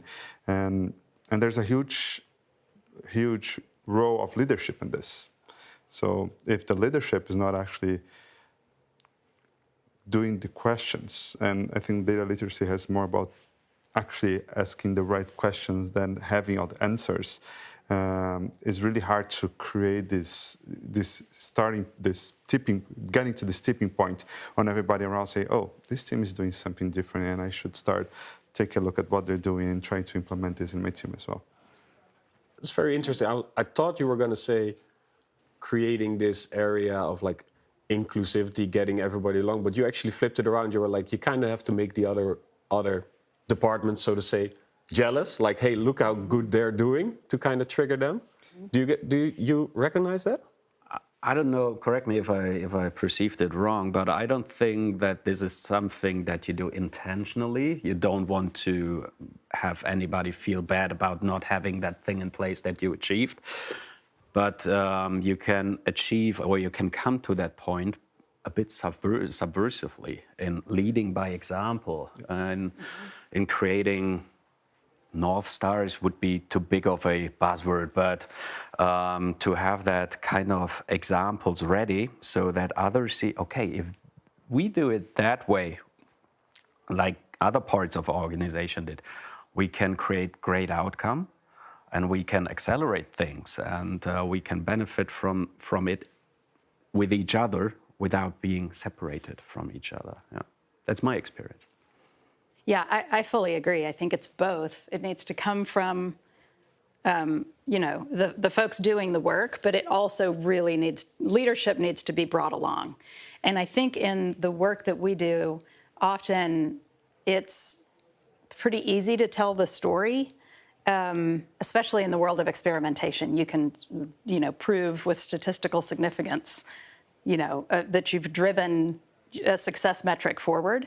And if you can get that going and then get leadership recognizing the value, then I think, to your point, it is pretty easy to create I won't say competitiveness, but the fear of missing out.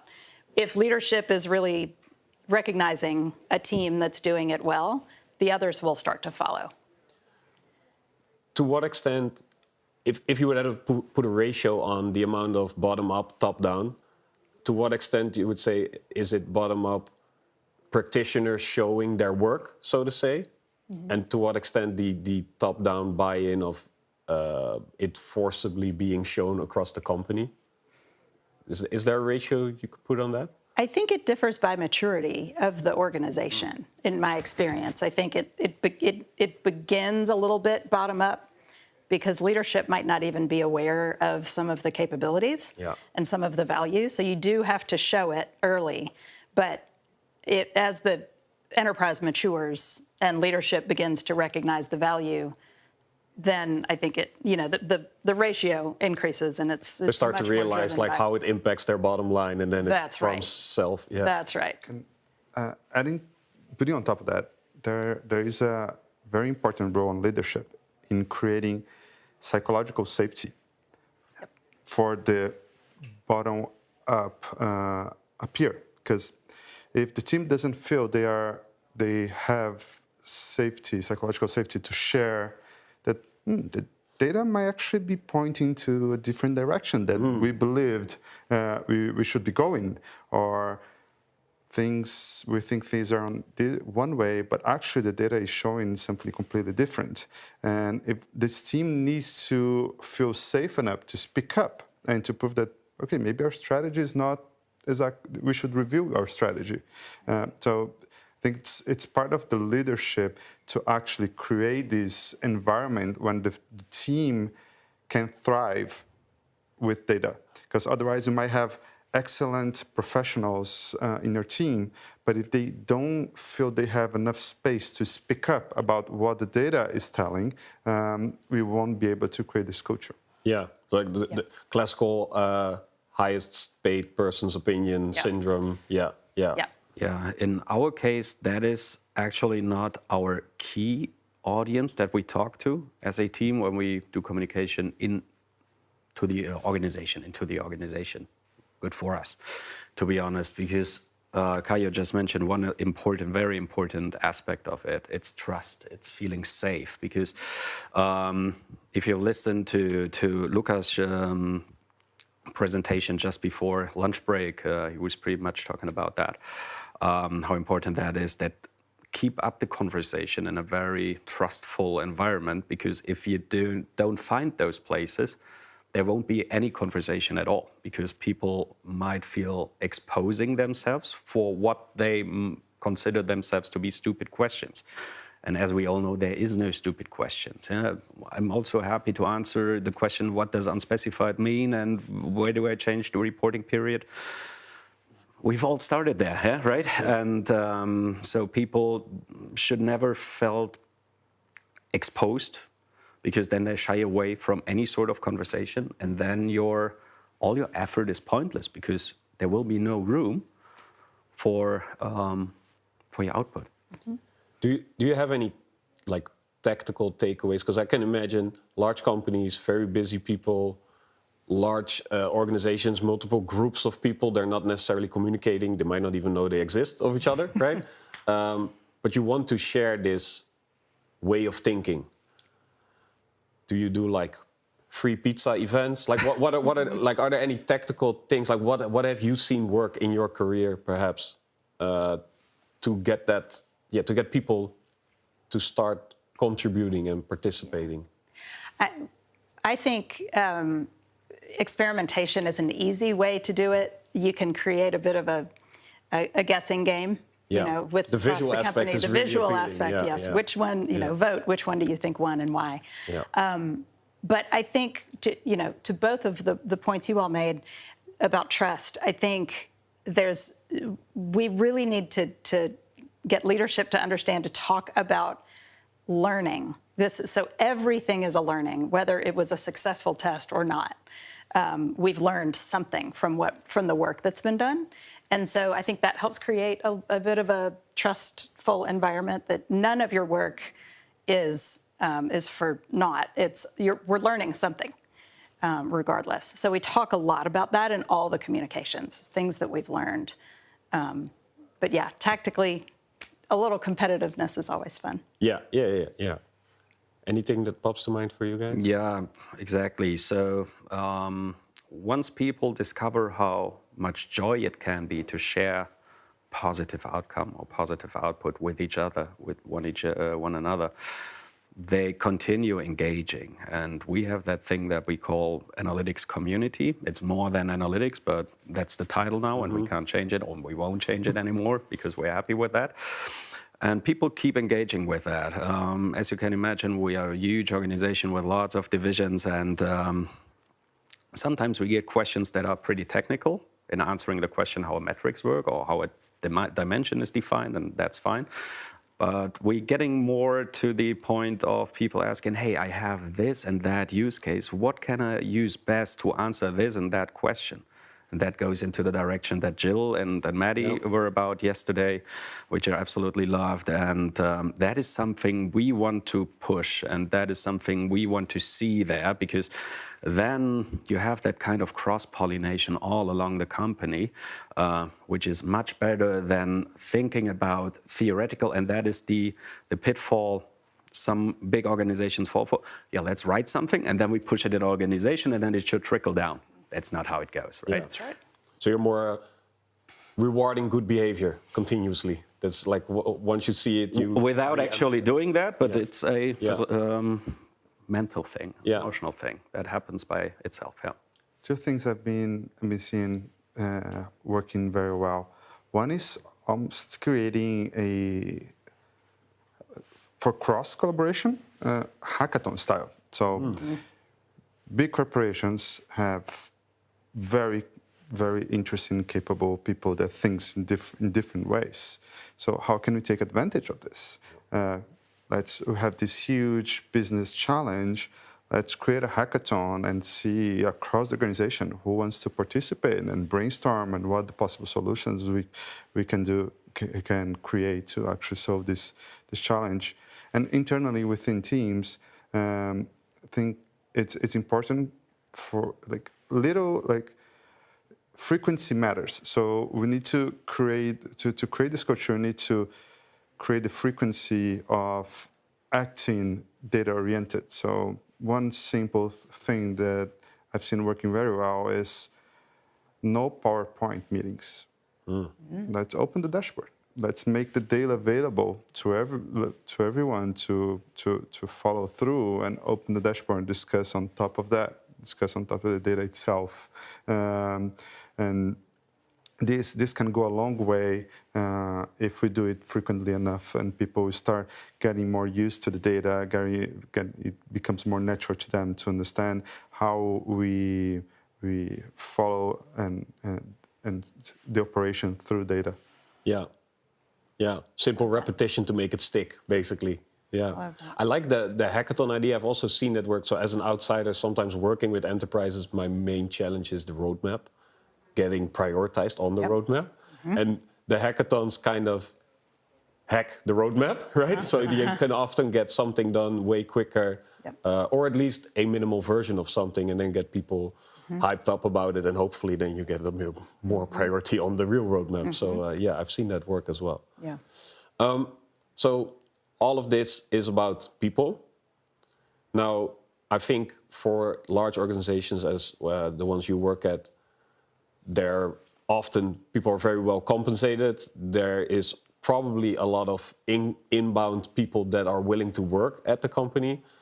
But there's probably a lot of other struggles you have in finding the right people for your team or crafting your team. What are the things that people might not realize that are important for working in a data-related organization in a large company? What are the non-obvious things that you have to be good at or have to understand or have to know? Working for a big organization means that you gotta have patience, and because we are not that agile, as you might know your work operations while being with an agency or being an external consultant. Yeah? You can, if you're working from external or self-employed, you can come in, shoot your shot, and then leave. You mentioned the aspect of road mapping. Road mapping is a whole different thing. It's an art. The bigger the organization, you don't have to like every piece of art, you know? It's in the eye of the spectators sometimes. And that aspect makes it sometimes hard to get the right talents on board because they are like, compensations aside, they are like, no, I want to get my stuff done. I want to have, let's articulate ideas. Let's make plans and then act on it. Short feedback loop. Feedback loop. Yeah, and that is one thing that you have to learn. That sometimes things might take longer to get into place. I see you both nodding. So patience is definitely on the list. Any others that come to mind? I'd say internal sponsorship. So if you want to change something, you need to really understand like who are the areas within the organization that are going to be are going to benefit the most out of it, and get the sponsorship from start. This makes this makes it way easier to unlock roadmaps and get a priority between all the teams that needs to be involved in order to make that happen.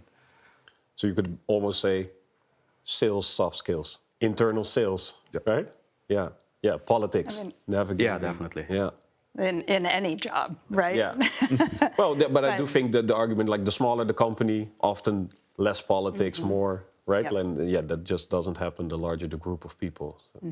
Anything that comes to mind for you, Paula, that hasn't been mentioned? For us, what we've found is that we've matured enough, I think, in our program to be pretty data-driven. And so there's a curiosity and a collaborative sense. We have a lot of cross-functional teams.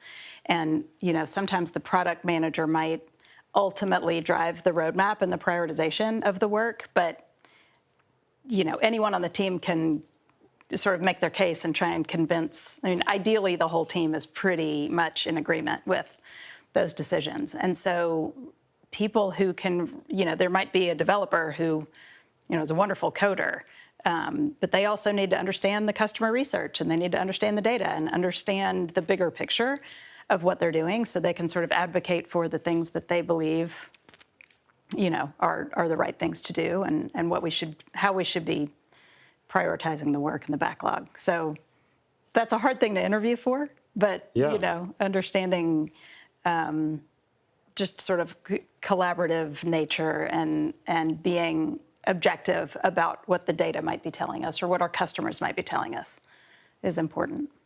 I do think it's interesting. Like I would be curious, are there any traits where it's an instant no, like this is not going to work out?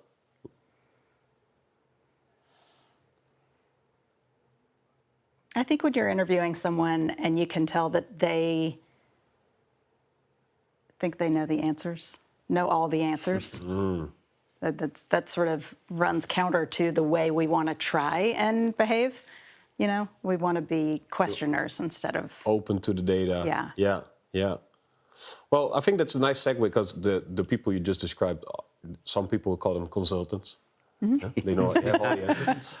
How do you work with external partners? So obviously you have very large teams, you have a lot of knowledge in-house, but I think for some knowledge it's either very hard to get it in-house, or sometimes it just doesn't make sense to have it in-house. Let's start with the benefits. What is the upside of getting outside help? Like, how do you use it from a political point of view, from like to make cases that you normally couldn't make, or like a... It's just the obvious things, yeah, to up the capacity, to be more, or to bridge gaps that we might have in individual skill sets, to do that temporarily. But to the question of how do we get along with them, I think we have made best experience with we do not do any kind of separations. If they work with our team, they're part of the team. Mm-hmm. And that we get great payback on that fact. Yeah, Till mentioned that in his talk also, that there's basically multiple agencies that are part of the team. The fact that their business card has a different design than ours and that their email address has a different ending than ours, that is not. Yeah. That should never make a difference in daily work. Mm-hmm. I think it makes a lot of sense when specialization is key. And when you're implementing data projects, at some point you might need a very specific set of skills that it is either hard to find, or also that it doesn't make so much sense to have that skill permanently, because you won't be able to challenge that professional. Exactly, they will get bored. Exactly. Yeah. So that for me, that's a very classic moment when you like to bring partners to help not only execute, but also to transfer some part of that skill set to your team, enough so they can then, on the next, once that is fully implemented, they can maintain it. Mm-hmm. I think in a large enterprise, so often we're bringing consultants who will, train us to train others, or, like you said, sort of temporarily set up a model or a framework, and then we take it and implement it. So I think that's the kind of consultancy we might be looking for. Yeah, yeah. That makes sense. And I think, is there in your eyes a difference? So you mentioned agency and basically people doing the work, right? Like people who are actually, let's say, implementing something together with you. For example. Then there's also consultancy, right? Where you could argue it's more about, let's call it thought-provoking. Mm-hmm. Do you see different roles there and different interests? Like what I'm trying to fish for is like, where are there moments where it's interesting to get somebody from the outside to say something that you cannot say inside? Like, sure. I'll develop on top on that. I would say more interesting. It's even more interesting to. I'll rephrase it, to see something from the outside that you cannot see from the inside. Sometimes you're so deep connected to the day-to-day and the activities that are happening around you that you might be blind for the bigger picture. And having someone outside helping you look at from a different perspective can be very helpful. I think we're moving towards wrapping up a little bit. I know it's, for all three of you, it's your first Super Week. So if there's any other large company practitioners watching, what's the reason to come or not come? But I think all three of you are very positive. So what's the reason to come to Super Week? What is the thing that you picked up here that is really valuable to you? Wow, there is so many. I don't want to steal too much time, but I think the most important thing that I think I've mentioned that earlier, it doesn't feel like a typical conference. It feels like more like a community gathering for people that do some sort of work in the same discipline and industry, but not showing off in front of each other to pat their own egos. I think everyone is about and everyone is trying to learn from one another, and that is something that I've never experienced with any other sort of that outreach and that size of a conference. So that's my recommendation. Yeah. Nice. I agree. There's a magic that happens when you're all together for a long period of time. 5 days is a long conference, but we're all together in the same place and no one's leaving. So from morning to night. The hotel's picked for that reason. That's you cannot go anywhere. That's right. And it's really fantastic. I think the content is superb, but just the amount of free time and the time that everybody really invests in diving deep and asking each other questions and learning from each other is really rare, I think. I've never seen anything like it. Yeah. Curiosity. I feel that everybody here is eager to learn and open to share learnings and best practice and what they see working, what they have seen not working, and it's one of a kind, honestly. I've been to many different conventions, and this one is definitely one of a kind. Agree. Nice. I'm glad I asked you guys, because these are raving reviews. So Soli will be happy with me. I hope you get to enjoy the rest of the conference. Thank you for sharing your insights. It was really useful. And yeah, talk to you later at Super Week. Thank you. Thank you. Thank you. Bye, everybody.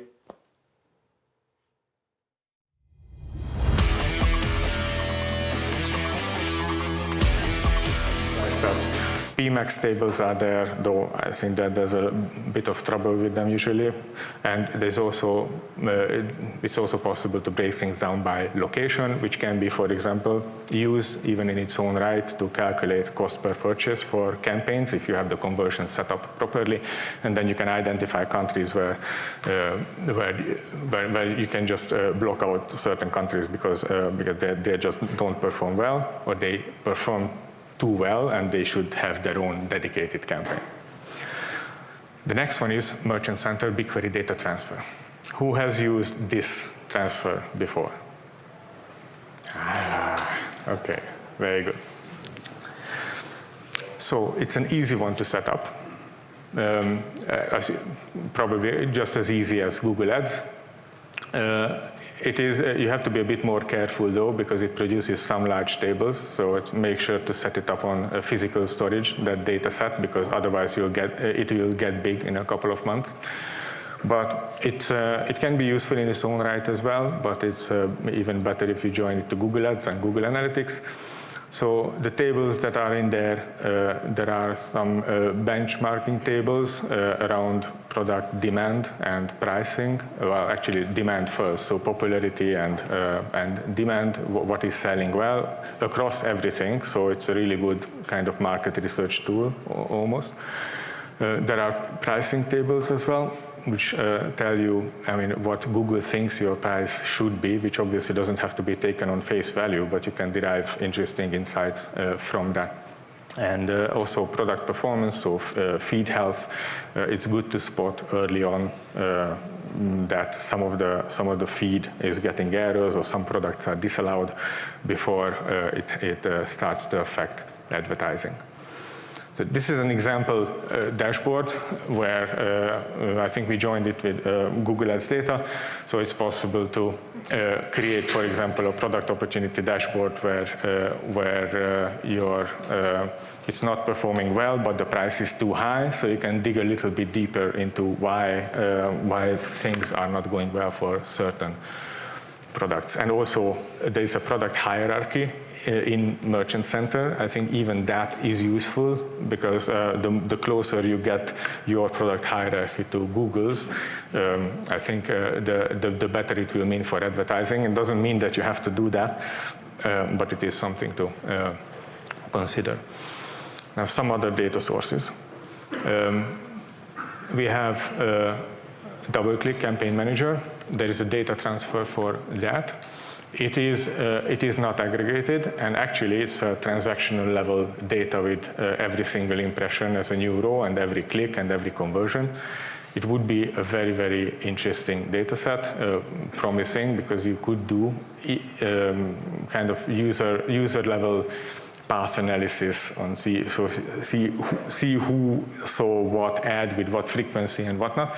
Unfortunately, it doesn't deliver on the promise, partially due to GDPR reasons, I guess. So it's not really possible to do that, and it's quite hard to deal with. So if you just need to have aggregated data just to analyze together campaigns across platforms, then it's better to use the native export in the DCM interface. So you can set it up to export to BigQuery. That also has its challenges, but it's solvable with SQL quite easily. Then there is Google Play. It's a paid one. It produces the same tables that people can see on the front end. So I guess maybe not so much value, although you can automate stuff with it. The reviews can be useful for some delicious NLP or something like that. Its biggest problem is probably the fact that it's only for Android. So for iOS, if you want to do comprehensive analysis, you still need something like Fivetran, but it's there, it can be considered. Now, Facebook ads, so Google started to venture out from its own ecosystem and build transfers for other tools. Now, just judging from the Facebook ads one, it's not really going very well. It is very limited service. It has a couple of irritating things about it, and it's not really stable either. But it is free, and it might just do the job because it does give the data. We are actively using it for some customers. So then Search Console bulk export. Who is using Search Console data? That's again more people. Excellent. So you can set it up relatively easily. You have to have the right privileges on both BigQuery and the Search Console side, but it's easy to set it up in Search Console. It does not offer backfill, so best time to do it is kind of now. So maybe today before going to the bar, everyone will just sit down and set up their bulk exports. There is an alternative, the Search Console API. It provides similar data. It's somewhat less detailed and less consistent, but it does offer historical data if you're really stuck. But better to use the bulk export, which provides only 2 tables, but they are very well structured, provide more data than the Search Console API, and they account for anonymized queries, which we don't, there are queries where we don't see what people queried for to protect, I don't know, identity or I don't know, somewhat, it could be somewhat sensitive, but you can still get the numbers for those queries that you are not getting. So therefore, the data you get is more coherent and the numbers add up a lot better. So it has the usual dimensions like search type, device, country, date, same as what Search Console gives. And where it gets interesting is the query, so what exactly people searched for. And one of the tables also gives the URL where exactly people are landing. The metrics are also simple impressions in various flavors, clicks, and positions. Now, as simple as the structure is, there is a whole world squeezed into them. So there's a lot of insights can be derived from it if you know what you're looking for. So you can do simple trend analysis similar to what Search Console gives you, but even then already, well, the power of SQL, so to speak, is that you can do your own stuff. So, for example, categorize landing page URLs into buckets of interest, which you wouldn't be able to do otherwise. Then you can do the same thing with search terms. And the most important example of that would be separating branded and non-branded search, because they behave very, very differently, so it's good to isolate the two. With user-defined functions, it's also possible to calculate the distances between text and whatnot, and use that to create a mechanism to account for typos, again, to even better isolate branded search from the non-branded ones. And then you can visualize it with different ways. I think Jill mentioned before that she loves scatter plots. Now they work particularly well for Search Console data, and indeed you can identify things like pages that Google shouldn't be next in the first place. In large organizations, that does happen a lot, or identifying cannibalization for when your pages are competing for the same interest and traffic. And you can join it to Google Analytics data or Google Ads data to show how it drives engagement. Now, there are further ways to do that as well, but in the interest of time, I'm going to just jump through those. I was just going to unpack the 5-trend thing a little bit more, and supermetrics and these things, and mention Google Sheets again as a very important intermediary tool that makes it easy to import data into BigQuery. Other things as well. But now let's look at how we can bring it together. And this slide is one that we are going to spend a little more time on, although I'll try to be fast and, again, not bore the audience too badly.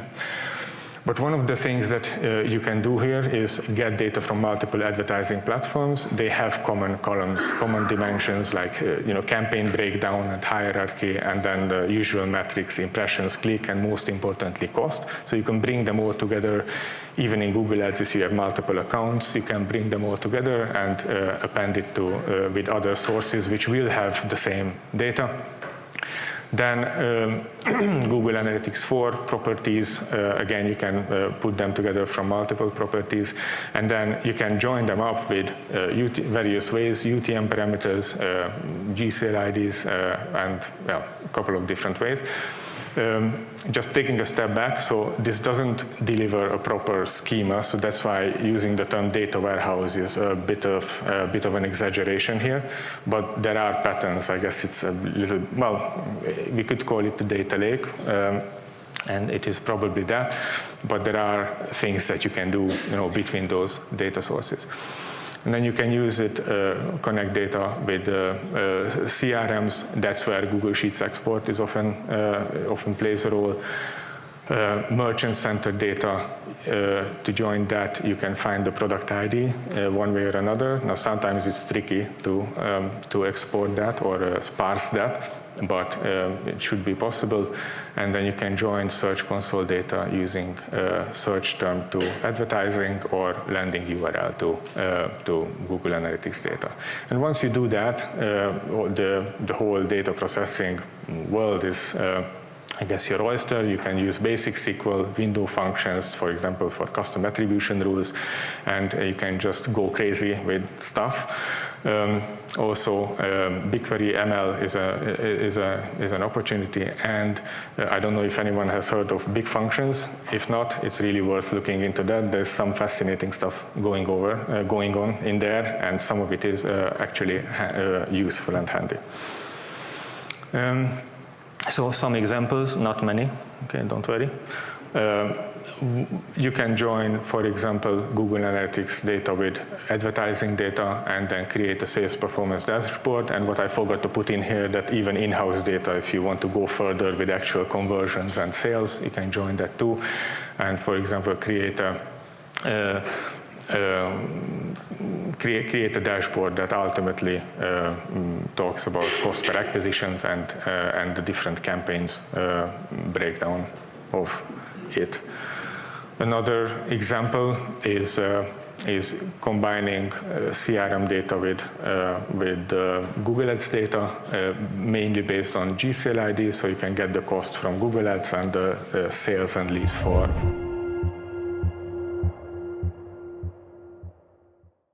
Hello and welcome to Super Week 2025, Super Week TV. Today, or this particular episode, we're going to be looking at data across organizations. Now, we know that this can often be either siloed in a team or a department or a business unit. Today, I have with me three esteemed gentlemen. I have Maddie, I have my friend Lucas, and also my friend Steen as well. Welcome, gentlemen. Good to be back. It's good to have you here and good to have this fine combination. We all live and breathe data. Organizations may not necessarily live and breathe data within the different business units. And so in this particular episode, we want to explore how can we make data more available, consumable, and make sure that there's the right literacy amongst all the different business units. So Maddie, if I can start with you, we're going to talk about data, making it accessible. How do we incorporate that into an overall strategy if we're going to look at making it accessible to an entire organization? Accessibility is a good word. Accessibility means access, obviously, because it's part of the word, but also accessibility means making it available in the way that the stakeholders it's good for them, right? This doesn't mean that the team just goes, oh, we have one data product and it's this and everybody needs to use that. You need to think about the needs of your customer, which is very often internal or even external. So one of the ways that I approach that is we have operational needs. This is what we call kind of day-to-day work, or as data ops, where people need things to help support very low-level operational decisions. So they need very, very quick information, and usually it's quite superficial. And for those things, it's classic dashboards or even very small data products where they can compare things, stuff like that. On the other end of the spectrum, you have very high-level strategic decision-making. And those data assets look very different, right? Sometimes those are slides. Sometimes those are huge analysis visualizations. They are completely different from what we provide. And but the core thing is that we always provide data. We don't say no. We can't do that or we don't do that. It's always about understanding their need as best as possible and then answering that with something that's appropriate. But the data ops stuff, the operational level things should be very hands-off, in my opinion, from the data team. I mean, that's a good point. Like within an organizational perspective, whoever is in an operational side of things, it's very transactional, maybe strategic might be more the longer looking. Now, Lucas, you gave a talk today, and some of the topics that you covered was around the idea of data democratization. Is this something that you can give us a top line on your views on how you can make data available in this democracy kind of format? Yes, so my take on this would be, like, we know that across the whole organization, at least the one I work for, the decisions are made every other second. There is a lot of them. There are constant flow of decisions, but not all of them is based on data every time. Not all of them is informed by data. And that's what we're trying to achieve, kind of like get data to people so they can use it if they feel the need to, if they have the right use case, and if they feel that it would be helpful. And with just a little team, I would guess, for like a large organization, it's obviously not possible to achieve that in a centralized way. So we are not able to serve everybody across a huge organization like DHL. So obviously we need to give out, we need to delegate some of the capabilities of then working with the data to the people, and that requires a lot of educational efforts. So I kind of feel like being an educator most of the time, besides just like the developer and analyst. Yeah, so this goes down that whole data literacy road of making sure people are interpreting the data in the right way rather than the wrong way, I would imagine, yeah. And DHL is obviously a large organisation. And to Steen, you're coming from the agency perspective, so you see a lot of types of organisations at different levels of data maturity. If you were to talk to an organisation on a clean slate, the wish, how would you suggest their first steps would be to get data out to the different organisations? So I think it's kind of an interesting reflection, because one of the things that I see as a complication is that, and I've been doing the same thing, that sometimes we, as coming with marketing and online data, we have a perception that we have the most data. But when I talk to different stakeholders in the organization, all the departments are data-driven in a sense, but on their own data set and their own tradition. So if you go to HR and ask them, do you have data? Well, they have a data set that they have defined as their world.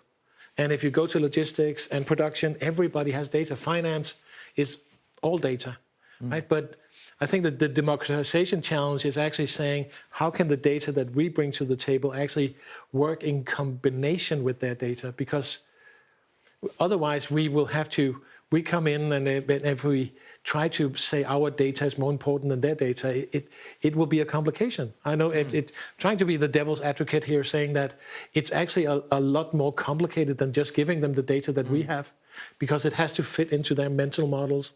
And that makes Lucas and Matthew educators more than anything else. And it's connecting two different mindsets of saying, how can our data enhance the value of the data you already have? So I suppose it's a matter of almost doing an audit and let's have a look at all the data that's available within the organisation, not just the standard web data or the sales and marketing data, right?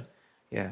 So it was inspired by, I'm teaching at IHM Business School, and one of the first generations, there was a guy, Tirso, who went into, he did his internship at Assa Abloy, but in their HR department.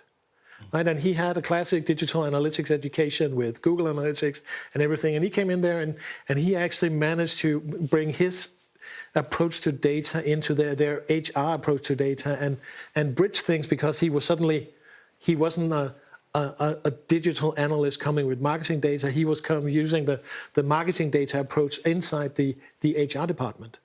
And I think for me that was a great eye-opener in relation to say that it's complicated. It depends on what we want to do, and I think that's just a reflection. I think. Yeah, interesting. Maddie, explain the dynamics in your organisation, and if we take Steen's example of pulling of data, can you walk us through how that could be applicable, or maybe how you're already doing that? Yeah, I like the term mental models. I think that's very applicable. We obviously have. As a mobile app, we have a lot of behavioral data, which guides decision-making, but you can't forget that, for example, product teams, when they're looking to launch new features, they can't just rely on what existing data is there, because you simply might not have that functionality today, right? And so how do you go about that? Well, you have to pull data from other sources. And then, of course, the temptation is there to go, oh, well, let's just go to someone who supports this topic today and get data from them. And I say, well, that's bias, because they support this topic today. They're not going to give you the full picture, right?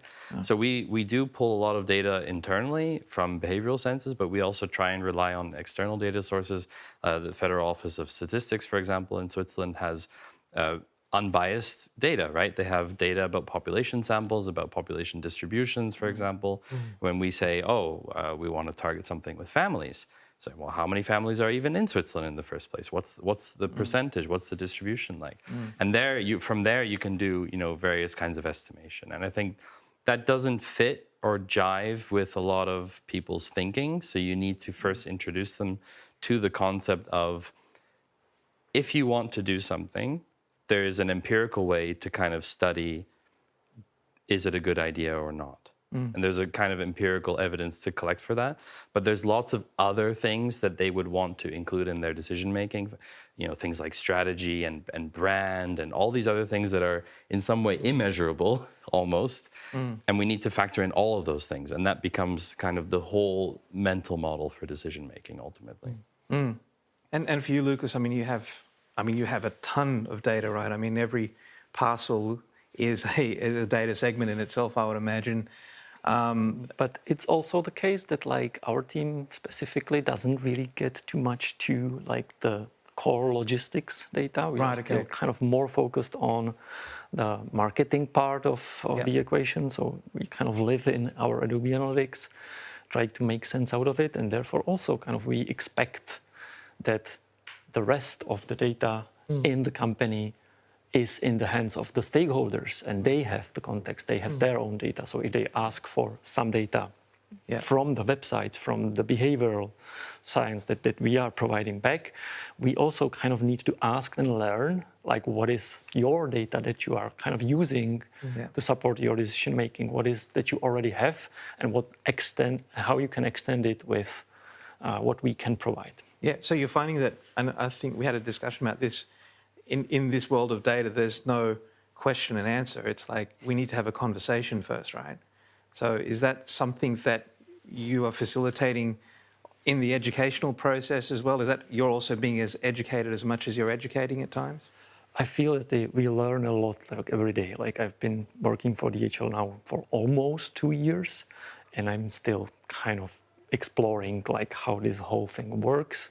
I'm learning more every other day, trying to understand more every other day, because that helps me then with the communication. If I'm able to use the jargon of that particular team there, then I'm more able to kind of have a meaningful conversation. And I think as analysts, we then can usually kind of find the balance, when it was enough communication, when it's starting to get some shape and it's starting to get useful now, that this is something I think that is our added value to this whole process. Yeah, exactly. And Stina, the whole value-added process, if we can bring on an example, full disclosure that we've been worked on where we have an organisation that has multiple brands and knowledge sharing amongst the different brands that might be different departments. Can you give your example of experience with that? Yeah, but I think so. And that's kind of like us here, right? So they're sharing the knowledge on the marketing level in relation to the analytic data and going in, and so it's fairly easy in the sense that we have the same mental models. So it's basically adding more insight into the mental model we already have. So I think that's it's kind of we call it a together event where we bring the different people together, and then it's an internal conference where everybody's teaching and having these round tables where they knowledge share, and it's super efficient because people really get out on the other side and having a good learning experience because they learn something new that will actually add value to them in their everydays, but at the same time, we're strengthening their mental models around the data set they have. Echo chamber, right? Yeah. Echo chamber in the sense that they become even better marketeers. So with the session talking about the data across business silos, it's also business across data silos. But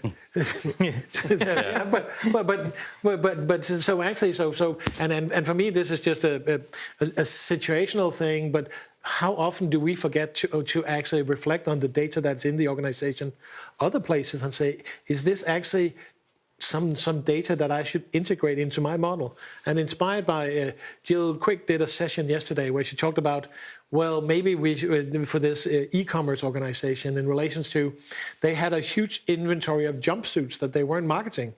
and it was the biggest thing in the warehouse. But it was not on the marketing plans because that was really related to what they were selling. Where she went in and said, "Hey, listen, guys, you're gonna get stuck with a lot of inventory if you not begin selling this." So that's business across data units, and I think that's really fascinating because then we start challenging ourselves in really reflecting on it. And back to Matthew's in relation to the statistics, one of the things that we've probably had a relative good success with has actually been integrating statistical data into Google Analytics. Because it's like, sure, you can say, it's fine, we had 6,000 visitors coming from Brussels and 4,000 from Cologne. Well, is that good or bad? Because how many people actually live these places? What is it compared to? So do we have a massive overrepresentation? Should we move our marketing budget to match this? Because we just look at these numbers and say, okay, that's super cool. Because we forget sometimes compared to what? Yeah, having the frame or historical data. Yeah, but also comparing it to the world that we're operating in. So.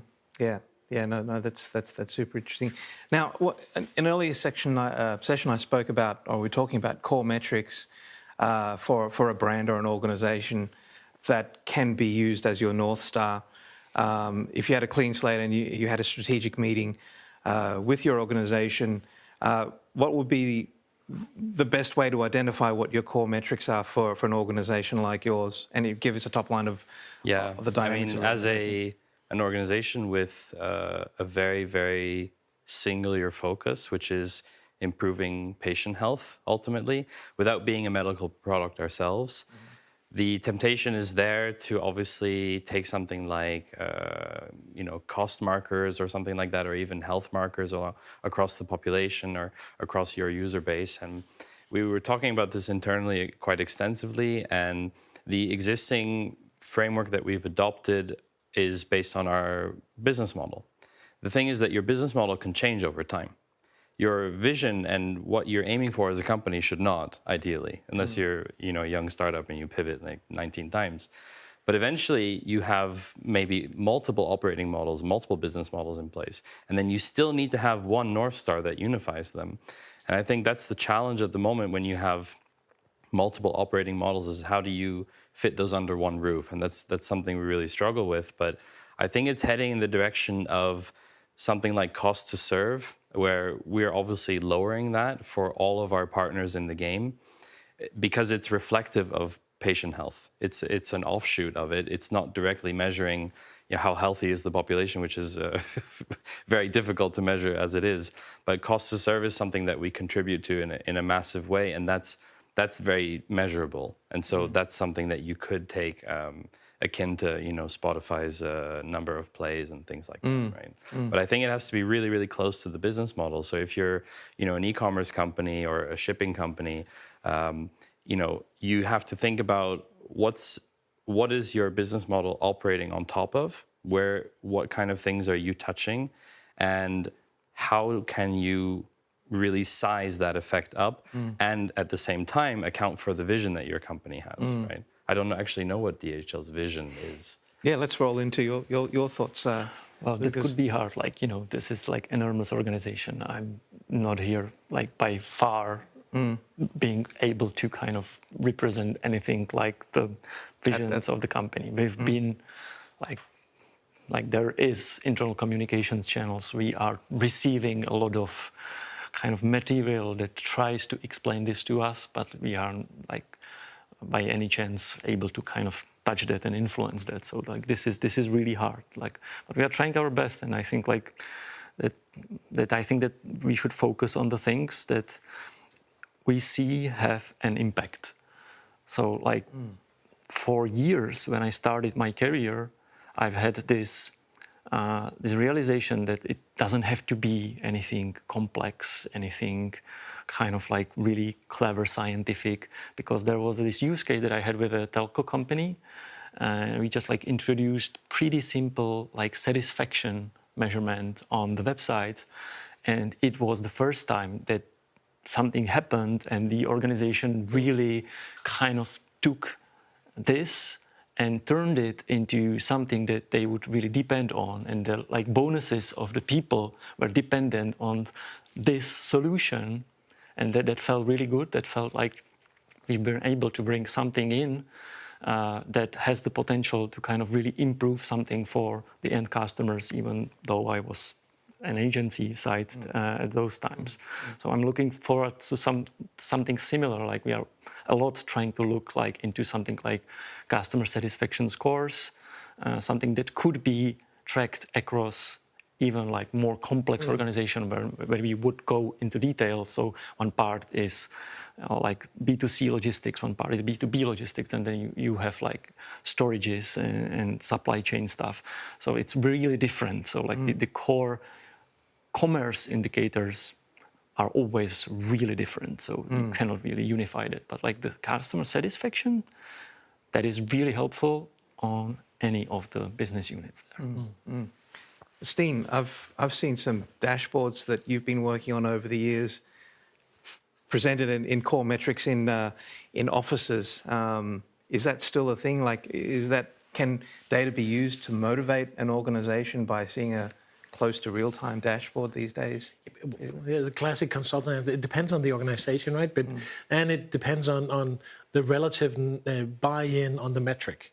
And I think that's kind of, like Lucas just said, we sometimes define the metrics too much based on our own world and too far from the organization. So having like a unified metric that is something that impacts everybody, like customer satisfaction, that suddenly is something that everybody can share across the organization, because if we don't have any customers, then we all go home and start writing applications. Right, so there's no like, I've seen the cases of IT being really super cool because they had a dashboard showing that the uptime was 99.9%, and that was fine. But if the customers couldn't use the site and everybody was complaining, then it was just you have access to crap all day. So having this balance and actually going in and finding that shared leverage in relation to what we're pushing, and then we can break it down into the different stakeholder groups and the different business units, and trying to explore how that taps into the organization. So a dashboard can be amazing. It can also be crap, right? A complete waste of time of everybody's time and resources, because it doesn't help change any minds or move any action.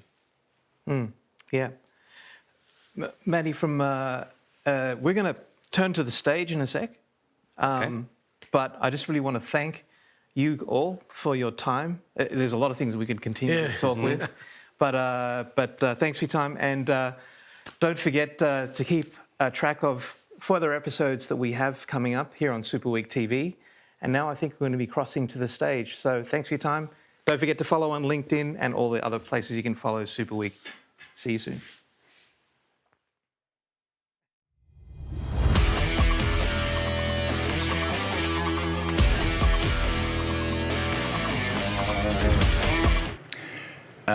The data you need for marketing mix modeling is way more. So you have aggregated data from all kinds of different marketing channels, not only online, but also TV and radio and out-of-home campaigns. So all kinds of campaigns you're doing, you can use those information for your marketing mix model.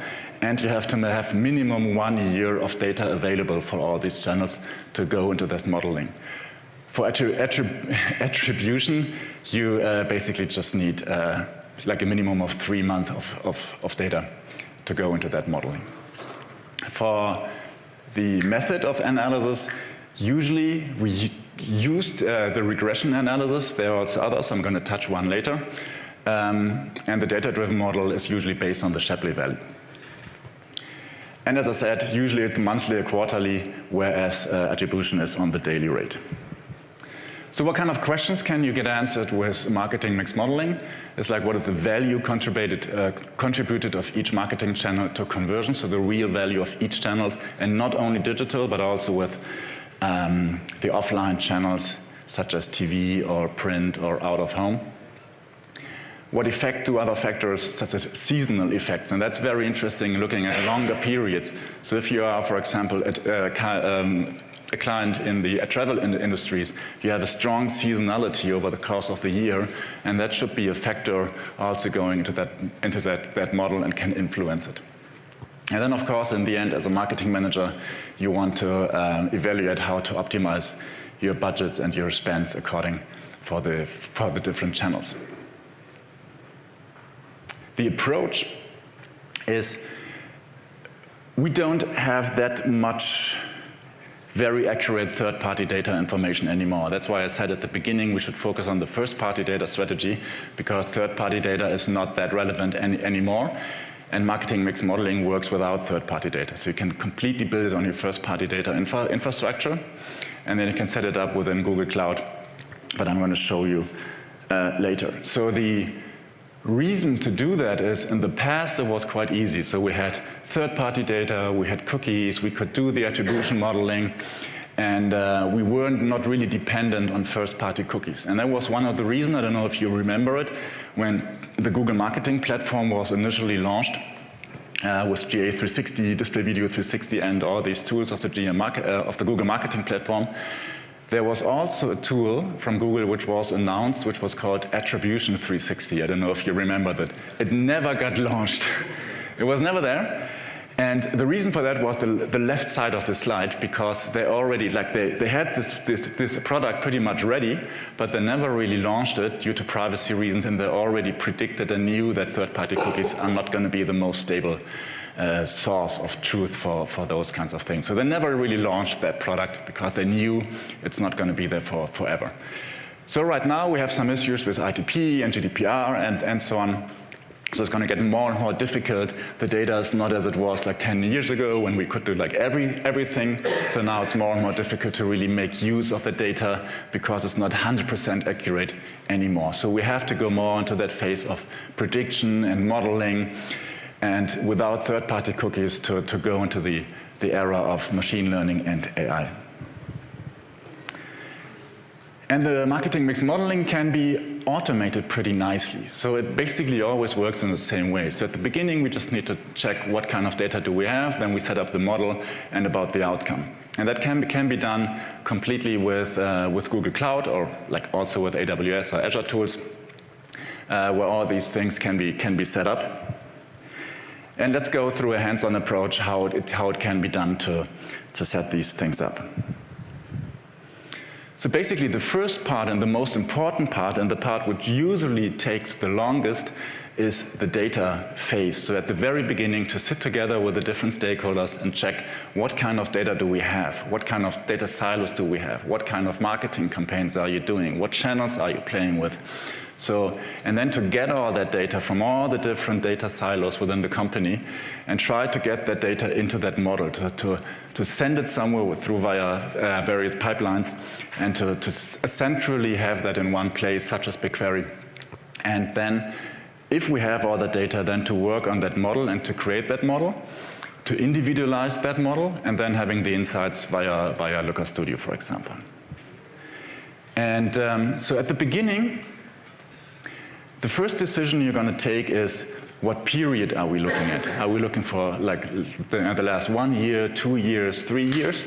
And what region are we looking at? Usually the models are on a kind of national level, but you can also go like to a non-national level. So it depends on what region are you looking at. It also depends again on your campaign structure. So once you said what time are we looking at, what region are we looking at, and the next thing is, what channels are we having? Online, offline, whatever you do, to check what channels we have. Then usually there's a carryover effect. I have a slide on that later to explain what that is, which is automatically checked or automatically measured and goes into that model, as well as the saturation effect.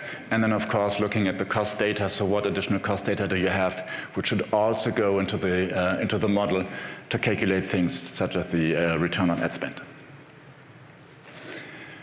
And then it's a step-by-step process. So first thing is, what's the period we are looking at? What's the region we are looking at? And then try to automate it. Either we take that information manually from somewhere, or document that information somewhere, or we automate that process. So we need a minimum of one year of information. The region, as I said, is usually national, and then we need to try what information can we get from what tool and from what data source.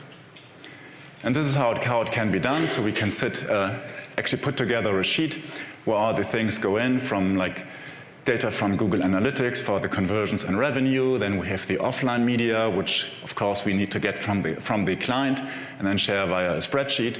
We got other online media from tools which are out of the Google space. And then of course we need to talk about seasonality, which also goes into that information in that spreadsheet.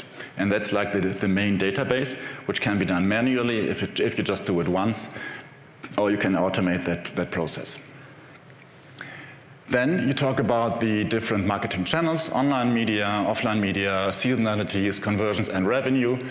So you need to check what information do we have. Usually it's impressions and spendings per day, per channel. Yes, and all that information basically goes into that model, but it's still the model input phase, and it's still the data gathering phase. And as an example, if you think of ice cream, it's not the right temperature outside, but still. So ice cream revenue depends on the price per scoop, what the temperature outside, and is it a weekday or weekend or so. So usually it's maybe more at the weekend. And then if you think of the marketing examples, what kind of online conversions do you have depending on all the different marketing channels you are planning with. And if you put that together and build a regression line, then it looks like this. So you have the target variable, which is the revenue, you have the input variable, which is the temperature, and that's closely connected, and all the little points draw to this regression line, which gives the combination of those two factors. So this is basically how the standard kind of easy manual regression analysis is done for marketing mix modeling. And this is how it might be set up with, in this example, with Google Cloud. So on the left side, you can see all the data ingestion, so TV, budgets, seasonality, all the markets, all the things I just said, which go into this the data warehouse, or a kind of data warehouse, built on BigQuery. And then you have the machine learning with Vertex AI and the AutoML models from Google Cloud, and then visualized in Looker Studio, and you have all the orchestration and monitoring at the bottom with all the Google Cloud products. And this is basically how it goes. So you have the data ingestion to really look what information do we have, how do we get that into the system, into BigQuery, for example, where it's all connected and set up together in one central place. Then you put the machine learning on top, the visualization and the orchestration and maintenance. And the outcome, no, not the outcome. We are still at the carryover effect. So the carryover effect is the time difference of a user has seen the ad impression until they finally convert. So if you think of a display campaign, or these campaigns from the upper funnel, it's more or less usually a very long carryover effect. So they see the ad, but they not convert immediately, and it takes some time. And if you think of lower funnel campaigns, then it's usually the other way around. So the ad impression and the conversion might happen at the same day. So that is an important information, of course, to evaluate the effect of marketing campaigns. And we, of course, you can also take that into consideration for your model, because upfront, you don't know what the carryover effect for the different marketing channels are. So what we do is to calculate for each campaign all the different direct, medium, and long carryover effects, and by testing, see what's the best fit for each channel, and then we take that best fit for each channel to calculate the carryover effect. The saturation effect basically says how much additional more money you can spend on a channel to get more conversions, or if that's already fine. So you already overspend on a specific channel, and if you spend more, you maybe won't get any more conversions. And this is nice to see, like, for what channel and what marketing campaign it's useful to maybe spend more, and where you maybe can reduce the spend because it's already maxed out. So that's an important information to get. And then, of course, to have and ask the client for the cost information, because otherwise, of course, you can't calculate the return on investment for the different channels. And the outcome, in the end, it's again a Looker Studio report where you have all the information we already touched And you can see that there in terms of all the effects, the data input and the model outcome. So this is quite interesting for clients and for managers to understand what the effect and the interplay between all the different marketing channels are. And as you can see with all the setup, there are some challenges when it comes to marketing mix modeling. You need lots of information, you need lots of data, and lots of data which is not centrally organized within one department within a company. It's like multiple departments, multiple stakeholders. It's not that easy to get all that information from the clients and then to automate that process. So it takes time. That modeling can be complex. It's a very manual process still to set all these things up until things are getting automized. So you need some person days to set all these things up. And of course it needs to be privacy compliant, which marketing mix modeling usually is, because you're working with aggregated data and you don't work with individual personal data.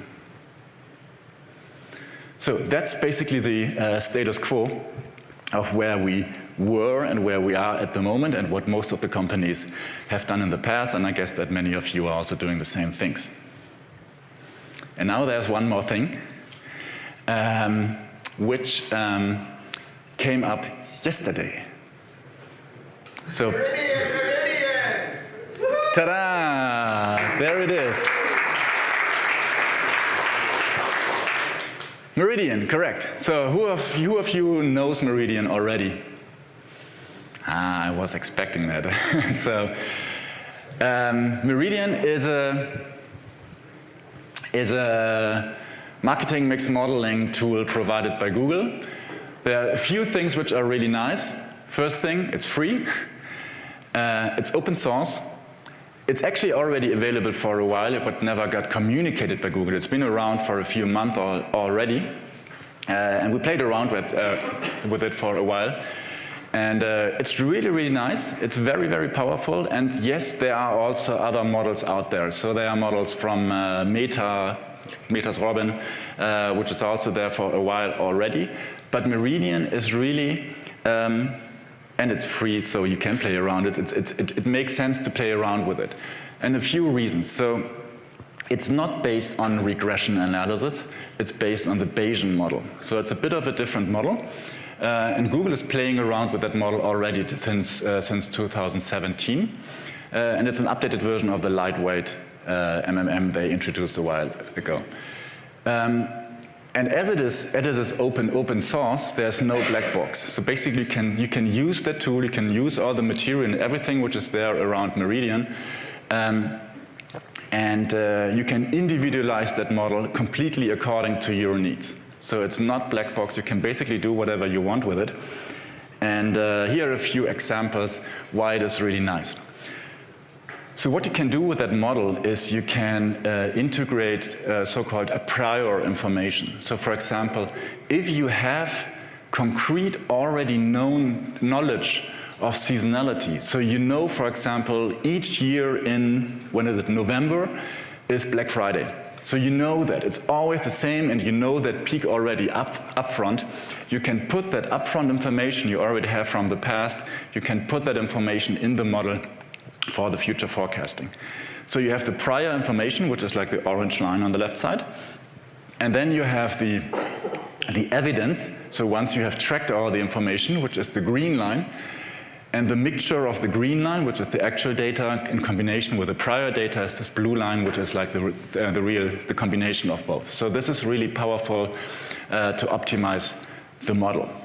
In addition, the most difficult thing, as I said at the beginning, is the data gathering and collecting all the different data and information. There's a tool called Marketing Mix Model Data Platform provided by Google. And that makes it very easy to go through all the steps I just mentioned. So at the beginning, you can define what's the time period. You can define the region, and not only national, you can also go down to geolocation. So it's not only on the national level, you can go actually further down to geolocation, which is provided by Google. And you go through all the steps I just shown earlier in the hands-on part, and Google provides the Google Query Volume. in the data platform. So the Google query volume goes into Meridian, and with that you can basically do incrementality experiments to see how the original numbers to the control group. So this is quite interesting to have that information available. And then there are tons of reports and visualizations you can get out of it. There's a budget optimizer, and that's especially interesting to work on the budgets where you can see what effect do the different campaigns have on another, and how do you spend your budgets on the different channels. You can see the budget optimizer and play around with it. It's actually where you can forecast and see how much more can I spend until I reach a certain limit and until a campaign is maybe maxed out or the channel is maxed out. You have a model fit, you have a channel contribution where you see what's the value of each channel with all the a combination with all the other channels, which you can see on the right bottom side. What is the contribution of these different marketing channels? You can see the ROI performance per channel. You can see the saturation, which I already mentioned on the right bottom side, per channel, and see how much more can I spend per channel. And, which is very nice, you have a scenario planner. So you can basically play around and forecast. So what's happening if I spend a bit more on display, or if I spend a bit less on TV, or if I spend a bit more on, I don't know, YouTube. And you can see the effects immediately on these different results because they get remodeled. So this is really, really interesting. And I think for marketers, and just some more examples of how a scenario planner looks like, really, really interesting for marketers, because that's where the huge amounts of money and euros really lie, and you can optimize on that because there are really millions around that and millions behind that when you optimize and work on that. And with that, I'm done. Timo, thank you very much. Timo, you really, really, really know your stuff. And I have to say that I'm a bit surprised that I'm on time because there were 70 slides, and I didn't imagine that I can make 70 slides. And you weren't rushing, it was super awesome. But I have two questions for you, sure. And I need you to answer them both with a very effusive yes. Hi, Timo. Do you like Super Week? Yes. Do you know what makes it special? Why it's special? Yeah. But I can't answer yes on that. Yes, you can. Yes. Why would you not? No. Yes. The question is why it is special? No, why? I didn't say regression. Just answer yes. Do you know why Super Week is so special? Ah, yes, of course. Yes. Of course. Yes. Natürlich. Natürlich. Right? So do I. See, it's like so. It's because there's so many wonderful, great people, speakers, listeners, attendees, and Peter and Sophie, right? Our sound crew, the lights crew, video crew, the Petra crew, and all of you. So stand up, a round of applause for yourselves, because I actually have a ton of questions to ask you. That's not standing up. There you go. These people understand English. Stand up and give a round of applause to yourselves for coming to Super Week.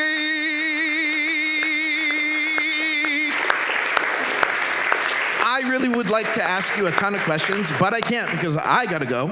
So I'm going home for Shabbos. Goodbye, everybody. I'll see you next year. And thank you, Marie, for taking over. And to say how grateful we are. Yeshua, you bring so much energy to Super Week, and it wouldn't be the same without you. So you're leaving a huge void for today and tomorrow. Thank you very much. And now you are stuck with me. Questions from the floor?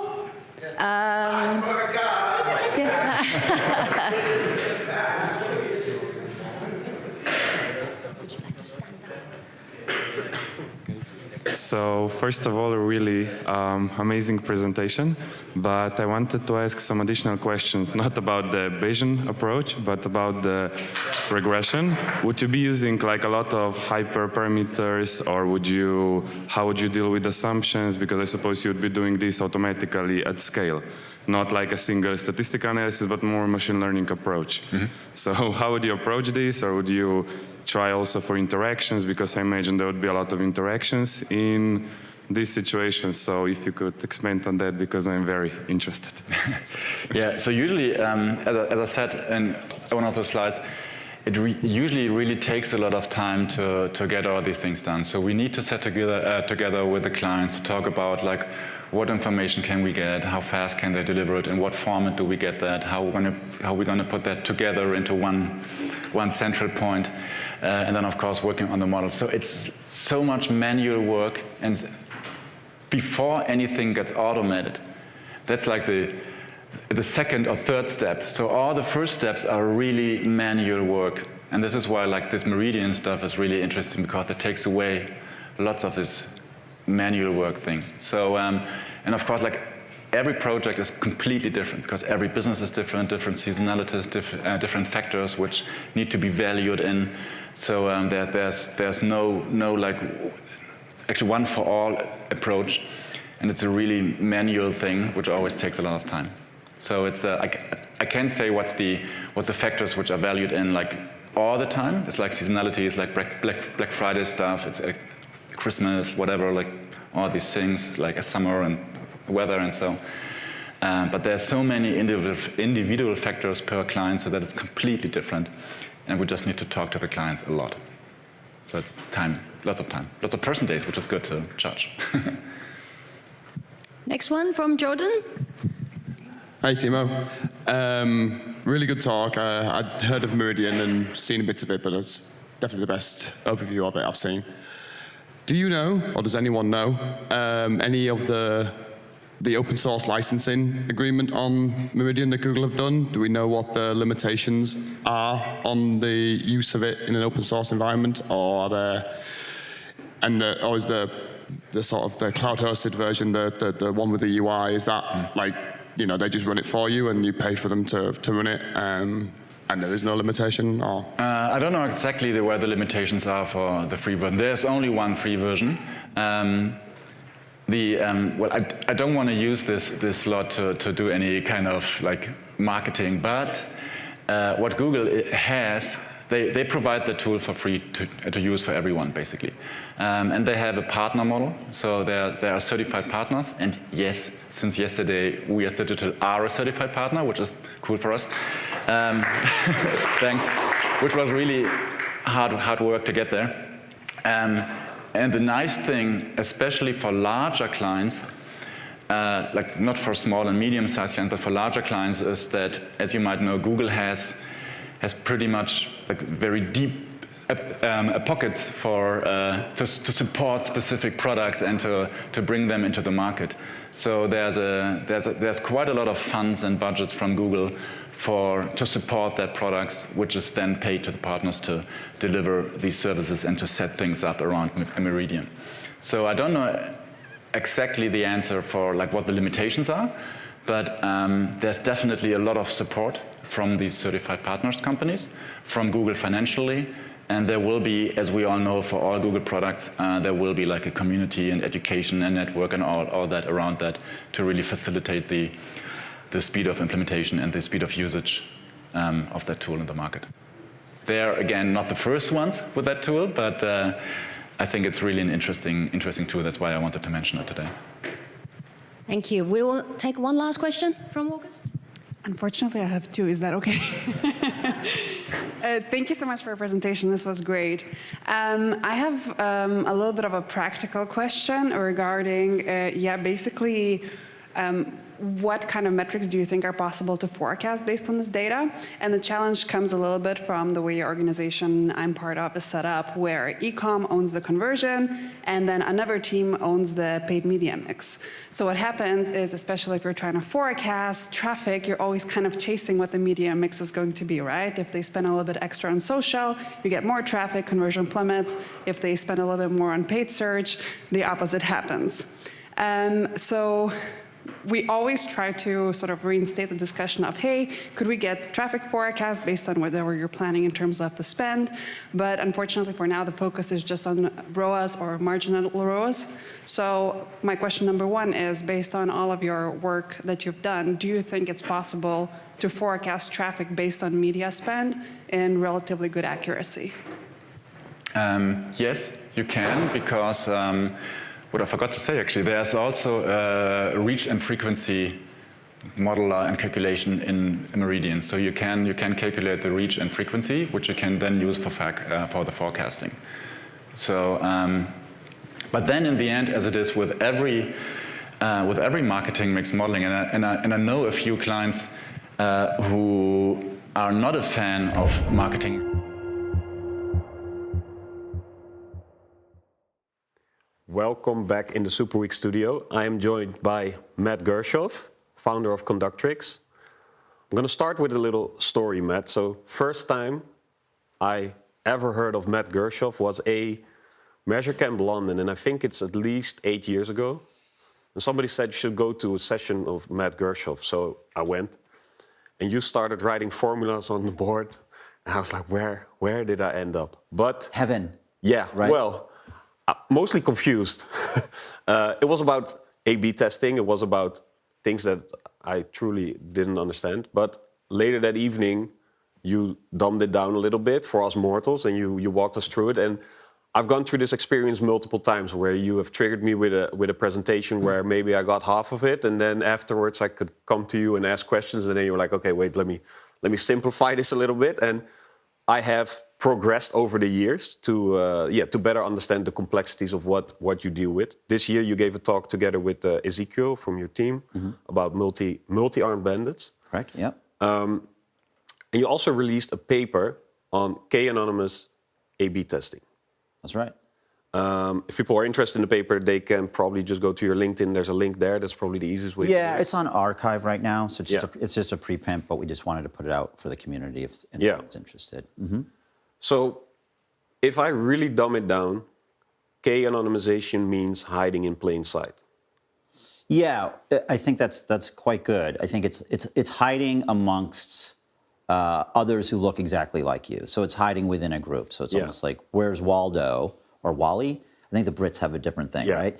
But it's like, but there's a bunch of Waldos. So there's like different collections of like Waldos and dislike Waldos, but there's not just one. So you can't uniquely identify, or it's difficult to uniquely identify. But you did say the story. I do remember that first session in London Measure Camp, and that's not how it went down. You actually asked some pretty good questions. You were asking some good questions, and I think the formula time was when that other guy, there was some guy in that room who started like challenging. He was challenging you, yeah. It became a battle. And I was like, there was no battle. There was no battle. Yeah. Yeah. So, but the idea of K-anonymization actually comes from, I think there's a paper from Sweeney, and I forget the date. But the whole idea is, as you know, in the space, there's a lot of discussion about privacy. And the reason why I thought it might be useful just to put that paper out was, I think a lot of the conversation in our area in the analytics space is often around compliance, and which is extremely important, in part because these ideas of privacy by design are embedded within the GDPR. I think it's Article 25. And so these become sort of the law, and this is sort of, these are sort of design principles that we should build our applications around. But unfortunately, a lot of the conversation is only around compliance. And so there's usually a lot of arguing about procedure.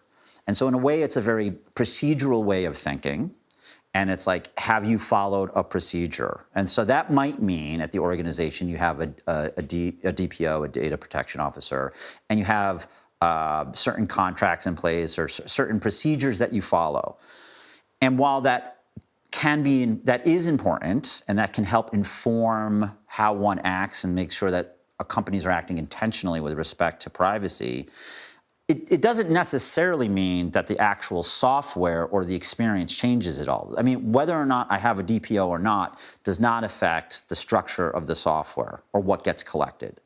And so there's this other way of looking at it, which is, I think of as more of an outcomes-based approach, which is called privacy engineering. And there's a subfield, I think it's like computer science and maybe statistics, which it's composed of.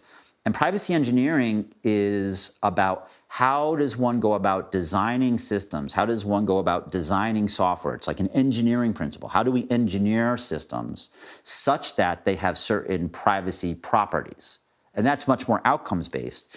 And I guess I felt that that our industry really should have more balance. Since we're supposed to be, well, I shouldn't say we're supposed to be, but I feel like many of us are more outcomes driven. That's the way we sort of think about things. That it gives us, coming at it from a privacy engineering standpoint, gives us agency.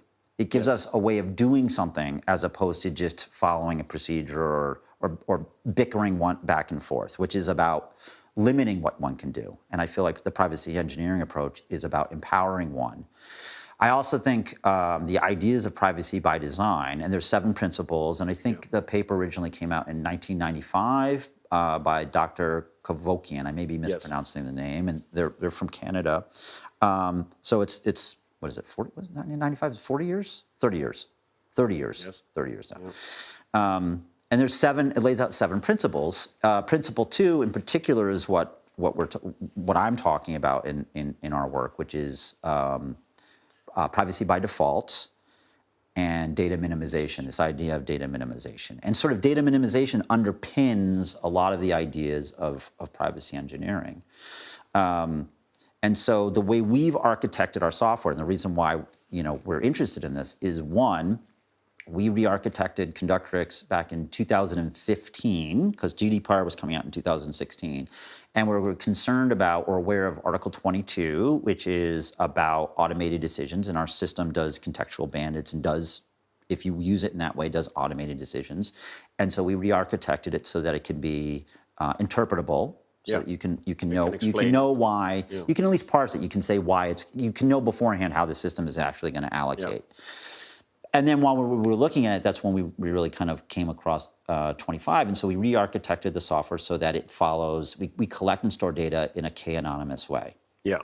And so the paper really is just sort of outlining how one can, A, collect data in a k-anonymous way, what it is, and then also how to do regression. I mean, it's a technical paper, and how to do ordinary least squares regression on k-anonymous data. And that's like kind of the bridge, because it turns out that many A/B testing or experimentation methods, like t-test, you're familiar with like t-test, hypothesis test. Yep. Actually, that is a specific use case of least squares regression. So you can run a regression, and it essentially does give you a t-test.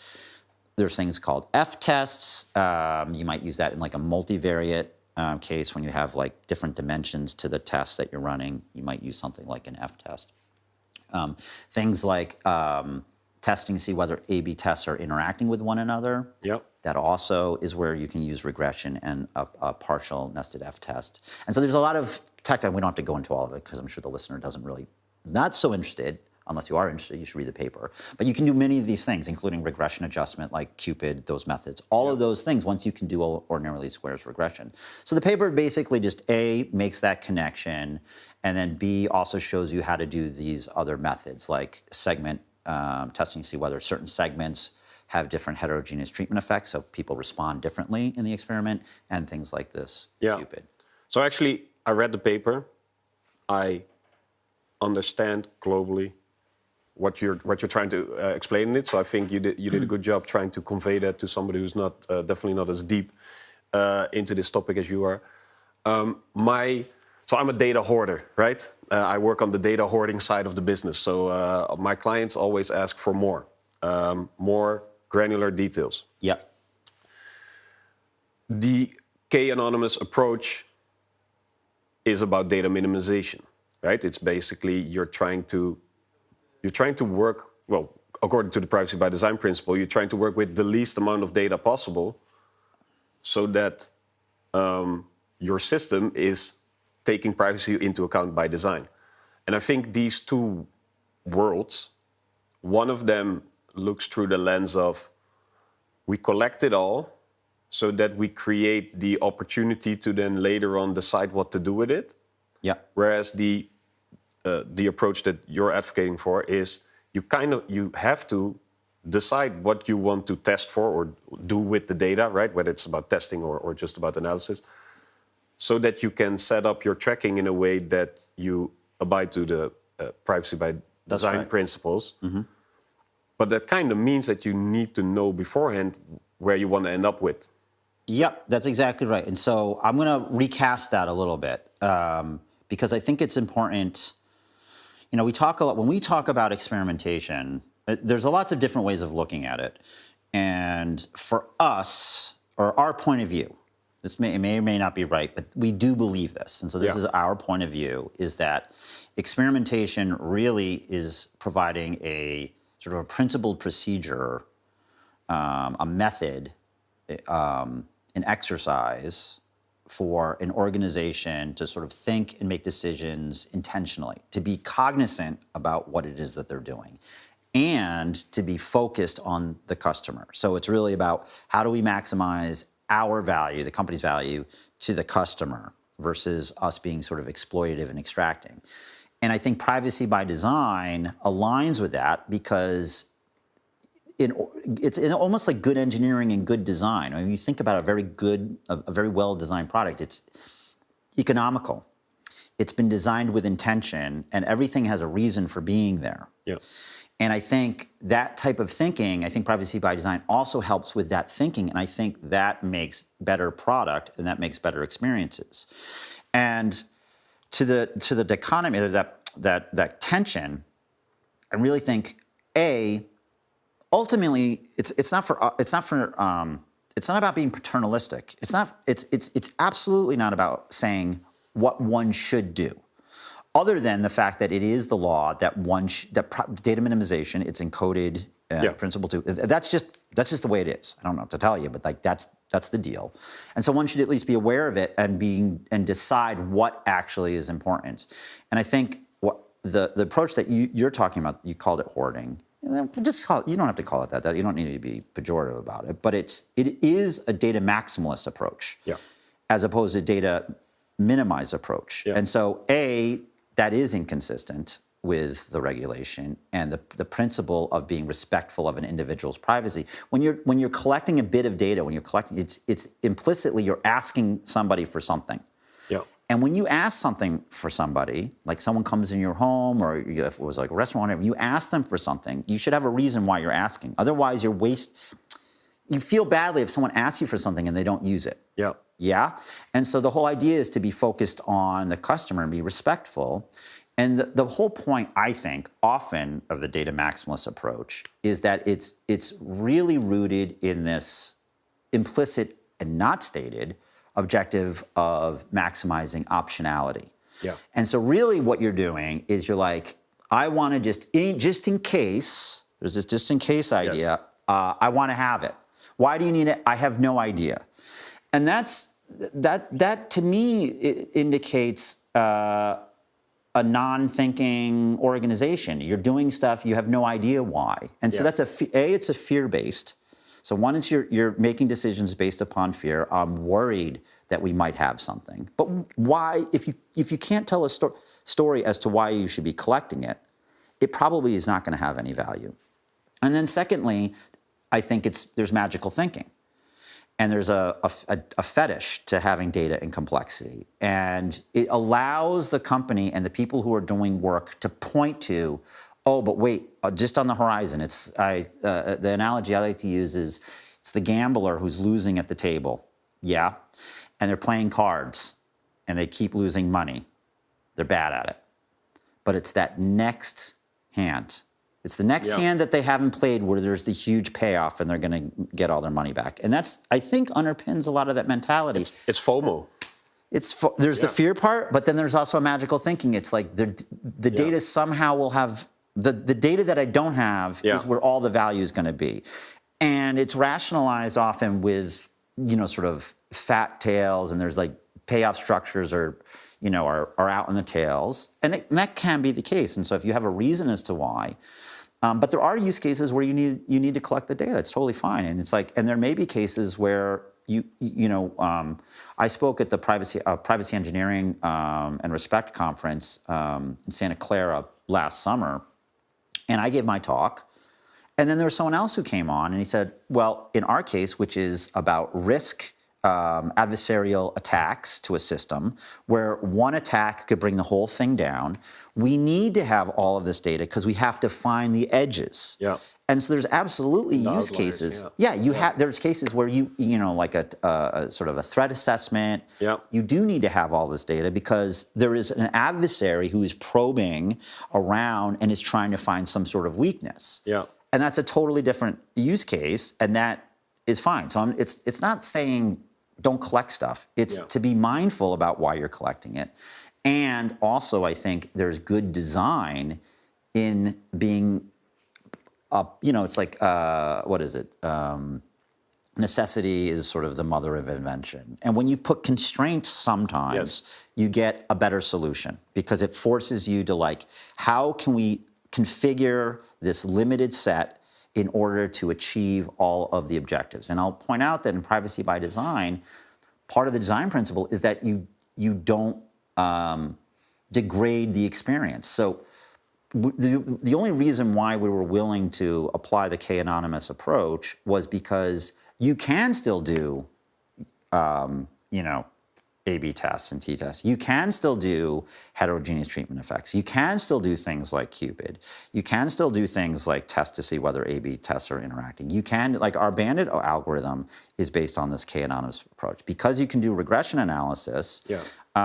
You're not downgrading the user experience because of it.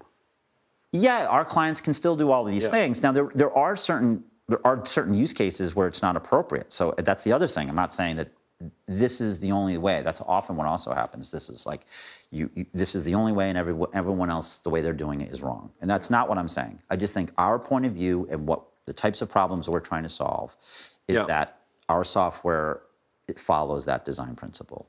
I think, so I'm, conflict is not the right word, but so my incentives, because of the business I run and what we do, collecting more data means we make more money, if I really dumb it down, right? Because we help companies collect data. Yeah, you have perverse incentives, perhaps. Yeah, but I've been doing this for a while now, and I've also seen what companies then do with the data, and I very much agree with what you're saying, especially the intent part, because I feel like if data is not collected, it very rarely happens that people collect data without an idea what they're going to use it for, and then they end up using it in a profitable way. We very rarely see that happen. And what because people just take it for granted. Then it's there, and whereas when we flip it around and we have to really work for it with our clients, like we have to really explain why we want to track something in this way to achieve whatever, right? Those tend to be the use cases that are successful because everybody is aligned to it. Well, you've also thought about the problem. Yeah. There's a problem to be solved. Yeah, exactly. To collect all the data approach, there is no problem. Yeah. Other than maximizing optionality. Well, and so you've thought about a problem. There is a problem there, but the problem is that maybe an education problem, right? So there is a fear of missing out. That's often the main trigger for us to be called like, hey, help us track everything, is fear of missing out. Like they know that their data is badly implemented and that they're missing a lot, and they just want it all. Yeah. How many good decisions are made based upon fear? Yeah, not how many? Yeah, probably not a lot. That's not a good. That's not a position of strength to be making decisions. Yeah. And I'll say, like one of the things you can do. I mean, is you could. I think it'd be perfectly reasonable to have an experiment where it's like we think. Not an A/B test, but like we think that if we had this additional granularity, that would be useful for this problem, right? Yeah. So you could just collect it in a limited basis for a time period, and then just do a quick analysis. Hey, does it look like this other thing is co-varies with this? Is this informative of something else? If it is, great. If it isn't, then don't bother. Or let's say you have a lot of data at a very fine level of granularity. And then you said, well, what if we downsampled that? So let's say you have something which is at, you know, almost every single, it's like how much they've spent, right? And almost everyone has like a unique dollar amount. And what if you said, well, what if we downsampled that into like 10 buckets, yeah? And we were using that data before to make some sort of prediction. And now let's see how much worse, does our predictions is it degraded when we do the same analysis but with the downsampled? If it does, then you know that, well, we do need to keep this information. Yeah. Or the difference in those two models, whether or not that amount is worth keeping. Yeah, if it justifies it, yeah. Yeah, because that you've shown that you need it, perhaps. Yeah. Another thing that you can do that I think, rather than having to build the architecture this way, and I try to make that clear in the paper, is that even if sometimes organizations, they need to collect certain data for running the business. Yeah. It's not for analytics, it's not for anything else. It's like they have to process things. Yeah, if you have to send somebody a package, you need their address. That's right. And there's the exact number of minutes they're watching different videos, and that could be sensitive to different topics or who knows what. And maybe there's a curator, so the data is firewalled within the organization, and it's not accessible to the marketing teams or the analytics teams. But what you could do, and I kind of articulate that, is that you could construct k-anonymous subsets or data sets from the raw microdata, which is k-anonymous. And so rather than being at risk and having mirroring or copies of the fully detailed data, which might be leaking information if it got out, and so you have to make sure that you're tracking all those data sets and whatnot. Here you could just have a k-anonymous subset and still do the analysis that you needed. And so it's not just that you have to build the system that way, so to only collect data in a k-anonymous way. It's that you can also just have the data, but if it's already partitioned somewhere, you can release the data for analysis in this aggregated way. Now, again, I absolutely do not want to imply that this is appropriate for all use cases or some sort of magic or whatever, and you really have to think about it, and there's a lot of times it won't make sense. Or that k-anonymous data is like, we picked k-anonymous approach because it's a balance between being extremely simple and practical. But there are trade-offs. There's other approaches to data privacy, like differential privacy, which has certain privacy guarantees, but is much more, we feel, much more, it's not particularly suited to this use case, and it's much more complex to manage it, and it's quite complicated to actually understand what's going on. And so, it's sort of this balance. So, but I'm not saying that, I really want to be clear that this is not like the only way, but it is a way, and so it's just opening up an additional degree of freedom or an additional option, another path that you could use in certain use cases. When you when we started this conversation, you mentioned the I'm going to translate it to you have the legal approach, right? So there's a legal construct with a lot of contracts and people evaluating stuff. Yeah, the procedural and then there's the technical approach, right? Like how can outcomes. Yep. What I notice is if we can justify the business case, then a lot of things are possible at companies. But for, like you just gave the example of maybe you can downsample this data set if it turns out that that's good enough, then that's good enough, right? But there's not necessarily a economic incentive to the company to do that. How would you challenge companies to? I mean, I would say I wouldn't challenge them. I don't care. So it's like if a company does not care about privacy by design, doesn't care about data minimization or Principle 2 or GDPR, they just don't give a damn. I don't know that. Then they don't give a damn. And I'm not going to. I mean, I don't care. Yeah. Like whatever. I wouldn't. That's not how I see the world. But that's their thing. Yeah. That's the thing. Like if you don't if you think it's ridiculous, then you think it's ridiculous. Yeah. But if you want to be acting in good faith, you want to be compliant, there is an economic reason because you don't need to have all this data lying around that could potentially put you at risk. Yeah. But also it's a cost. Your data structures are much more complex and you have all this additional data. Yeah. But, again, if you don't, to me, it's about ultimately being conscious and explicit about why you're doing something. Why are we collecting this?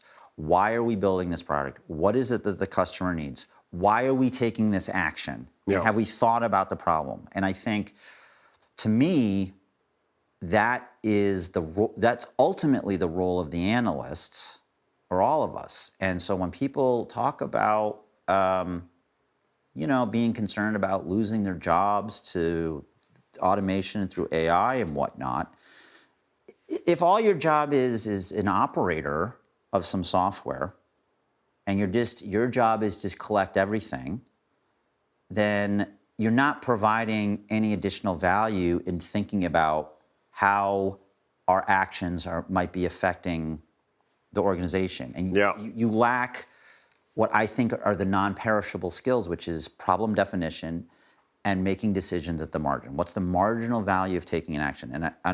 We speak that way because we're in experimentation, and that's part of what experimentation is if we take one action versus another, what's the marginal benefit from going from here to here? Is it positive? Is it negative? By how much? And is that, if it is by a certain amount, is it worth the change or the added complexity? If, let's say it's like you're testing whether or not it's some sort of prediction model and you're doing some targeting, that's adding complexity. And you want to ask, if we did the next simplest thing, is this worth the value? And the same thing with data. If we have this fine level of granularity, is that worth us having that versus just having something much simpler? And when it's simpler or less complex, it's easy to inspect and make sure it's correct. It does reduce, there is a direct benefit, which is it makes it easier to audit.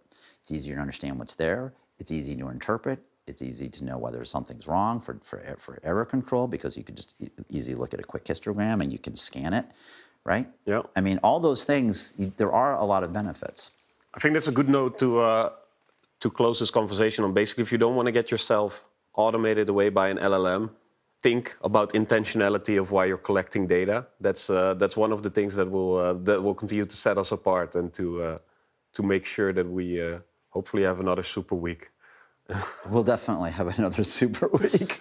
Matt, I want to thank you for all the information. Paper is online. People can just find it. We'll put it up on our site, and you can check it on LinkedIn. And it is fairly technical, but I think just this conversation, this conversation, though, I think is a lot of the ideas. Thank you. We're going to switch to the live stream on stage, where there is a talk about green analytics. Yeah, I was chatting with her over coffee, and I was a little disappointed I was going to have to miss some of that, but we'll watch it on the screen. Exactly. Thank you. Thank you. Bye-bye.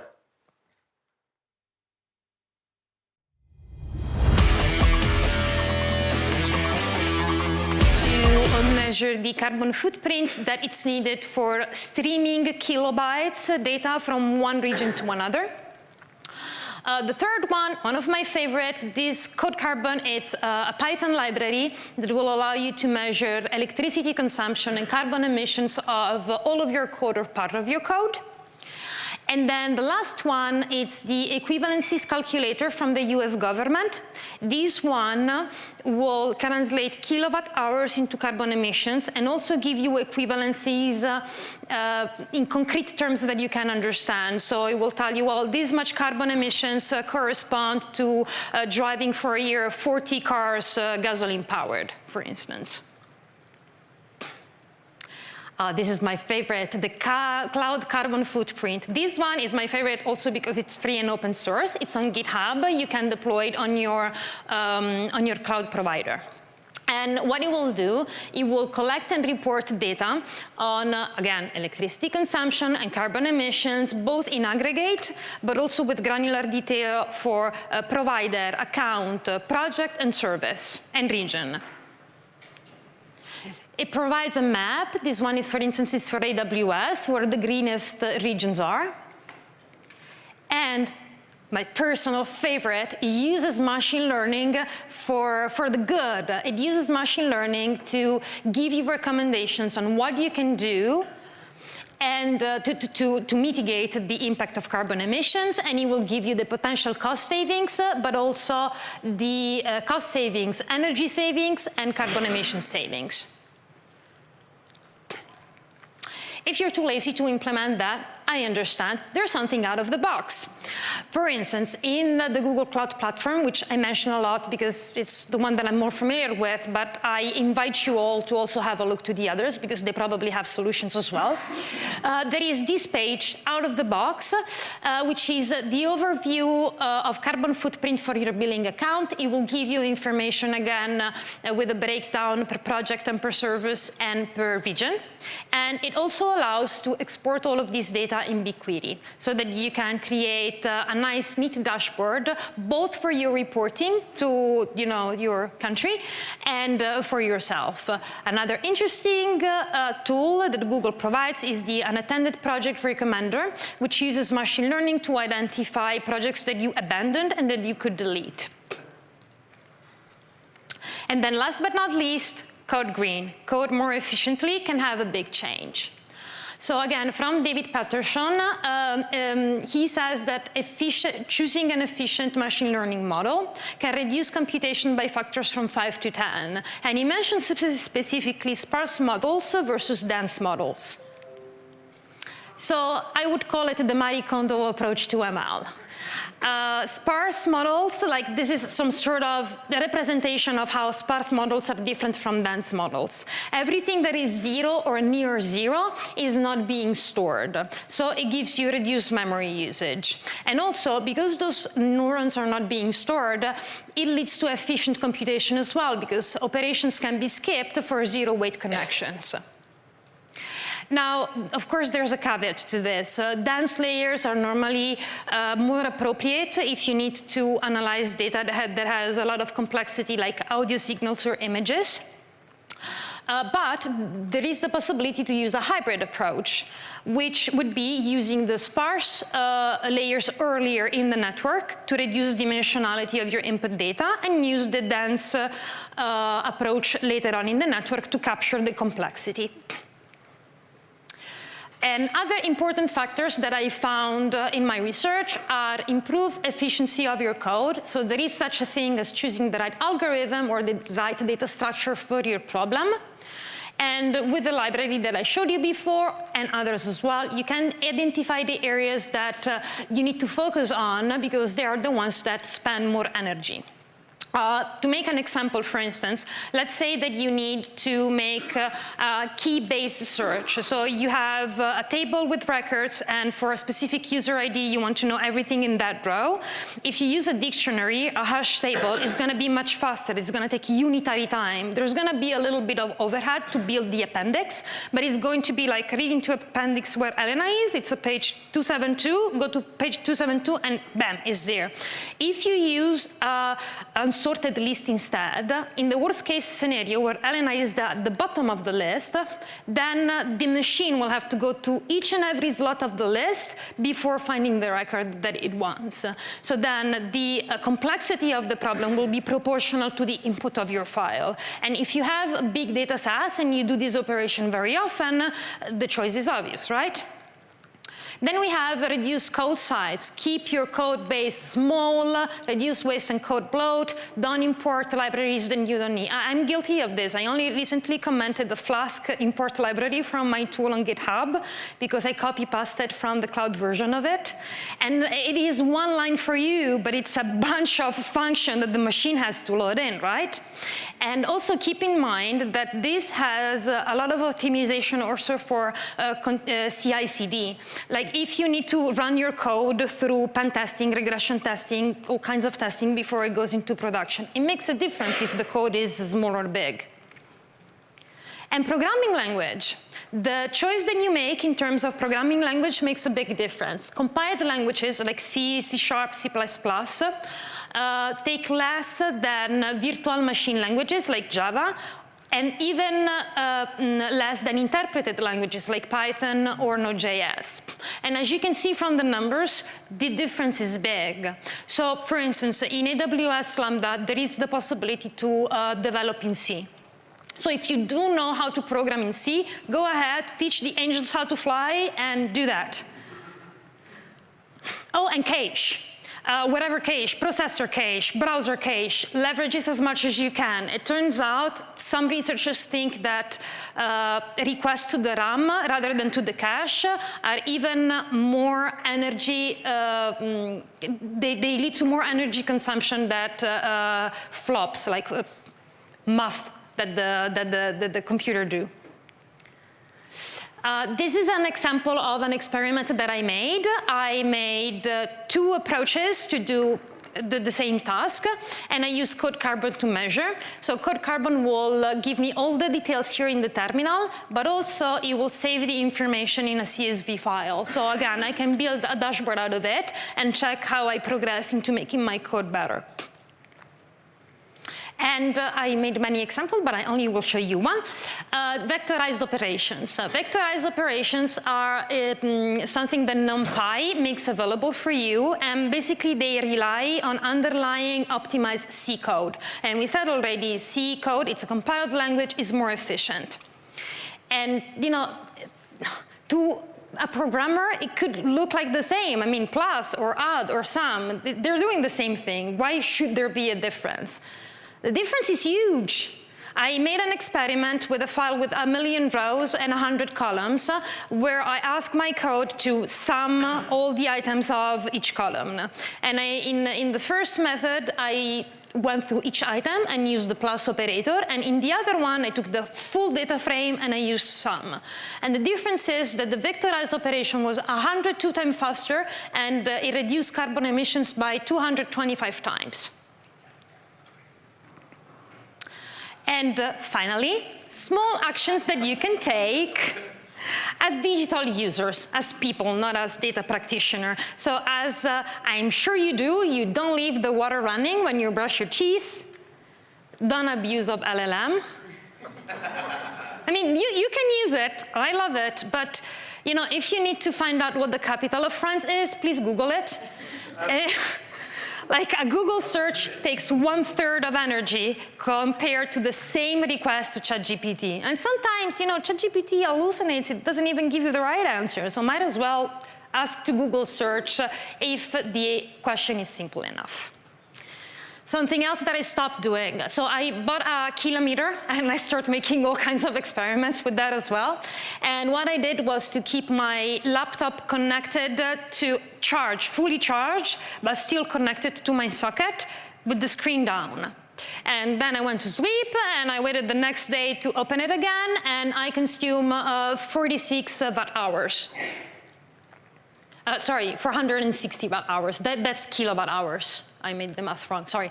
So that doesn't sound like a lot, but then if you let's multiply it for all the people that are in the DataVis channel in Measure Slack, which are about 25,000. And then for the full year, it amounts to 420,000 kilowatt hours, which is enough to keep a light bulb on for almost 800 years. And it produced the same carbon emissions that almost 40 cars would in 1 year. And it takes recycling 60 tons of waste to have the same mitigation effect.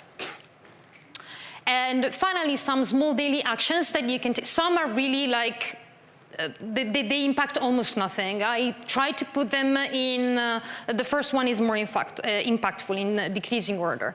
So device manufacturing and disposal is very polluting, so try to extend the life of your devices as much as you can. Take care of your devices. Video streaming, gaming, and social media, video in general, are also very polluting. So if you can reduce high definition, that's an option.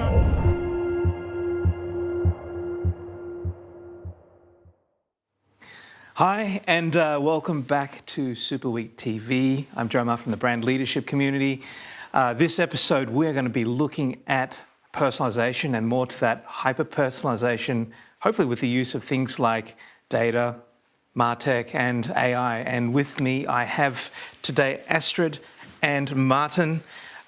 Welcome to the show. You have, Astrid, you've had your session today, and was it today or that was it was Monday actually. Monday, yeah. Yes. So, but I remember I actually heard good things about it recently. So you've obviously resonated with the audience. So great.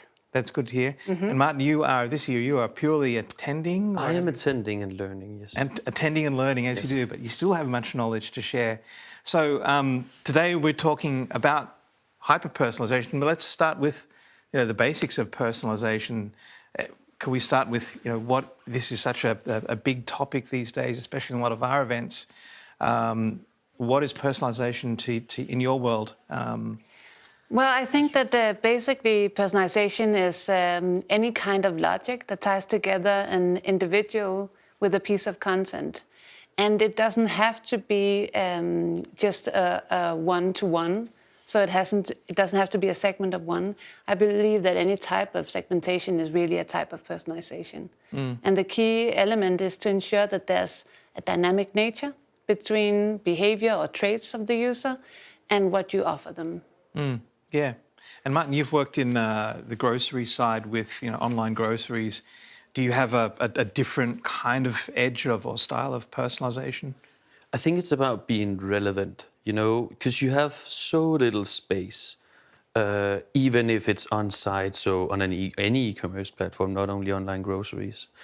And you have a fraction of time with your users when they browse around the internet and hopefully see any of your online banners or DCO banners, whatever it is that they interact with. And just upping that relevance scale with personalization, tying that user data with relevancy. I think that's at least the main goal and the main reason of doing personalization. Yeah, and I suppose from a brand's point of view, we're looking at some kind of conversion, right? Or whether it's a transaction or whether it's going to the next page. Tell me a bit about, with your experience, Astrid, what kind of things do we need to consider when it comes to data maturity within a larger organization, when it comes to a personalization strategy? Or I think it depends on also the goal of the personalization. You can have very niche or very situation-oriented types of personalization that I think are accessible to any brand. But then I think there are also bigger carrots to chase. And currently at TV2 Denmark, where I'm at, we are chasing the concept of the customer-oriented ecosystem. So ensuring that actually the customer journey across all the different parts of the products are tied together.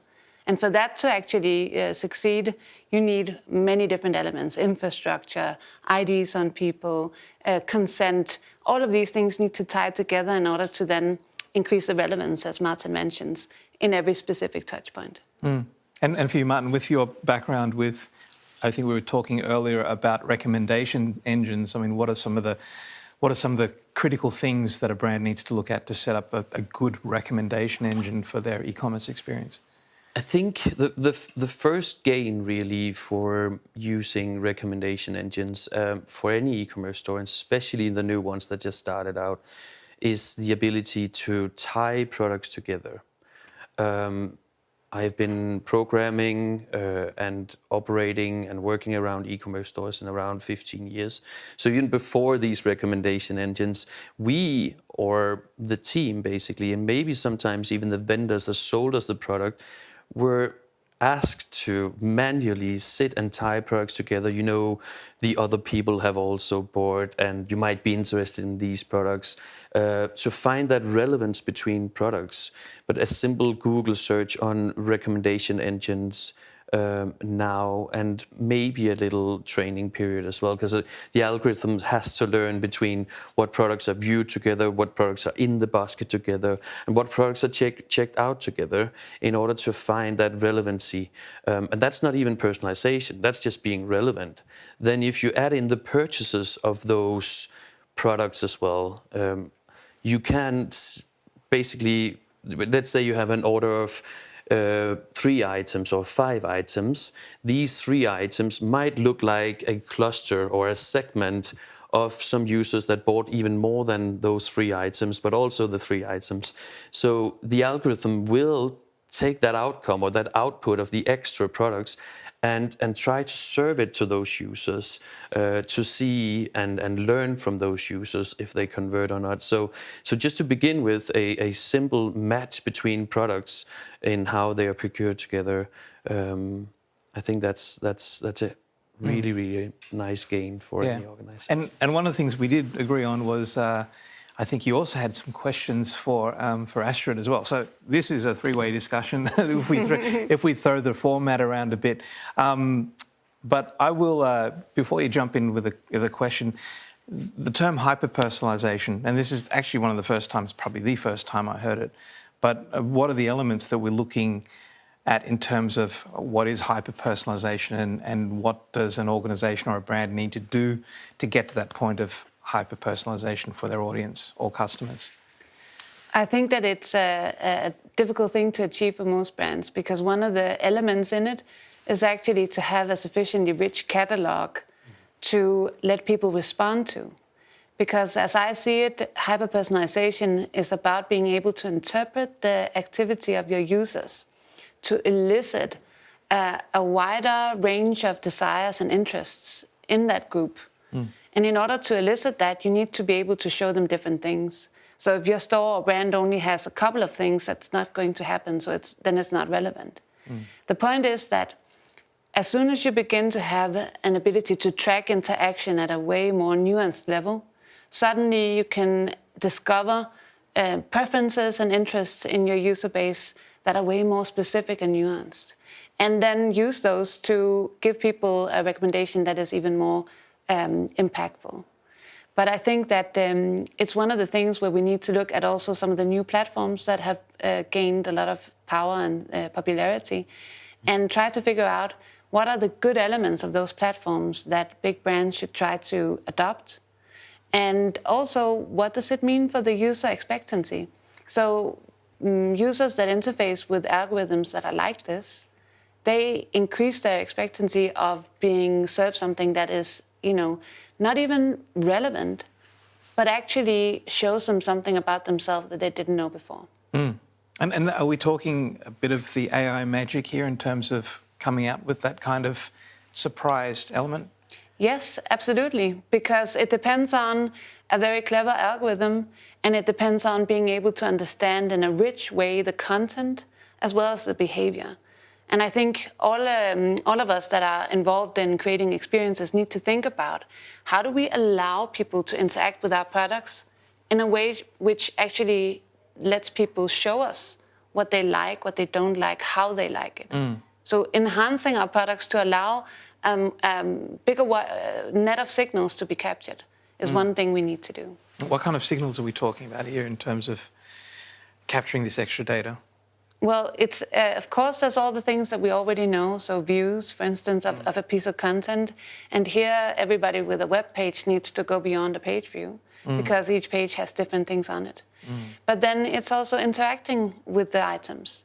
So if you don't have any ability to interact, then you need to think about creating it. Right. And there's lots of brands that would have the option for you to interact with it socially. Yeah. Right? And that whole thing of going into, if you've got clothing items, then you can go into reviews and see what people say, click on the images. Maybe you can like the other people's images. So it's that rabbit hole of being able to interact with a product in many different ways that gives us these signals. And this is beyond the analyst's role, right? This is something that the marketing manager or the product manager needs to add in. Your thoughts, Martin? I can see I think for the majority of regarding tracking of user interactions, you can use your standard or custom tracking that you have sitting in Google Analytics, and it doesn't really matter if you collect all of the data. I think these recommendation, my vision of it is that these recommendation engines, they can live without 5 or 10% of the data. It doesn't really matter for them. They will find the missing links. That's the whole purpose of them, to connect the dots. So any page views, any product detail view, any add to cart, your usual e-commerce suspects regarding events would qualify for a great recommendation engine training data set. But about that catalog, I really think that's the most important thing. To have the tags, have the product tags, and sometimes you need 100. You really need a lot of tags, depending on how complex the product is. And especially, I don't know if you if you notice when you upload videos to YouTube, it actually loops with an algorithm through the video and then auto tags that some of your just uploaded video. I think that's also why they have a bit of processing time when you upload videos as well. So these, you could say these rich media ways of doing it, that's really interesting for me. It's something I never worked with before. But definitely you need tags, right? You need pricing, maybe you need seasonality, that you're only selling this product for Christmas, because how would the algorithm know that it's Christmas? Elsewise. So in setting up those tags and algorithms, I mean, who sits with that role? Is that something the analyst does, something the product manager does, the brand manager, or is it a collective effort? Should there be workshops set up? Where should it come from? Because I think, when it comes to defining these variables, it may not be in the analyst's viewpoint. They may not understand the full product. So what kind of relationship should, from a data side to a product side, should there be? Yeah, well, that's one of the tricky things about going forward on the personalization journey, which is that you need to combine both the commercial efforts, so all the acquisition strategy and the activities you have there, with how the product is then built, so the experience part, also what products you really have, because you might discover that you've got gaps that you need to fill, and then finally also how the tracking plays into that. And then on the IT side, all of the infrastructure and technology that supports it. So I think that it has to be a very collaborative effort. And you need to have clever people in all of these different branches sitting together and doing a dynamic calibration of these things in order to make it actually work together. There's the purpose of tracking as well. So actually the Google Analytics data set is amazing for any recommendation engine, because usually it's the commercial team or the marketing data team that are pretty good at actually identifying the right events that makes commercial value. And these algorithms, they often come with a commercial output. They are a replacement for the McDonald's cross-site selling. Do you want fries to go with that? Or the upselling? Do you want... supersize. Exactly. Supersize me.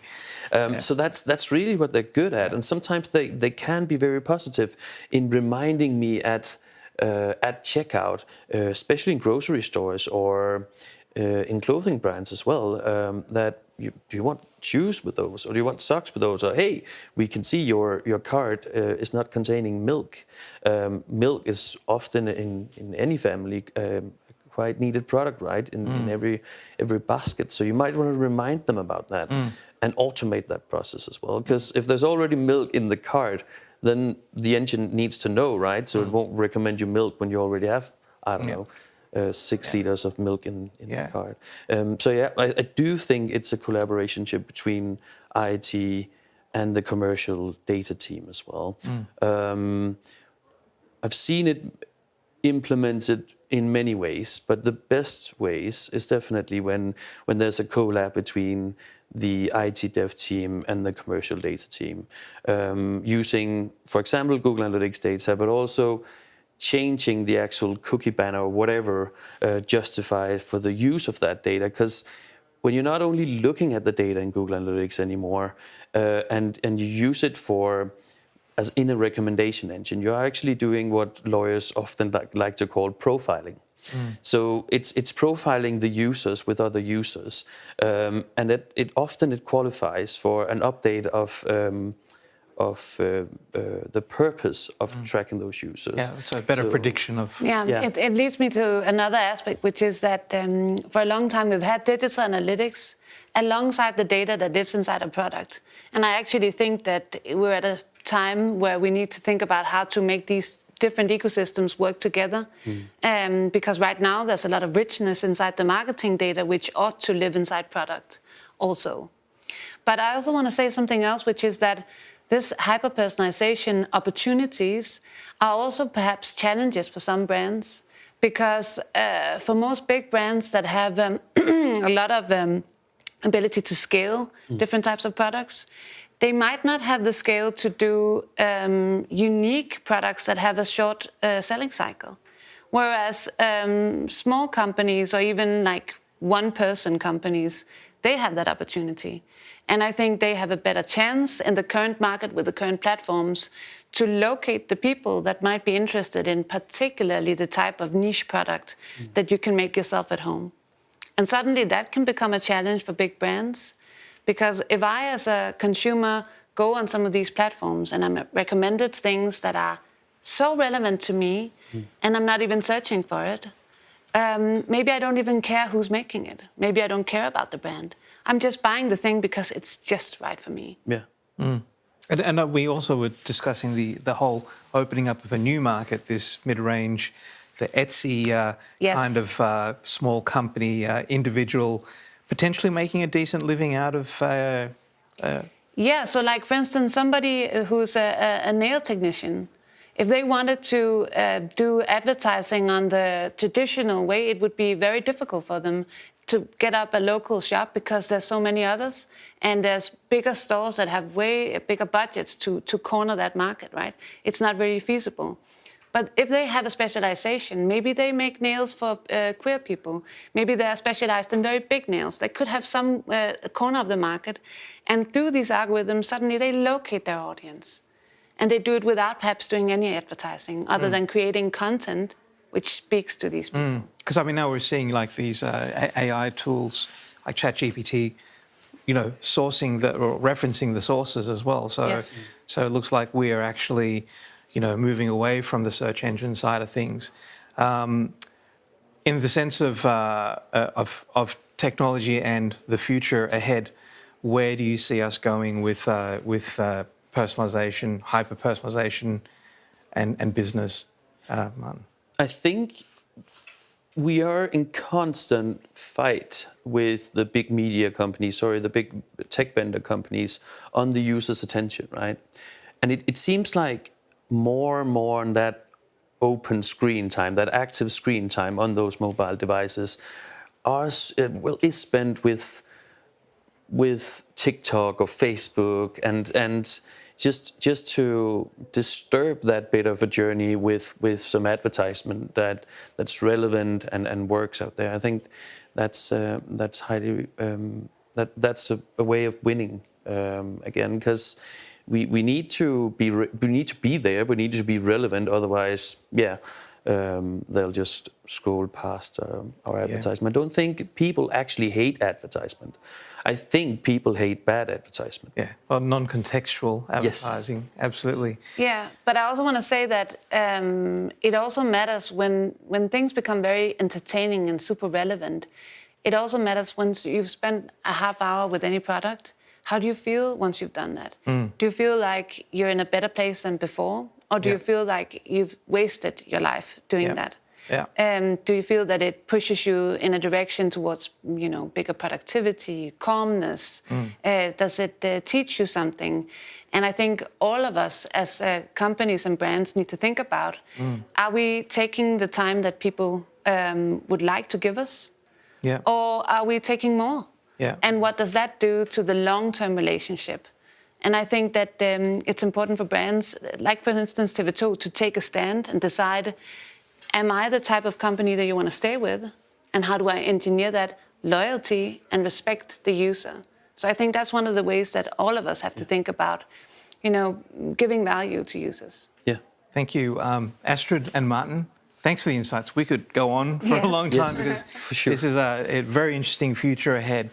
Thanks for tuning in again for Super Week TV. More episodes to come. And don't forget, we've got a few more tonight as well. So stay tuned. Don't forget to follow on LinkedIn Super Week. Thank you, and we'll see you next time.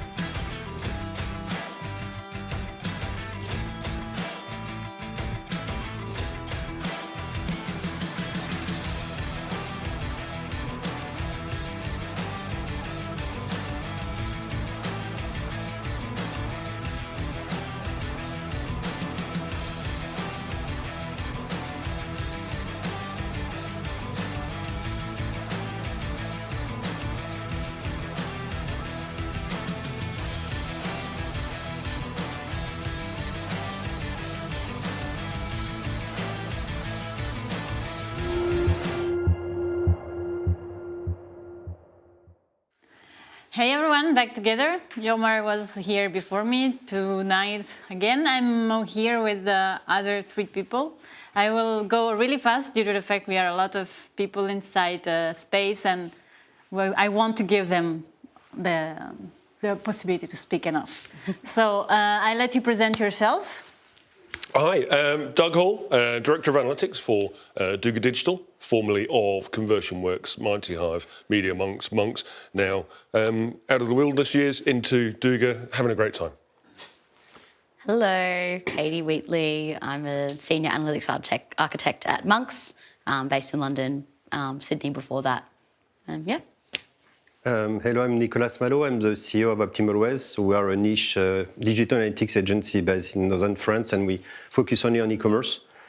And we're also a piano partner. Okay, so actually you already spoiled a bit what we are going to speak about today. Before this morning, we were speaking about being tool agnostic, while right now we are really diving into which tool we are using. And I ask some agency people I know here that are using different tools that are not Google-oriented. And thanks also to the partner, I found 3 wonderful people that can speak about it. So Doug, you will be our Piwik Pro guy. Happy to be that guy. It's a privilege, it's an honour. Thanks. Katie, you will be our snow plow girl. Snow plow girl. Perfect. And Nicolas, as you said, our piano guy. So actually, there is not just Google. We spoke that we want to be tool agnostic. It's nice to discover the other tools. So here I am, and maybe it could be nice also to understand your expertise with this tool and what you find interesting about them and why you're using them. So if you want to start that, due to the fact maybe also you are more used to the DB compared to Nicolas and Katie, that your first time, right? So pay attention, guys. This is how professionals do it. I'm a particular fan of Piwik Pro, and there's a number of reasons for that. Very basic one, non-technical reason first off. Earlier on this week, we had the fireside chat. There was all about the power of partnerships, the art of doing a partnership. And partnering with Piwik Pro, for us, means being a part of the community. This is something the organisation has done a fantastic job about, creating an ecosystem of partners who offer support to each other, as well as providing product updates. Piwik Pro also used this partner network for marketing, outreach, supporting clients, as well as growth. Obviously, there's a commercial aspect to it. So that's great. Otherwise, previously, in previous years, Piwik Pro has positioned itself, or people were positioning Piwik Pro as an alternative to GA4 for its resemblance to Universal Analytics. But now the story, the narrative is much more positive and unique in that it is it stands out as its own product. Technically, it's got the requirements like server-side capability, but very much a very strong consent-oriented focus, privacy-oriented focus, privacy first. If I'm not wrong, they have their own CMP integration. Exactly, yes. That integration capability is hugely supportive. Very easy to implement, absolute no-brainer to implement, and it's very strong. This is not legal advice, I'm not a lawyer, but it gives you a very strong regulatory position, okay? In terms of compliance, you're well on the way. Then with the CDP integration was announced this week, I believe, and that's part of the freemium model as well. So your first-party data collection and processing and activation needs all in one place, along with an integrated CMP. That's a strong offering. And as I said, there's a freemium offering there, and the community support to go with it. And actually, I really agree with that, because I've never used a lot Piwik Pro, but due to the fact they offer the CDP integration, I actually advised a client that I had in my previous business to implement it. And even if I didn't use it, it was really straightforward to implement. It's hugely compelling in terms of easy onboarding. I think that's a major plus point. You've got a TMS, your CMS, all kind of alphabet soup is going on in there, and it's very. The onboarding, not just in terms of implementation, but being able to start using it effectively very, very quickly. Some tools are complex and require some training, hand-holding, support. I think Piwik Pro is really approachable. Got a good digital analyst, you've got a good campaign manager, and these people are going to work together with this tool very quickly. It's quite intuitive. Okay, thanks a lot. You're welcome. So we have an overview of Piwik Pro. Katie, what do you think? Like, I've never used Snowplow. I'm really interested in it because it's kind of also a different concept than the usual tool. So let's explain also to me how you use it, how it's built, and why it's interesting to implement as well. Yeah, I've used it. So I work in a client-facing role, so I've used it in the context of working on a project for a client. And I think it became clear to me after a short amount of time why they had chosen it. This was like a pretty large governmental organisation in Australia, so privacy was like the #1 thing for them, above pretty much any other consideration, definitely above efficiency. And so I could see from that perspective why they chose it, because everything was just hosted in their own cloud, and that made a lot of sense. And also I could see why it was appropriate given the level of customization available. Yeah. That said, I think like you do need to have a really strong background in analytics, and it's kind of a tool that you want to be using after you've already had some exposure to the analytics industry. And for them, they had a really strong data engineering team, so it made a lot of sense. But yeah, I think from an analyst perspective and from a data engineering perspective, it's a very elegant solution and it's very privacy focused. So in the context of the client I worked with, it made a lot of sense. Okay, and to connect to privacy-centric, one of the tools that is majorly used in France, I think, is Piano. And also its focus is privacy, and I know it's really an interesting tool. I've tried also to use that. I have a couple of workshops, and they show me the tool, but it's really difficult to move also the Italian mindset from a Google-based one to something different. But maybe, Nicolas, you can explain us, because you have really a long expertise with this tool, no? Exactly. So I think it's like Piwik Pro. Piano is really privacy by design. And what I really like with Piano is that you can have the granularity for each dimension. You can specify which one is exempt or not from consent, which is a requirement from the French Data Protection Agency, CNIL, C-N-I-L. You may have heard about it already. So it's really granular in terms of privacy. But that's not only the reason why our customers migrate to Piano, but also what they really like, that there are reports like in Universal Analytics, out of the box, so that's something that's also very appreciated. Also in terms of data collection, it's an event-based model, so it's very similar to GA4. So when you have to migrate, you had GA4 events and then you migrate to Piano events, so that's very easy to use. Something also I really like that you have the possibility to define dimensions with the first or last value of the session. Which is very useful, especially for e-commerce, where you want to understand what was the first campaign, internal campaign that was seen at the beginning of the visit versus the last one, etc. And last but not least, what's very interesting is have a data query tool that really helps you to manipulate the data in a no-code approach. And what I really like is that you can create calculated metrics based on segments. You can say, I'd like to have the ratio between this segment and this segment. Say, okay, I want to have the visit for people who did that, and visit from people who did that and that. And then calculate automatically the ratios and with no sampling. So in Piano, there are no sampling, which is a great asset. And for more advanced customers, you can, all the Piano infrastructure is based on Snowflake. Yeah, I heard not Snowflow, but Snowflake. There are sometimes confusions between the two. So you can, if you don't have Snowflake, Snowflake, you can access directly their own Snowflake environment. So that's something that's pretty useful more for advanced data scientists. Or you can export to your own Snowflake or to your Azure infrastructure or Google Cloud infrastructure. So it's also very flexible in that sense. If you have more advanced needs and you want to cross-reference your data with internal systems, etc. So Snowflake is more of a data repository, data warehouse, right? Exactly. Okay, so you have your raw data. It's kind of a Google Cloud, Google BigQuery, where you have your data, and then you can export where you want. Exactly. That's super nice. And okay, so actually, when you want, maybe it could be nice to have an example.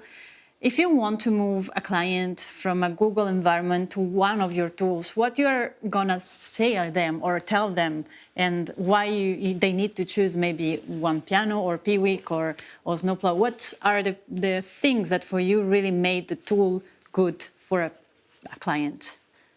Katie, do you want to start? I'm thinking. I was thinking that something that's good about it is because you're not restrained by the schema. If you have like a lot of different ways of identifying a user, or you have maybe different dimensions that you want to assign to a user, I think I found it a bit more elegant to use in that way. And I think mainly if you've got events that have, you know, unusual structures or unusual attributes or a lot of metadata, then it makes so much sense to use it. If metadata is really driving what you're doing, for instance, if you're a content, publisher, for instance. Do you think it could be useful also to have on the client side someone that is maybe a data engineer? Or you definitely need that. You definitely need the expertise. Maybe hire also clients that have a higher knowledge of the data. So yes, not for clients that just maybe don't know how to handle those things, but those that the opposite, clients that know how to handle data and how to work with raw data directly, right? Absolutely. Yeah, that's like a definite prerequisite, or it's just going to be, barely set up and unable to be used. Yeah, exactly. And for you, Doug? Well, changing a platform, analytics platform, for instance, ideally it's going to be less of a technology challenge. You're going to be facing a change management challenge more so.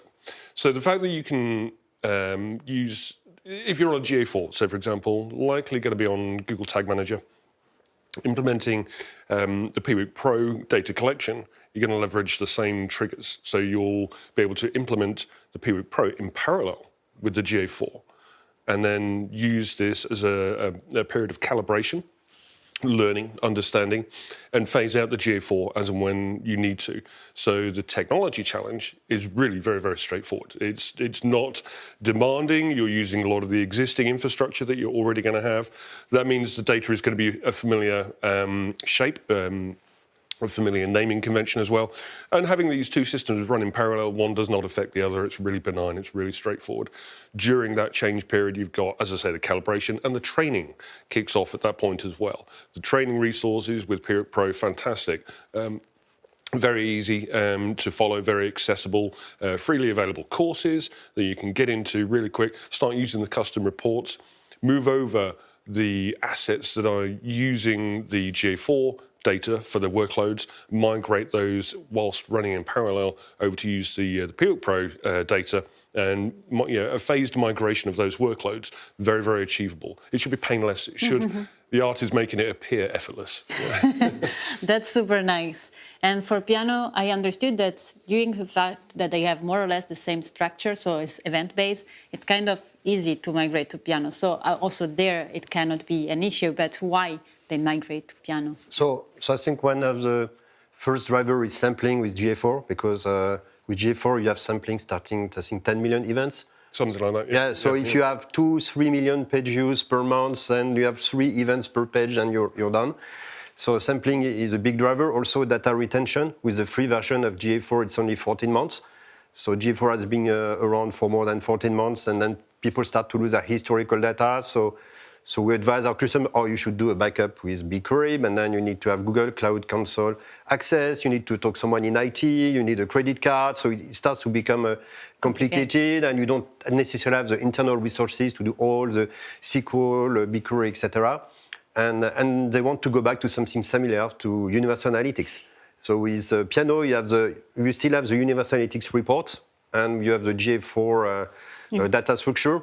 So that's pretty easy to migrate. I think where it requires more training, it's the data query part, because you can create calculated metrics based on segments. So that's a different way of thinking. So it requires some onboarding, but for e-commerce people, that goes very fast, because they're always calculating ratios, macro conversions, macro rates. So once they have understood how it works, they pick up very quickly.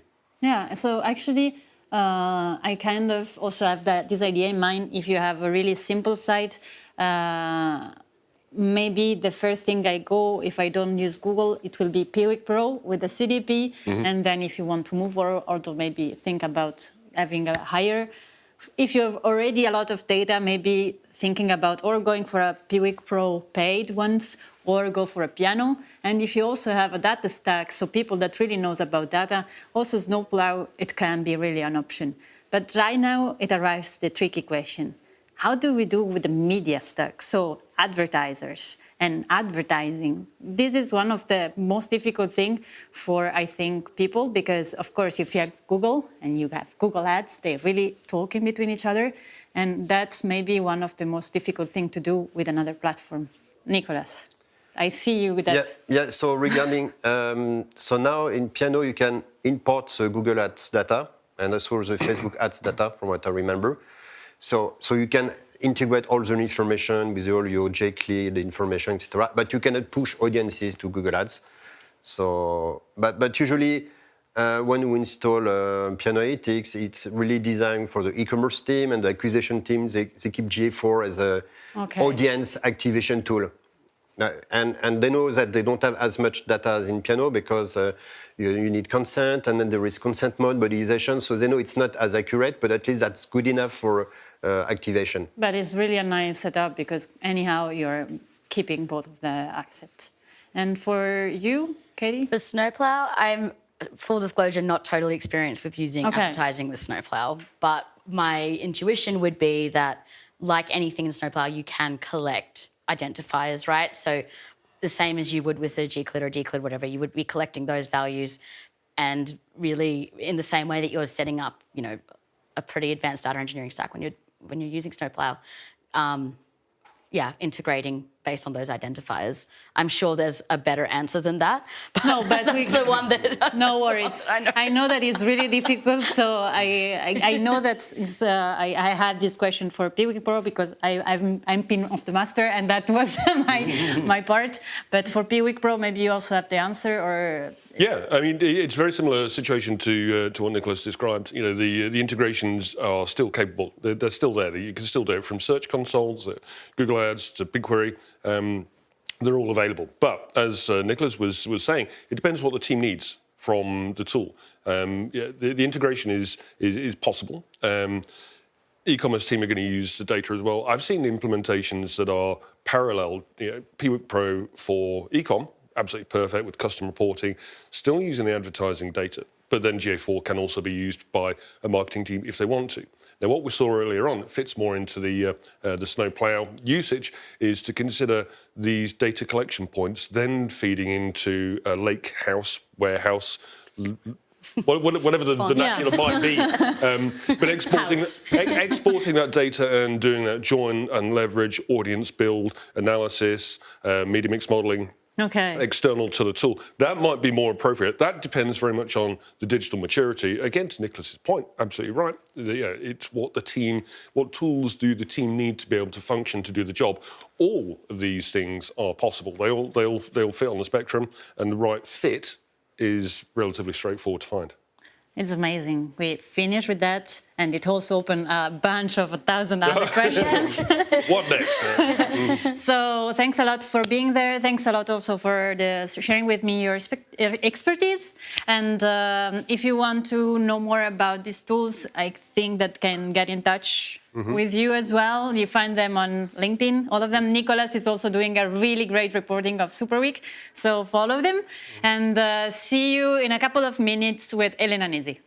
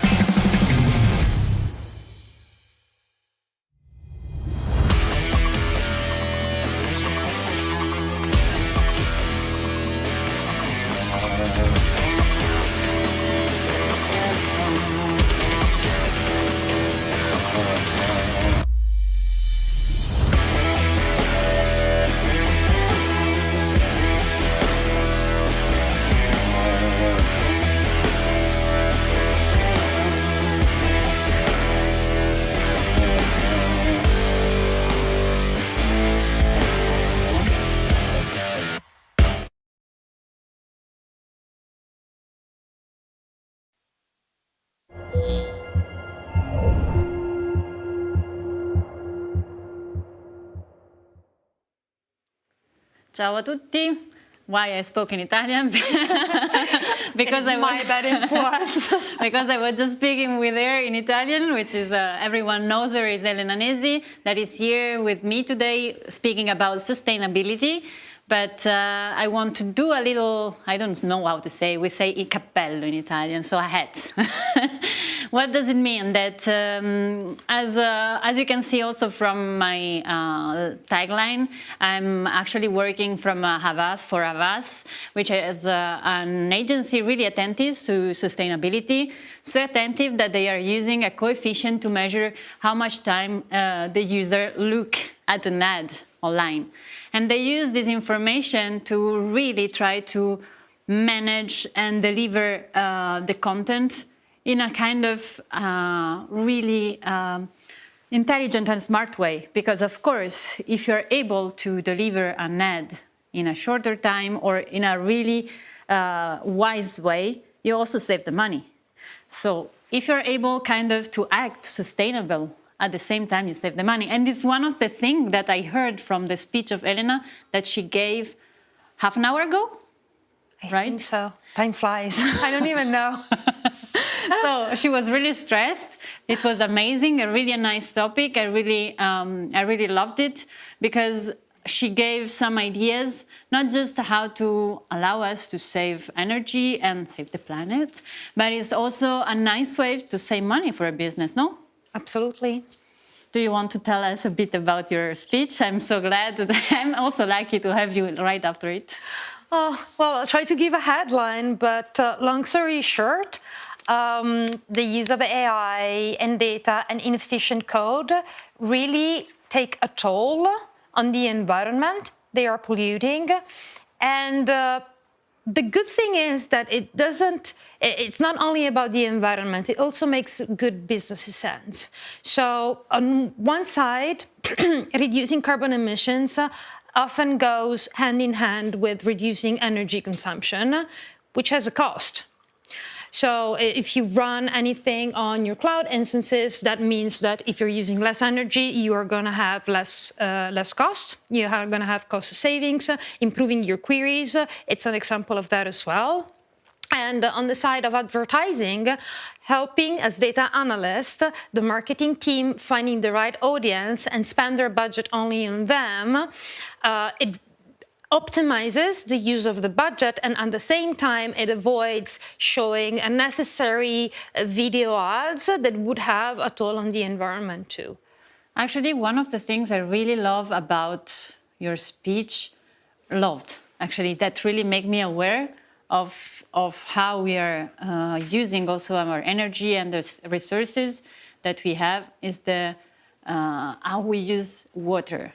So I don't want to spoil anything, but it would be nice also if you can explain why I'm speaking now about water, because it was really astonishing, the subject.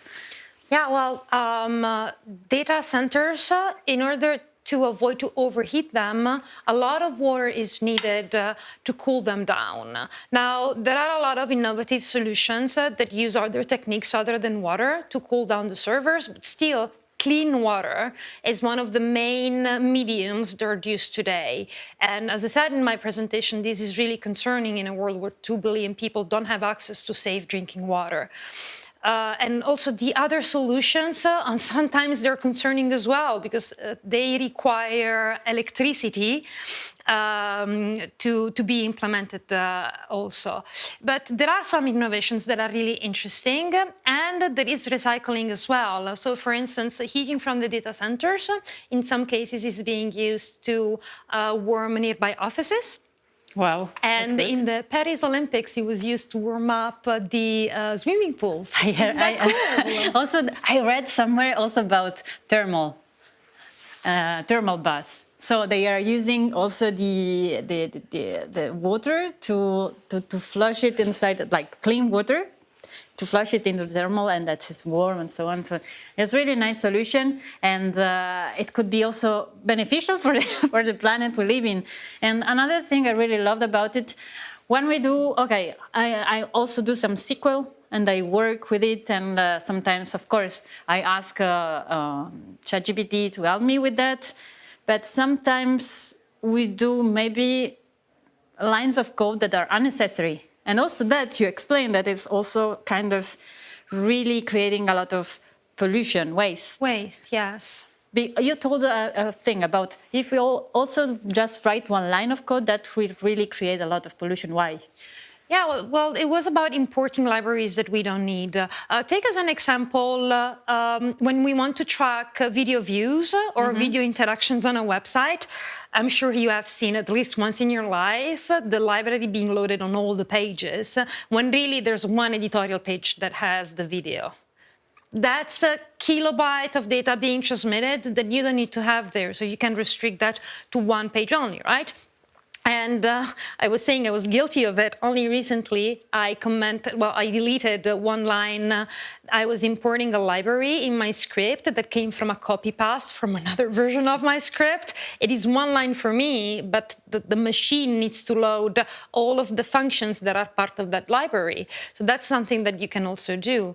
And on SQL, and then I will stop. And on SQL, you know how in BigQuery we paid for the data processed, right? But, well, there are two models of pay for data, and the other, it's about computation. Now, I would suggest that even if you don't pay for it, if there's a way to use less computational resources with your query, you should use it. I know it doesn't make a difference in cost, but it does make a difference in carbon emissions because you're using less resources. And in terms of cost, it's not an immediate cost, the saving that you're seeing. But again, with the regulations that we have in place, sooner or later, this is something that you will have to do because otherwise you will incur in fines. So we can say, even if you don't care about environment, at some point it will return back to you because in costs or fines. So it's kind of nice to take a bit of care of it, not just for our money, but for the planet we live in. Maybe it's just bullshit for someone, but it's a really little thing. Like you said something that I can reconnect. Like if we brush our teeth and we close the robinet when we do it, it's just a little thing that really can help sometimes. So it's really nice.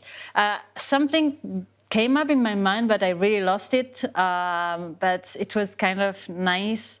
But I will do another question. How you came up with the idea of doing that? In the meantime, I will draw some tea because I promised her to have our break. Hit me with the tea. Keep your promise.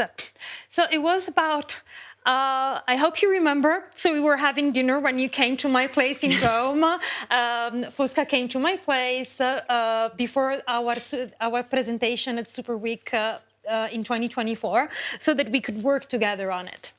And we were having dinner, and her and my boyfriend were going, oh, like, you have terrible habits, they're unhealthy, and they pollute the planet, you're so bad. And then at a certain point, my boyfriend Andrea goes and says, well, actually, we work in one of the most polluting industries in the planet. I'm like, what? So I needed to fact check that immediately, and it led to a one-year-long research that then I wanted to share with all of you. I'm really happy about it. It's nice. It also can allows us to be also more aware of how we are using our resources. So thanks a lot. And I really think that more and more businesses are taking care of that. My business is an example, but I really think others are going into that direction. I will switch a bit the subject now, as Elena is not just a person that I'm really happy to have here because she's really interested in for me, important subject. But it's also because she's the last year winner of the Golden Puncher Prize card. Making me blush. So it's kind of nice also to have her here now, because in a few minutes we will have the Golden Puncher Prize also for this year. So it's kind of nice to maybe explain what is, and maybe try to push other people next year to come and try to do that as well. Absolutely. I'm very excited to see what everybody has planned for this year. So the Golden Punch card is a competition that happens every year at Super Week, where people from all over the world, they bring up their most innovative solution, and it gets voted by the audience at Super Week. So maybe we can hope for a sustainable. Yes, 100%. That would be nice. Maybe next year. I gave you an idea. Yeah, you gave me an idea. You're terrible. Well, I made you promise to stop it. Stop it. No, but it's really nice. I think they also gonna record the first part of it, so you will have a glimpse of it. But it's really nice, and last year we really had a lot of fun. It's not just serious project, but also really funny project, as the one of the Baker, Jason Baker, about the GF4. I don't know. Yeah, you remember? I laughed so hard at Julius. It almost deserved to win over mine. Yeah, yes. It was really fun. Yes, I'm sorry. I misled the name. So actually, I think we can close here. Thanks a lot, Elena, for your time. It was a really great speech. And we will see in a few minutes on the live stage for the Golden Puncher.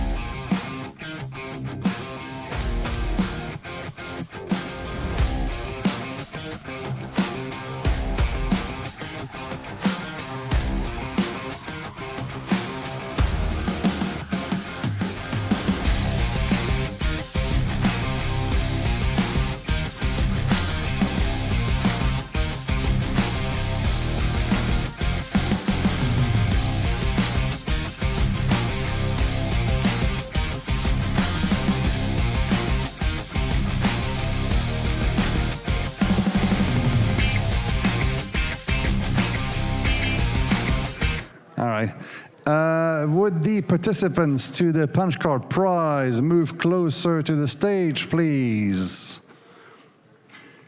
This is not high school, you can move closer. I won't bite. Hard. No, but like if you're going to come on stage, you might want to, you know, not be in the other room or something, right?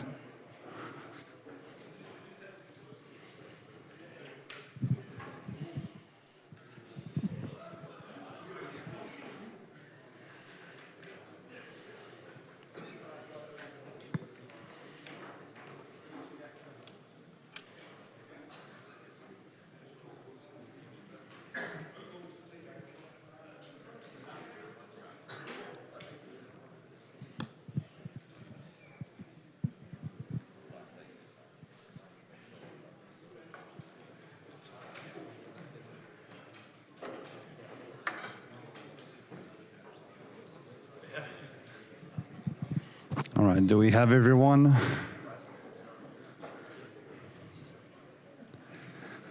Cool. Are we all good? Giving people 2 more minutes to arrive. Welcome to the 2025 edition of Nerd Battle Royale. There can be only one, well, 3, well, we'll see. It's okay, I'll give Nicola a few seconds to take a picture. Cool. Seriously though, punch card prize, whose first time is it? As an observer, okay, as a participant? Sort of know the answer already, but yeah, it's for show. Cool, how is this going to work? We have 14 participants. 14, 1-4.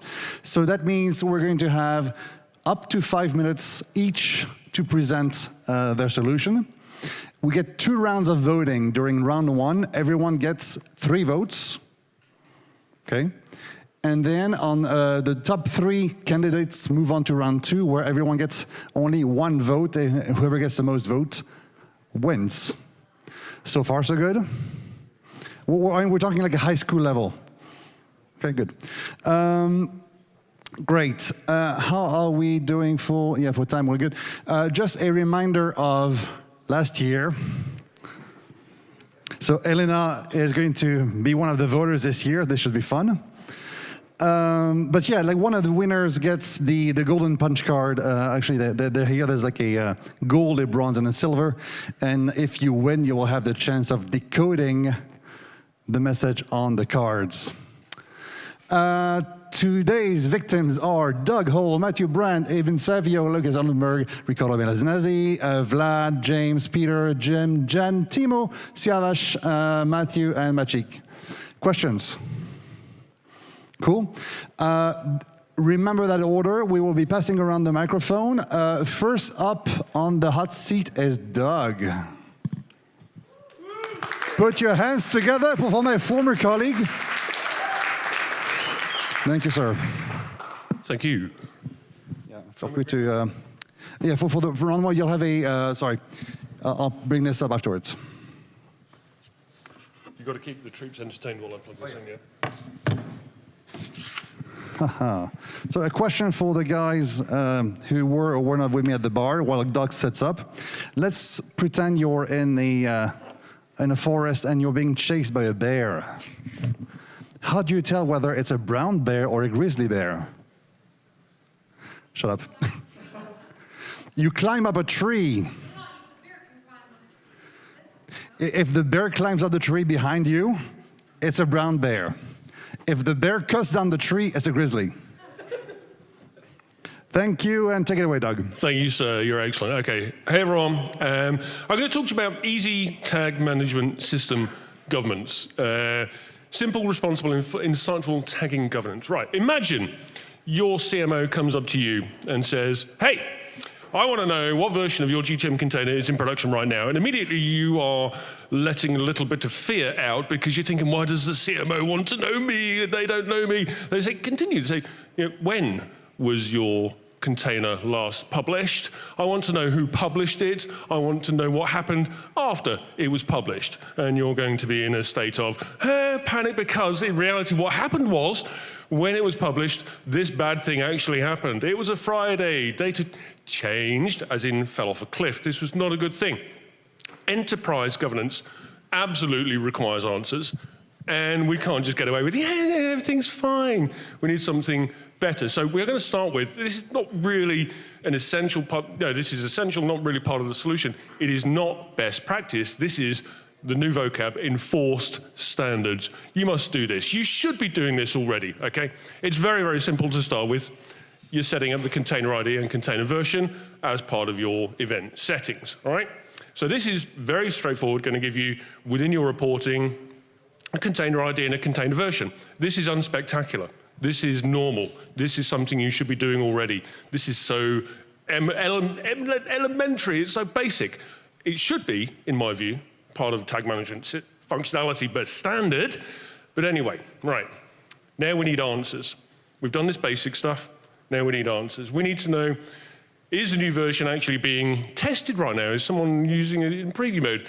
Has a new version gone live? Hopefully. Not on a Friday, please. Is the new tag management version any good? You know, are the naming conventions up to standard? Are notes being used? Do we need to roll it back automatically? Who's updated the documents based on the changes that have been made?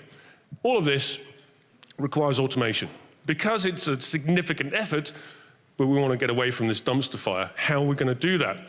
You may have previously done it using polling, using cron. Now, cron's going to fail because you probably got it wrong, everybody. There are two types of people, those who have got it wrong and those who will. So cron's going to fail. Cron's not good enough. We need something that's a bit more automatic. We don't want to do polling. We want nice, loose coupling, so no extra browser tagging required. We want to do integrations for communication. We want to do integrations to kick off some workloads after a publication. So do automatic QA, automatic generation of documents. Now, we've already got this container ID and container version knocking around. On our server side, we can inspect these values and compare them to what we have seen previously. If we kept our container ID and container version in Firestore, as the hits come into server-side GTM, we can say, okay, what's going on? Well, have we got a new version? There's the simplest Firestore document you could possibly imagine.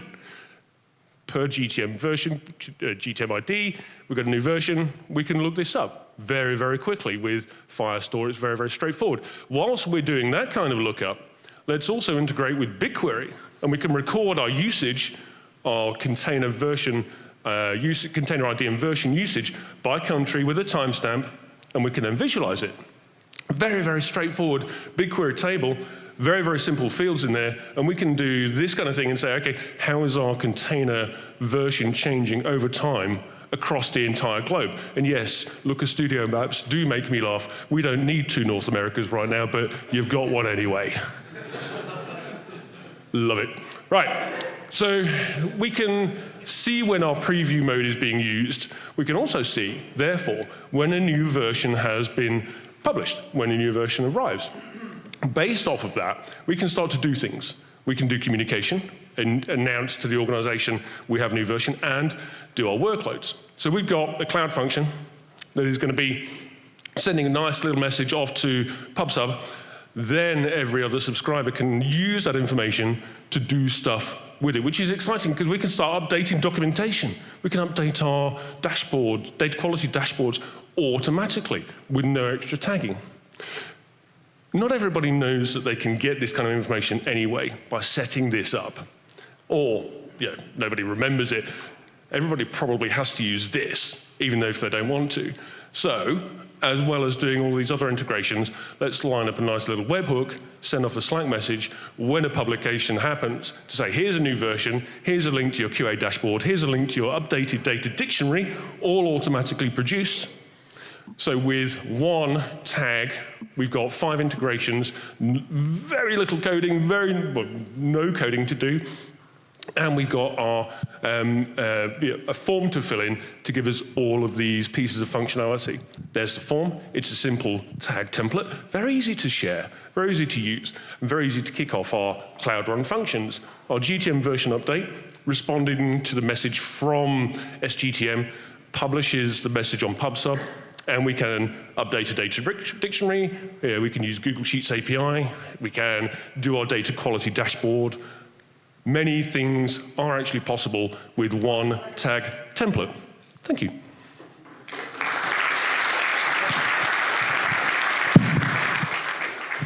Impressive. Do I get more points for being on time?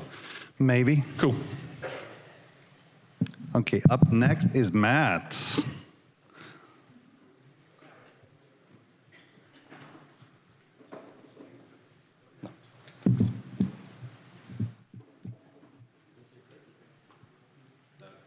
No, that's mine. Oh. You want it? No? I'll leave it. Okay, I'll leave it unworked. And hooked up. Go. I decided 40 minutes ago that I was going to do this. I also didn't know what it was. I don't need 5 minutes, so if we're getting extra points for time, then that might help me win. Before we go into this, this is a little bit technical. So for those of you who are not tech savvy, that's okay. That's also fine. The thing is that I'd like you to raise your hand. How many of you have ever needed to name an event in a tag manager tool, in a tag, in code? Okay, a lot of you. How many of you can confidently say that everyone else that you've ever worked with would pick the same name? Oh, no. Okay, so this is my creation that I came up with. However, it is not from me. It is from 12 years of working with everybody like yourselves in this room, of naming stuff. And as you might know by now, I hate naming stuff, which is why I came up with a one-time way to name stuff. So this is the data library. It is a unified repository based on a standard known as Google's material design. So it's based on components for naming all of your events that occur in any user interface. This doesn't need to only be a website. It could be TV, it could be mobile app, it doesn't matter. I'm going to take you through this a little bit. I do not need 5 minutes, but it is very simple. You already know the reason for this, so I'm going to skip this part. There's basically two parts to an event. There's something called the event core. This is what the event actually is. You know, you're hitting a button, you're opening a list, you're swiping dates potentially, I don't know. I'm fiancéed, so I don't do that anymore.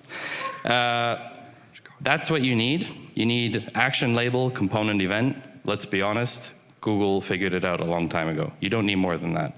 What you do need is a lot more information, and this is where context comes in. Those of you who work at Snowplow in this room know a lot about context already. Contexts are all the other fluff around an event. It gives it semantic meaning. This means that when you're using the event downstream in your late join stuff, you can know that that button click was actually the add to cart button. And no, I will fight everyone to the death on this. The event should not be named add to cart. And I'll show you why. When you have something like this, this is what the event core looks like. It is 115 lines. Every single event in your UI can be covered with this. I've never ever come across an event that isn't covered. And the reason that is because everything is packed into state management. When an event occurs, you know if a toggle was switched on or off. You know that. It's part of the browser stack, right? So rather than just telling you about this, I'm going to show you, because we use it. This is a web version of our mobile app. It's pretty simple. We use Snowplow. That's irrelevant. You can use it with whatever you want. You'll notice this button here. I'm going to click that. We have a trigger. We have a component. And then we have a whole load of contexts. We have stuff about the user. We have stuff about what app version it is. We have stuff about insurance information. And we have something called service name. And we have this interesting thing here called business objects. We don't have time for that today. Every time I do anything, you can see here, if I click a checkbox, I have a checkbox select that went from inactive to active. If I do the reverse, It's the same event in inverse. There's not two event names anywhere. Semantically, in the front end, everything is attached to components. Wherever these components are reused, it uses the event. This is open source. If you want to use it, whatever you want to do with it, abuse it, it's yours. If you have any questions, feel free.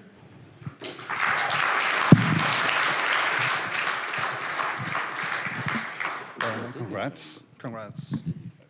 All right, can we get to our next victim, please? I hope you paid attention. Eivind.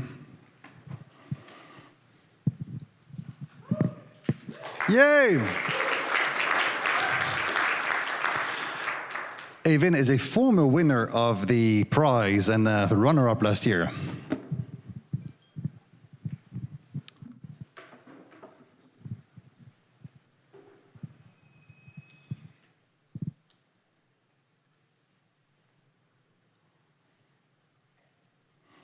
And go. Yes, last year I participated with a GA4 documentation solution. It was a proof of concept, and I was asked if I can make it open source. I did that a couple of months later, and it was not a very good solution, but it was open source, it was out there. Later, Google changed lots of the APIs because this solution can integrate with lots of the APIs from Google from Google Analytics. So I had to change it because then change the name from conversions to key events. So because of that, version 2.0 was launched. And today I launched version 3.0, and this is a version I think everyone can use. It's tested, and please scan the QR code and you will go to GitHub, so you can kind of use that in your evaluation. We'll give you a couple of seconds.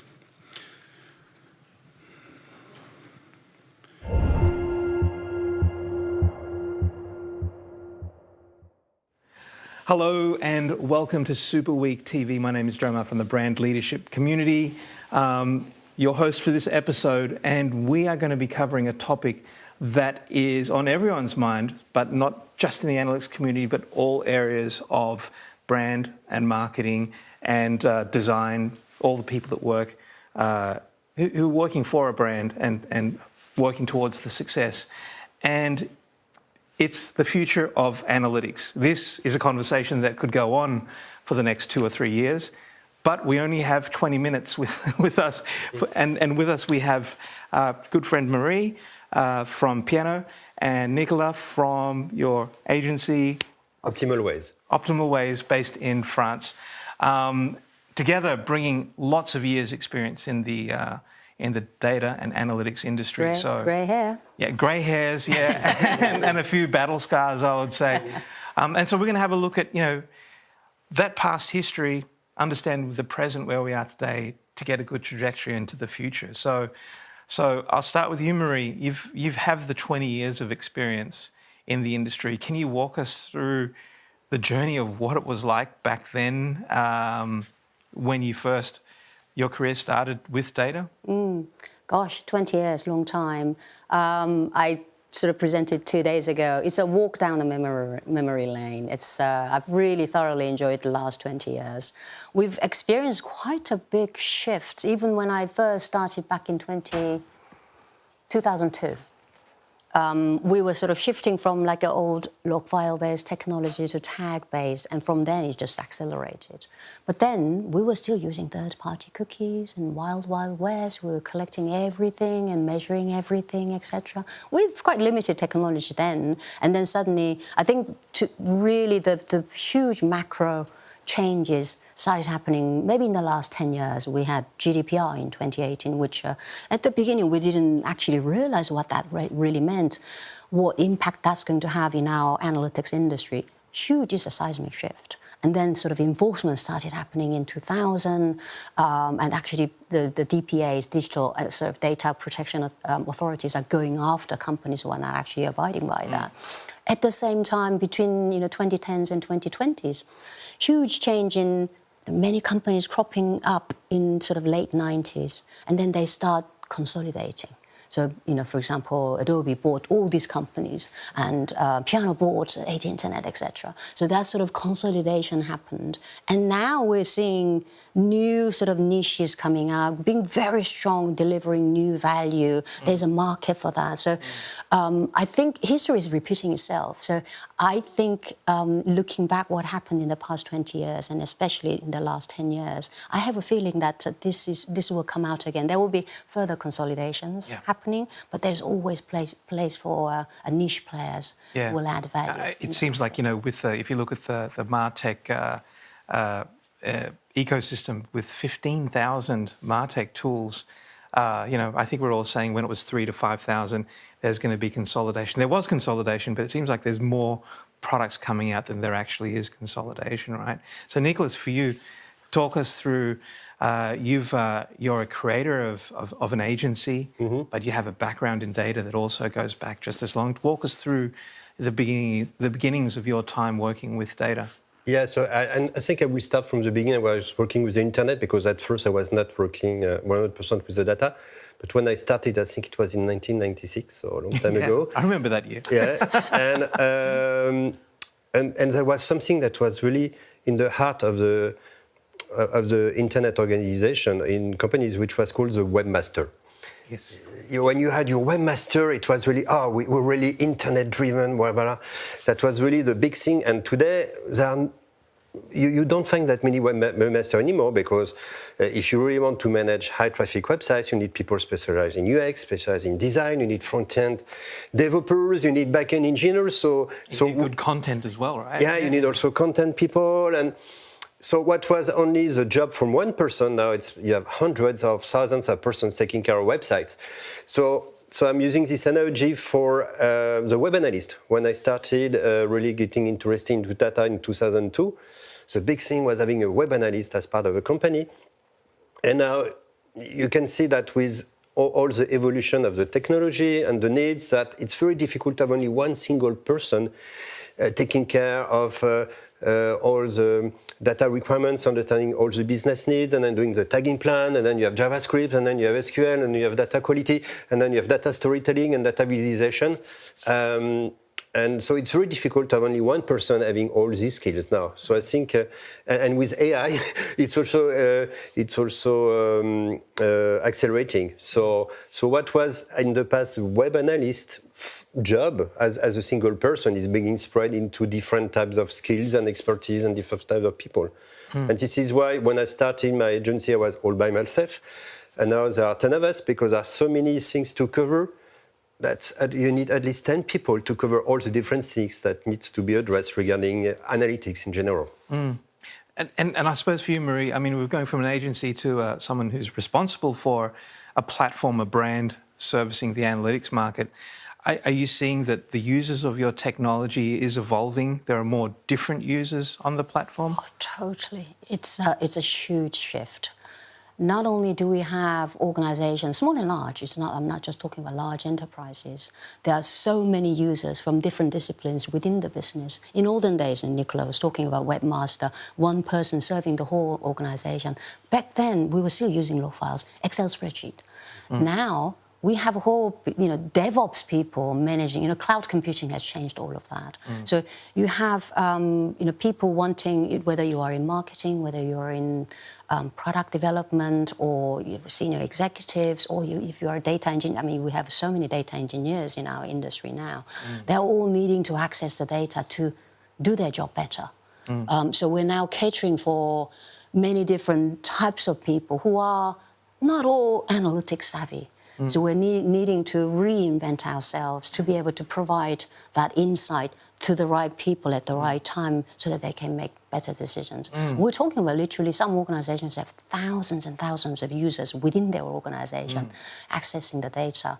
And I think yesterday, Till from DHL said they have 2,500 people accessing it. So it's phenomenal. That's amazing, isn't it? Yeah, it's and the data that they have is not just on the web, it's so much more. Every package, every truck, every distribution center, there's a lot of data. Nicholas, a question I have for you, if we look at today and in a more positive light, what do you think your clients or brands in general could do a lot better with the data and the technology that they have?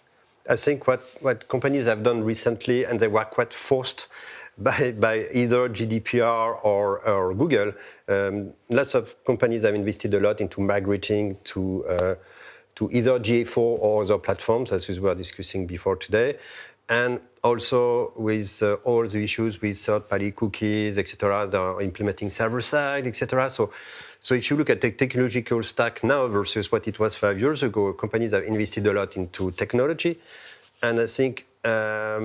And what's really missing right now is having really processes that are built around this technology to make sure that data is consistent and is of quality. Because right now with AI will need all the data from the website. But if the data is not organized enough, and if you don't have naming conventions, etc., with AI, it's going to be very problematic. So I think that's where I can see a big difference right now. Yeah, I remember Steen Rasmussen's talking about one of his talks was. Getting your data AI ready, right? So. And then also you need also I think Steen was talking. No, it was still talking about it. Is also you need to have people that are data literate within the companies, because what I can see is there is a lot of turnover with teams right now, and it's difficult for people to understand not only analytics but the concept around e-commerce, for instance. Okay, how should we organize? How should we analyze merchandising? How should we analyze acquisition? And it's not just by bounce rates and conversion rates. There are a lot of different concepts you need to master to really get value from the data. Yeah. So I think that's where right now there is a lot of improvements to build on, making sure that people understand both how the data is being structured and how metrics are being counted, and also all the concepts around it. Because at one point, people are really focused on what they see in their tools, and they don't see what there could be something else happening around, and in other sources of data. You know what we call the signals. You could have signals from your qualitative data, and that you don't necessarily see in your digital analytics tools. So I think this is where there is a lot of improvements to be done for the companies in general. Yeah, I mean, it seems like we've in an industry over the last 5-10 years that's most rapidly evolving, and it feels like we're still in this frontier land of what are the best ways of doing things. But from your perspective, Marie, what are things that, as an overview, you see a lot of clients, you see a lot of installations with your platform. You don't have to point out names here. What are some of the things you think your existing customers and maybe customers that you'd like to get on board, what are some of the things that they could do better, the opportunities they could grab when it comes to their own data? I think we're actually, to be honest, learning a lot from our clients, because as I mentioned, our client organizations are hiring really smart people. They have DevOps, they have a data scientist, they have data engineers. They are having higher expectations, and we're needing to meet that. So Nicola mentioned AI. I think AI is a phenomenal means to an end. Our clients are using AI. In e-commerce environment, they have agent AI, chatbots. In telecom, they are using AI summaries to improve their customer services. So for us, AI, we're leveraging AI very heavily within Piano as well. So it is serving many purposes. AI, I think it's a phenomenal productivity tool, where whether it's in our client's organization or within our organization, we're using AI to help our clients to ask questions without having to wait for our support center.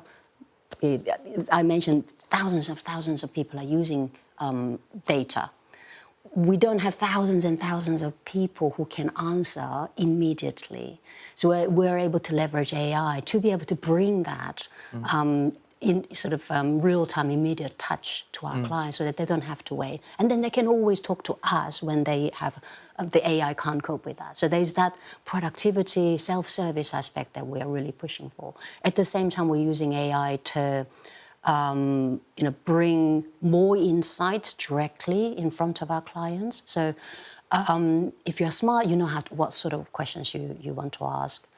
You can ask AI within our platform, and then it will give you what's happening, but also it will start advising next best action as well. So if somebody's buying, they are bouncing, and those people tend to be, I don't know, young generation or using specific, any manner of cohorts that you have, AI will actually detect that and tell you, for those cohort, if you'd like to increase the conversion by 0.5%, try this. So we're trying to bring that sort of AI insights to the fore. From the client perspective, when, as I mentioned, clients are using AI to improve their productivity, improve their customer experience, we are the measurement company. We're there to measure all these sort of how many people are using chatbots. But we should never stop there, because we really want to deliver our value by sort of outcome-based. We really want to help our clients to make more money, engage better with their customers. So if they are leveraging these kind of technologies, we want to make sure we're measuring it. But by measuring it, so what question? So there was a session about so what and asking why questions 5 times. So that means, okay, 10,000 people are using your chatbot. As a result of using chatbot, what is the resolution rate? As a result of resolving the issue, whether that was a question or want to buy something, how much money you've actually saved. So we really want to get down to that bottom line of our clients. So leveraging your technology, we measured it. We can prove that how much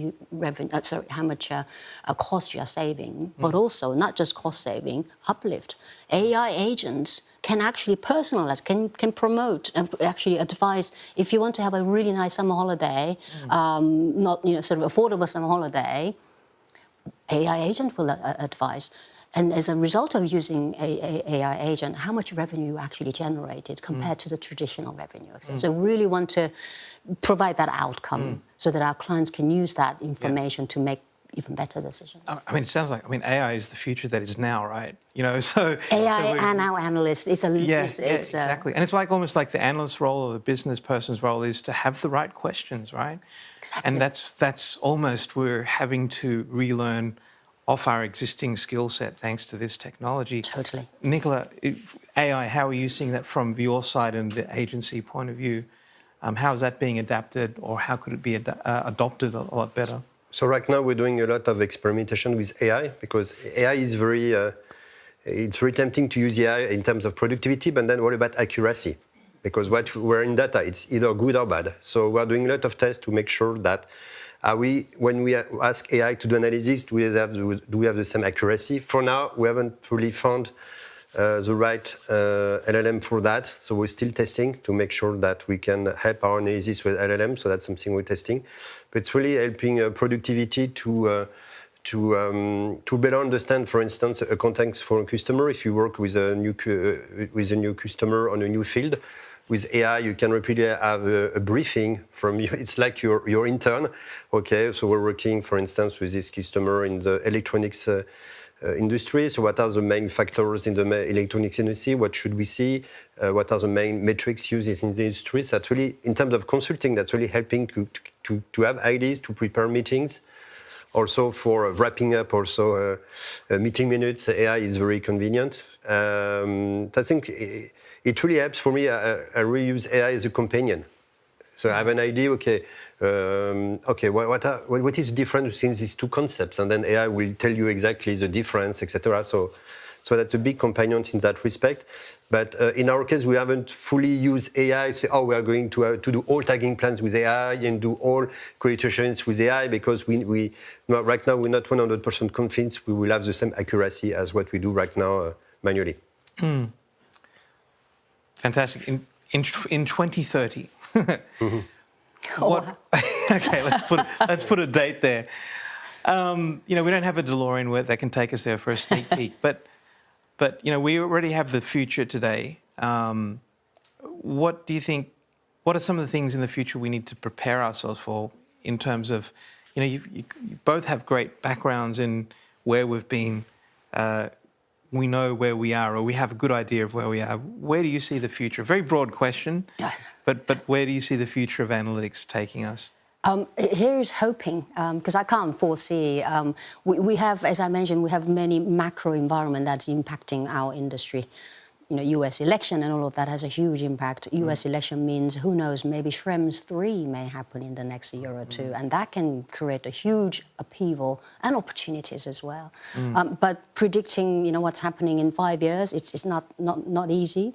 But I think, as we mentioned, AI will play a big role there, and our role as analysts will change as a result of that. I like, when you said we should be asking smarter questions. I think we will be that companion, as Nicola said, with AI. Use AI as a means to an end and make it smarter and smarter. And there will be more consolidations and more sort of different either geopolitical or macroeconomics happening. But as long as we focus on improving our business, improving our customer experience for our clients, I think we're in the winning point there. Yeah. In the world of agencies, where do you see the future going? I think the AI will really help for data quality.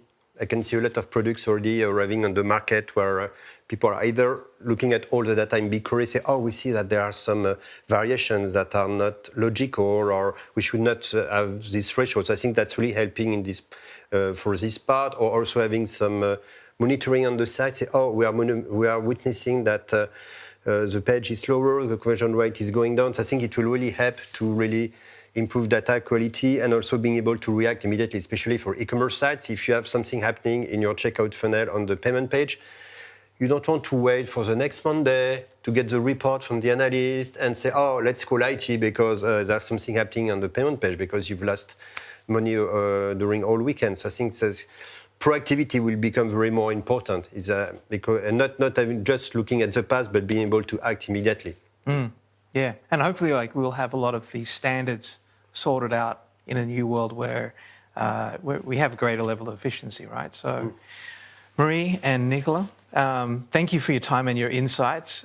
It's great to get your perspectives here, both from a vendor and front of face with an agency. Look forward to speaking to you more in the future as well, and thanks for that. So that's all we have for today here at Super Week TV. We've still got another day, so please stick around and don't forget to follow Super Week on the on LinkedIn and wherever else on socials you can. This is our last episode for tonight, and we look forward to seeing you tomorrow. Thank you.